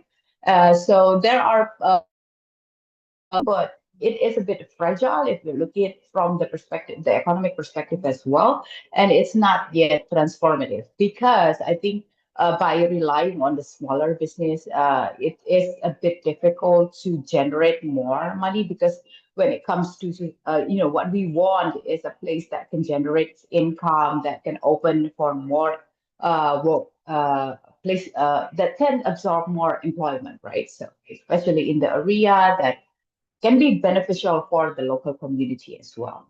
So yeah, so there. The point is there are some problems with the existing revitalization project, urban revitalization project in, or basically, revitalization project in heritage sites. So I guess it brings me to then a questions as on where do most of the people in the city spend most of their free time? I guess if I ask you, like if you live in a city and you have free time, where do you go? I'm not quite sure, but I believe if most of you, especially in the city, in the tropical city, it's hot. We prefer to spend most of our time inside indoor spaces with aircon, or at least spaces that are mostly like popular, right? So where do most people spend most of their time? Because I think this is important because it goes back to the what I mentioned earlier about the generating income thing. So I think these are some of the data that, yeah, I think the answer is easy. A lot of people are prefer to go to the mall, to the malls, super malls, basically place that offers consumptions. That malls are where most of the young people, especially the productive and consumptive age groups, spend their free time. This is where the consumption happens, right? And then basically across Southeast Asia, if you visit many of the large capital city in the Southeast Asia, it's like a city of malls, right? New malls keep being built, and they are central to urban life and the experience of urban life, the commercial district, right? There's a new mall every year. There's always a new mall, and I think some of the data shows how Bangkok also dominate the total of the GPA, and also Singapore as well, even though it has smaller footprint, but there are a lot of projects for malls. So yeah, then this brings us to um, this is one of the research that I did with my co-author. One of the recent phenomenon, I'm not quite sure, but one of the whether you are familiar with these three places, but I do hope you are. But of the new Chinatown, like Pancoran in Pondok, in Pantai Indah Kapuk, I'm sorry, and then Sedayu City in Jakarta, and then Park Shanghai, Pakuwon in Surabaya, right? These are not heritage district in the traditional sense. They are commercial development with heritage theme aesthetics, right? So, and if you look into their Google review, and we extract some of the keywords that associate with the spatial experience, the overall ambience, design architecture, visual functionality, and crowds. Some of important keywords we can see some of the important keywords such as, right? And public review shows that these places often sell the whole like Instagrammable experience, and that they feel like China. And also they are very crowded, which means a lot of people are going there to spend their money, right? So the appeal is visual and experiential, not historical, right? And this is also similar to the phenomenon. If you look, I think what I observe in many cities in Southeast Asia as well, there's a popularity of Japanese themed cafe or Korean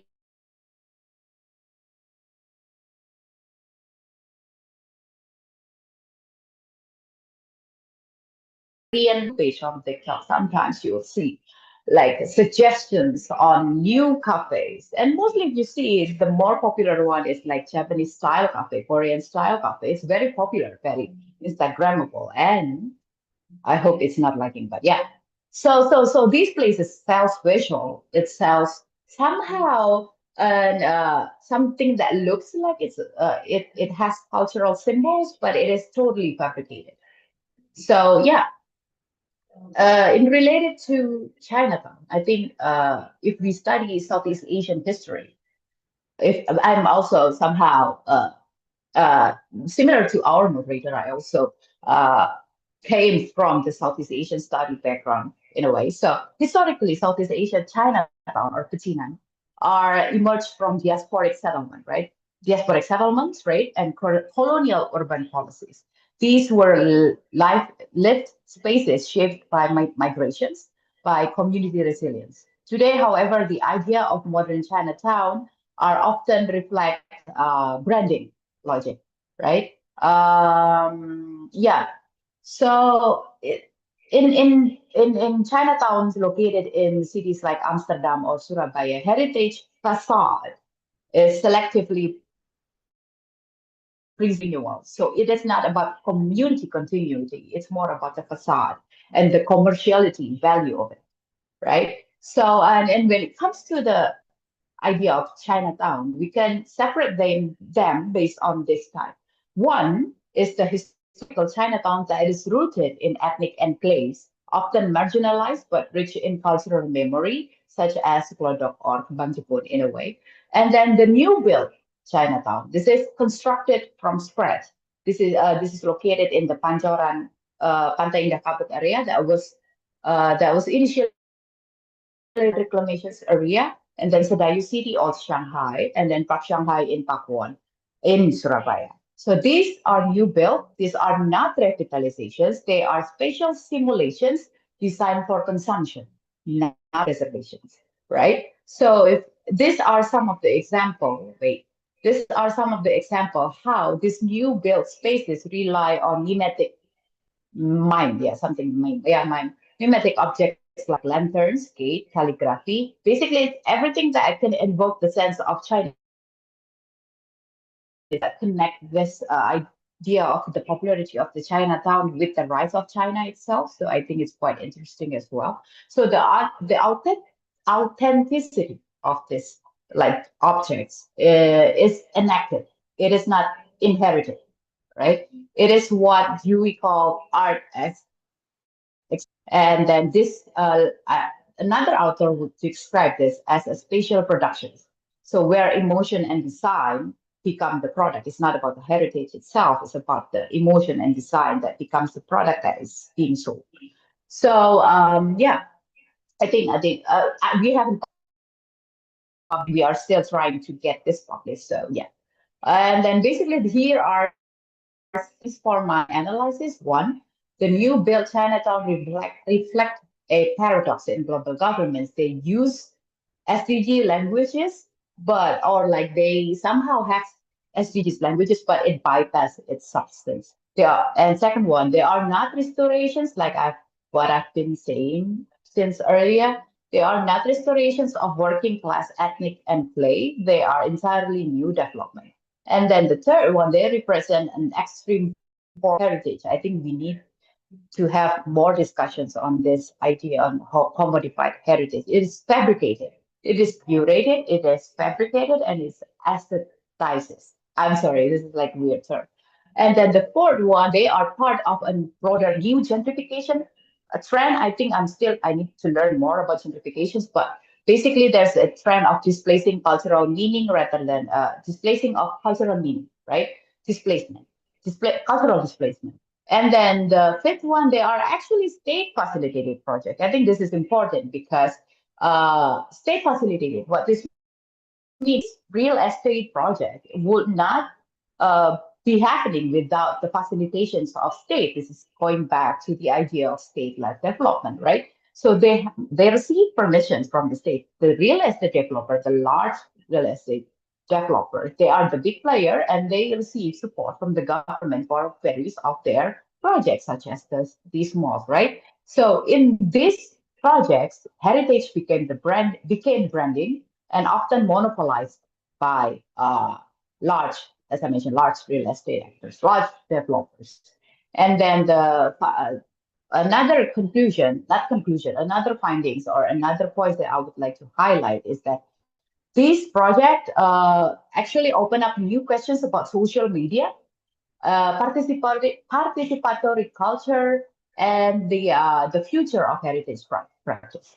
Why social media? I guess, as one scholar put it, social media creates infrastructures of communications and interactions that act as places of cultural production and lasting values at the surface on what could be viewed as new generation living heritage practice. This means that heritage is increasingly experienced through digital sharing, influencer mediations, and visual creations.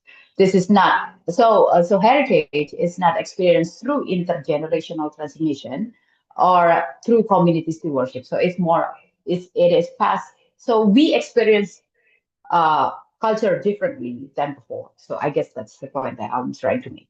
And then, so if we're going back again to the idea of multi-sectoral partnership, right, with the ideals on um, how business investment can actually support social and environmental development.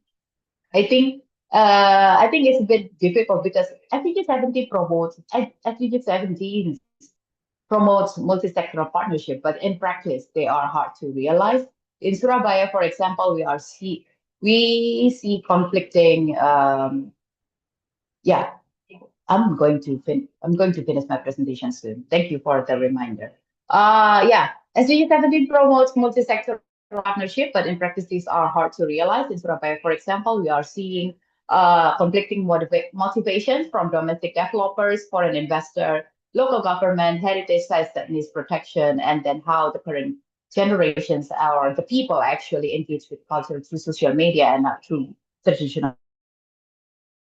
Yeah, and then I will make it quicker because I only have few more slides. Basically, like these are an easy, like simple mapping on what the intended outcome of SDGs 11 and 17 and the observed reality, right? So basically, SDGs 11.3 and 11.4 calls for inclusive planning and inclusive planning and heritage protections. 17 SDG 17.16 and 17 promotes partnership, but what we are seeing in the reality is a top-down planning, commodified heritage, and then partnership culture. So basically, there's a disconnect on how SDGs language is present, or there are potential for SDGs practice, but the governance logic is captured by commercial imperative. And then, yeah, so basically, heritage is being branded, not being preserved. You build gentrification, start to displace culture.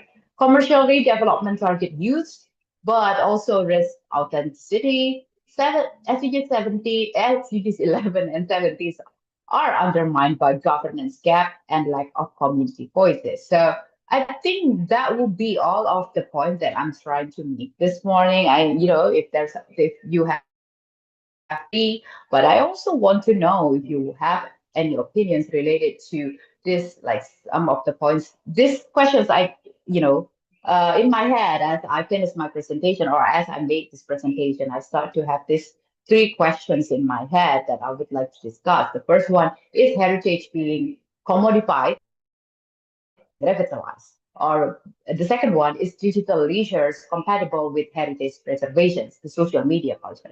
And then the third one, can SDGs critic inform a better urban planning? Because it feels like we've been criticizing SDGs for many years, decades. Not decades, is it decades? Yeah. We've been criticizing SDGs, but yet why is it that we haven't seen a better urban planning regarding to this SDGs part, right? So I guess, yeah, that will be it. And this is my list of key reference. If you want to read more, I didn't put everything, but I guess if you want to read, some of the key references are here. So yeah, that's all. Thank you. Mr. Moderator, I return the stage to you. Okay, thank you very much, Dr. Purbantina, for your presentation. So, if I may conclude, in summary, we have learned that modern Chinatowns are contested space where diaspora's identity, cultures, and heritage intersect with commercial and political interests. This phenomenon is often described as Chinatown 2.0, in which ethnic districts are transformed into branded or boutique retail zones. frequently sidelining the voice of local communities. For example, such as Surabaya's Kembang Jepun illustrate how heritage is selectively preserved and curated for commercial renewal. So we also show that the new built Chinatown, such as Pancoran PIK, Old Shanghai's Dayu City, and Pakuan City, are not revitalization of old working class enclaves, but rather fabricated heritage space. They represent an extreme form of commodified heritage and are features of larger state-facilitated gentrification projects where culture is used as branding for real estate development. So this often creates displacement, risk, and highlights a paradox between heritage preservation, economic growth, and genuine community participation. So thank you. We have one question here from the chat box.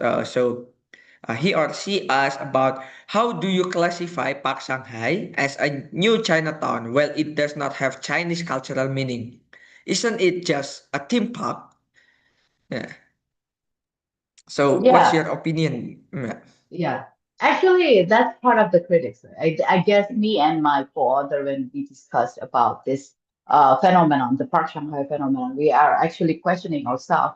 Can we call this like Chinatown or New Chinatown, or not?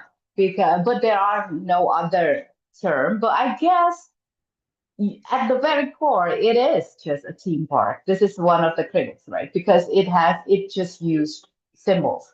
But the idea is that I guess the irony that I would like to highlight is that there are actually a proper heritage places in the city that can be revitalized, but somehow the one that is more popular is this uh, like uh, this theme park. I don't want to call it theme park, but the one that is more popular is places, commercial places that use heritage theme to sell their aesthetics, right? So I guess it's I don't know. I guess it's just the irony that I want to highlight from this one presentation. Yeah. Okay, thank you. For the other participant, I think if you want to raise your question directly, you can. One more. Yeah, one more question, yeah, from Fitriana Nur Azahra. So I would like to ask about how do new Chinatowns in Southeast Asia miss the chance to connect heritage with sustainable development? Yeah. Yeah, thank you for the question. Actually, this is something that I'm seeking to explore further, I guess, in the future with my research because I need to study more by doing comparisons on various different Chinatown, especially trying to understand the basic conceptions between the Chinatown that is based on historical enclave and the idea on like the quote unquote the Chinatown or Chinatown theme place. So, but yeah, I guess I'm still trying to explore this further. For now, I just see that there's a missed opportunities on connecting this this idea, the SDGs into the urban planning. But yeah, I'm still looking for on how to develop it further later. Yeah, that's the only answer that I could give because I also need to do more research on that. Yeah. So this is, I think it's there are more following question from Julfi Adam. So do you think that sometimes whenever a company or an individual is trying to just sell culture or heritage for profits instead of an act of preservation, if you do, is it a problem and what could be a probable solution?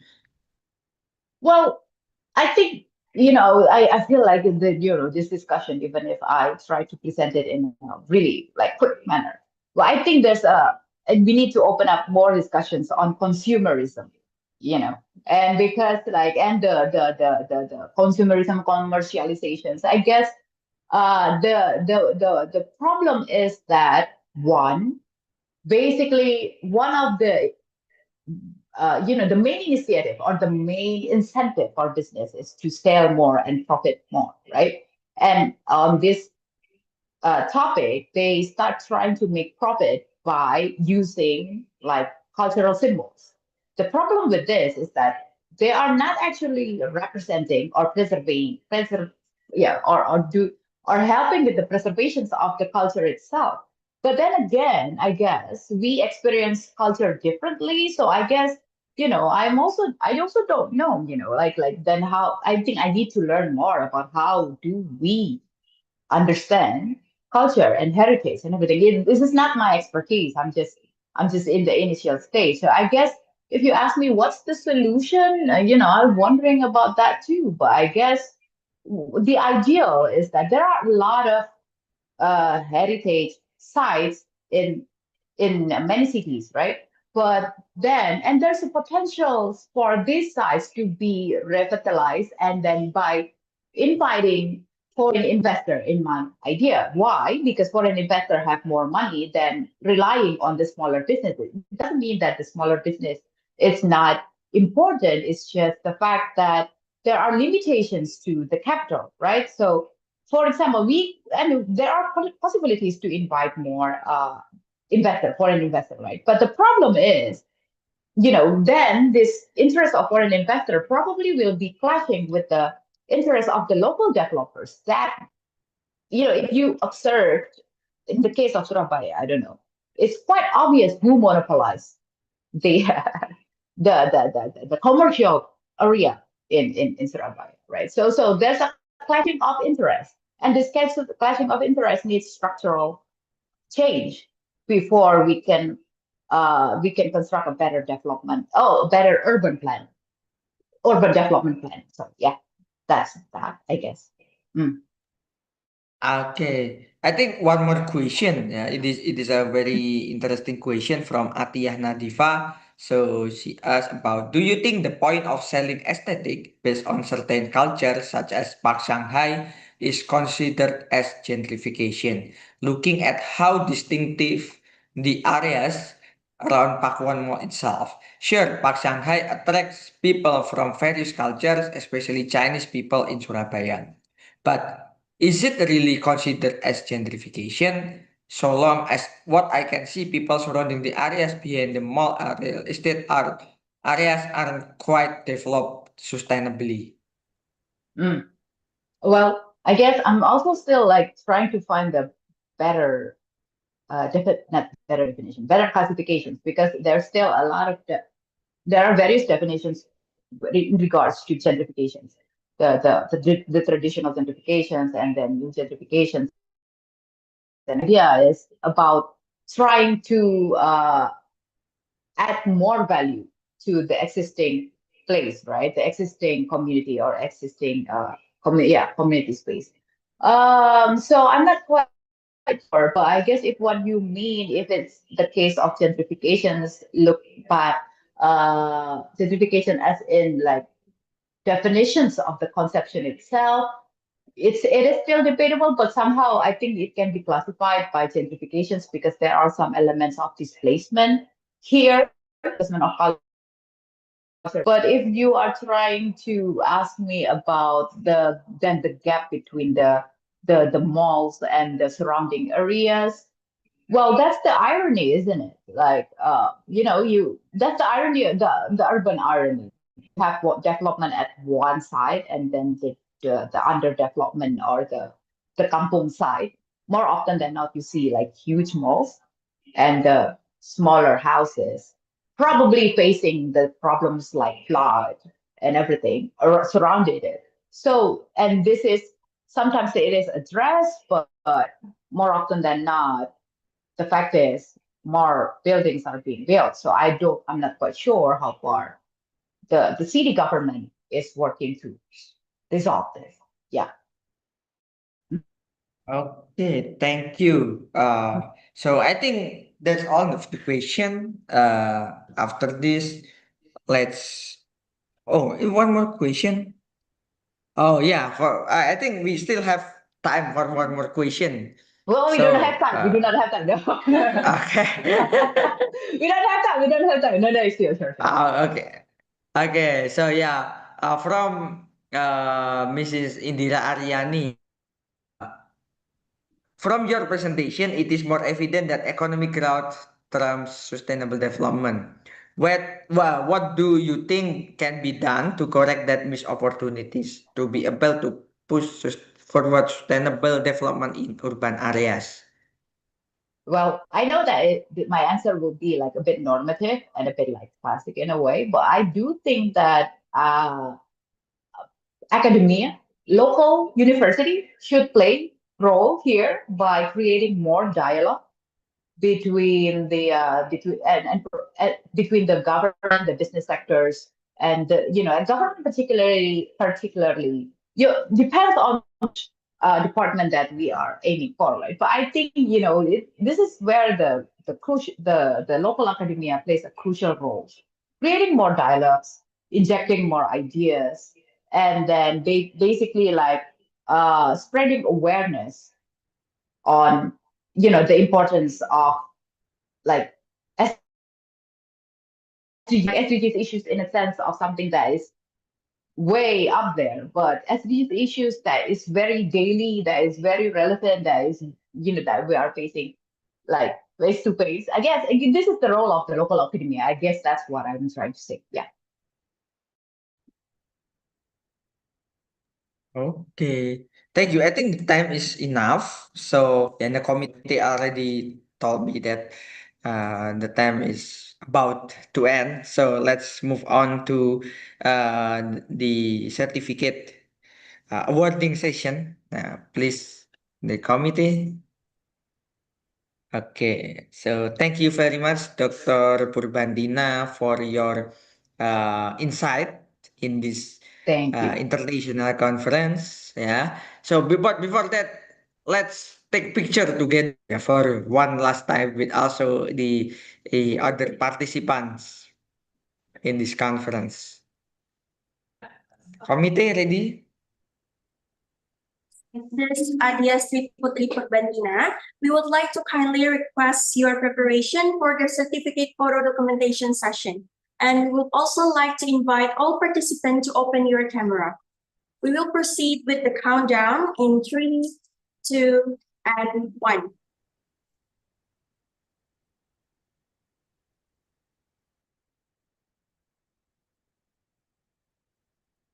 Adia Sri Putri and Okay. Thank you. That's all. Okay. Thank you very much for Dr. Purbantina and also all of the participants. I think it marks the end of our first session today. So don't forget if we still have another session, the panel session for the participants and also for the presenter.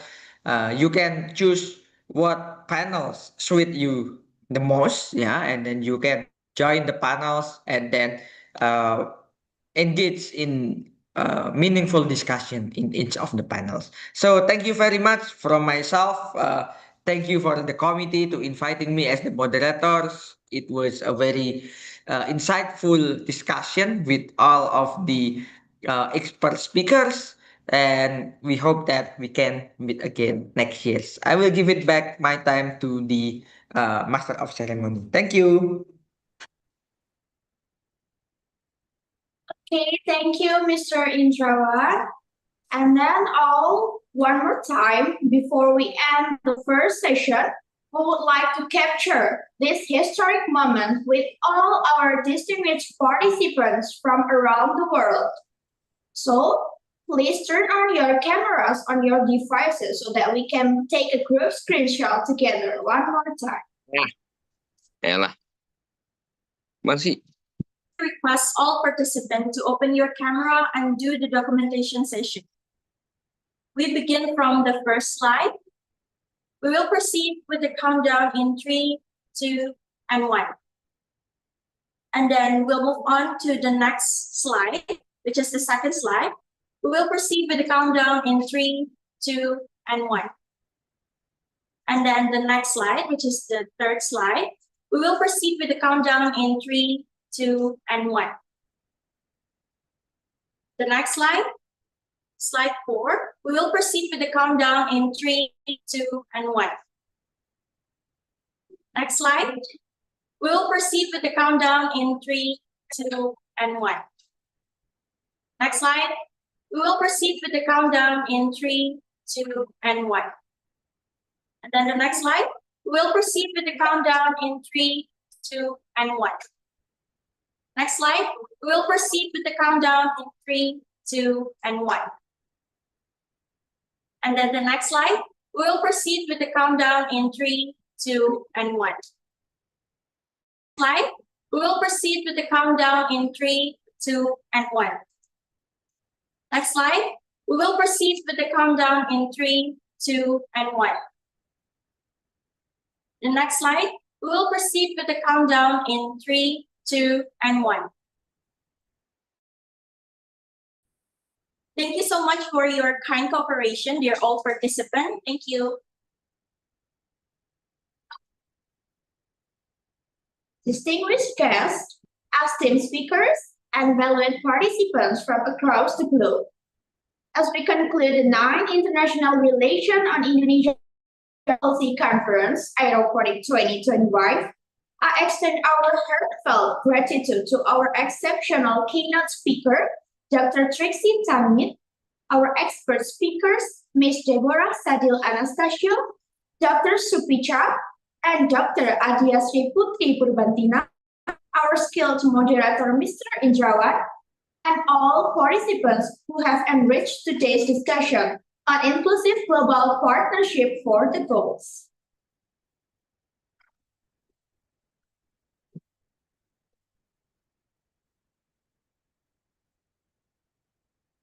Ladies and gentlemen, we will now take a break from our session.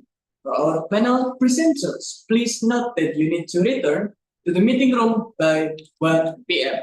For the participants, we are pleased to invite you to attend the second session, which will be held from 1 p.m. until 3 p.m. We'll have 9 panels, session ranging from social inclusion, inclusive environmental protections, economic growth, and good practices governance. You can only join the breakout room that best aligns with your area of interest. During the session, you are encouraged to address your question directly to the panelists regarding the topics that capture your attention. Thank you for your attention, and we look forward to continuing our discussion after the break.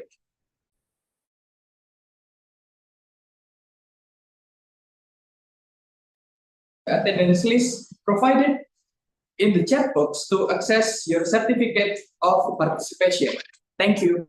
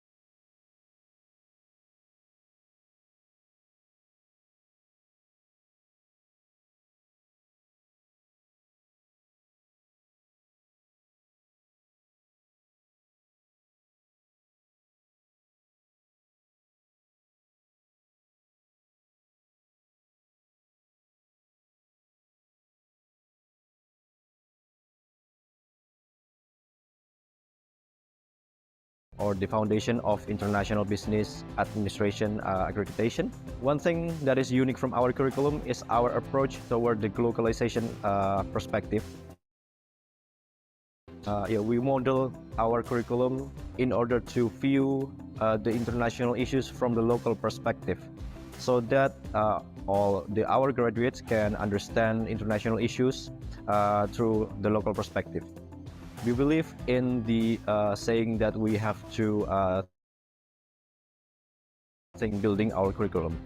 And now we have several partners. Some of our partners are Maidol University from Thailand, De La Salle University from the Philippines, University Sultan Zainal Abidin from Malaysia, and also we're proud to announce that we have just concluded a learning agreement with the Ateneo University of Manila. It shows our commitment to increase our reputation in the Southeast Asian region and to commit ourselves to the betterment of the international relations studies. To enhance the classroom activities, we also believe that we need to add some more activities in order to make the utmost of the learning experience in the Department of International Relations. For instance,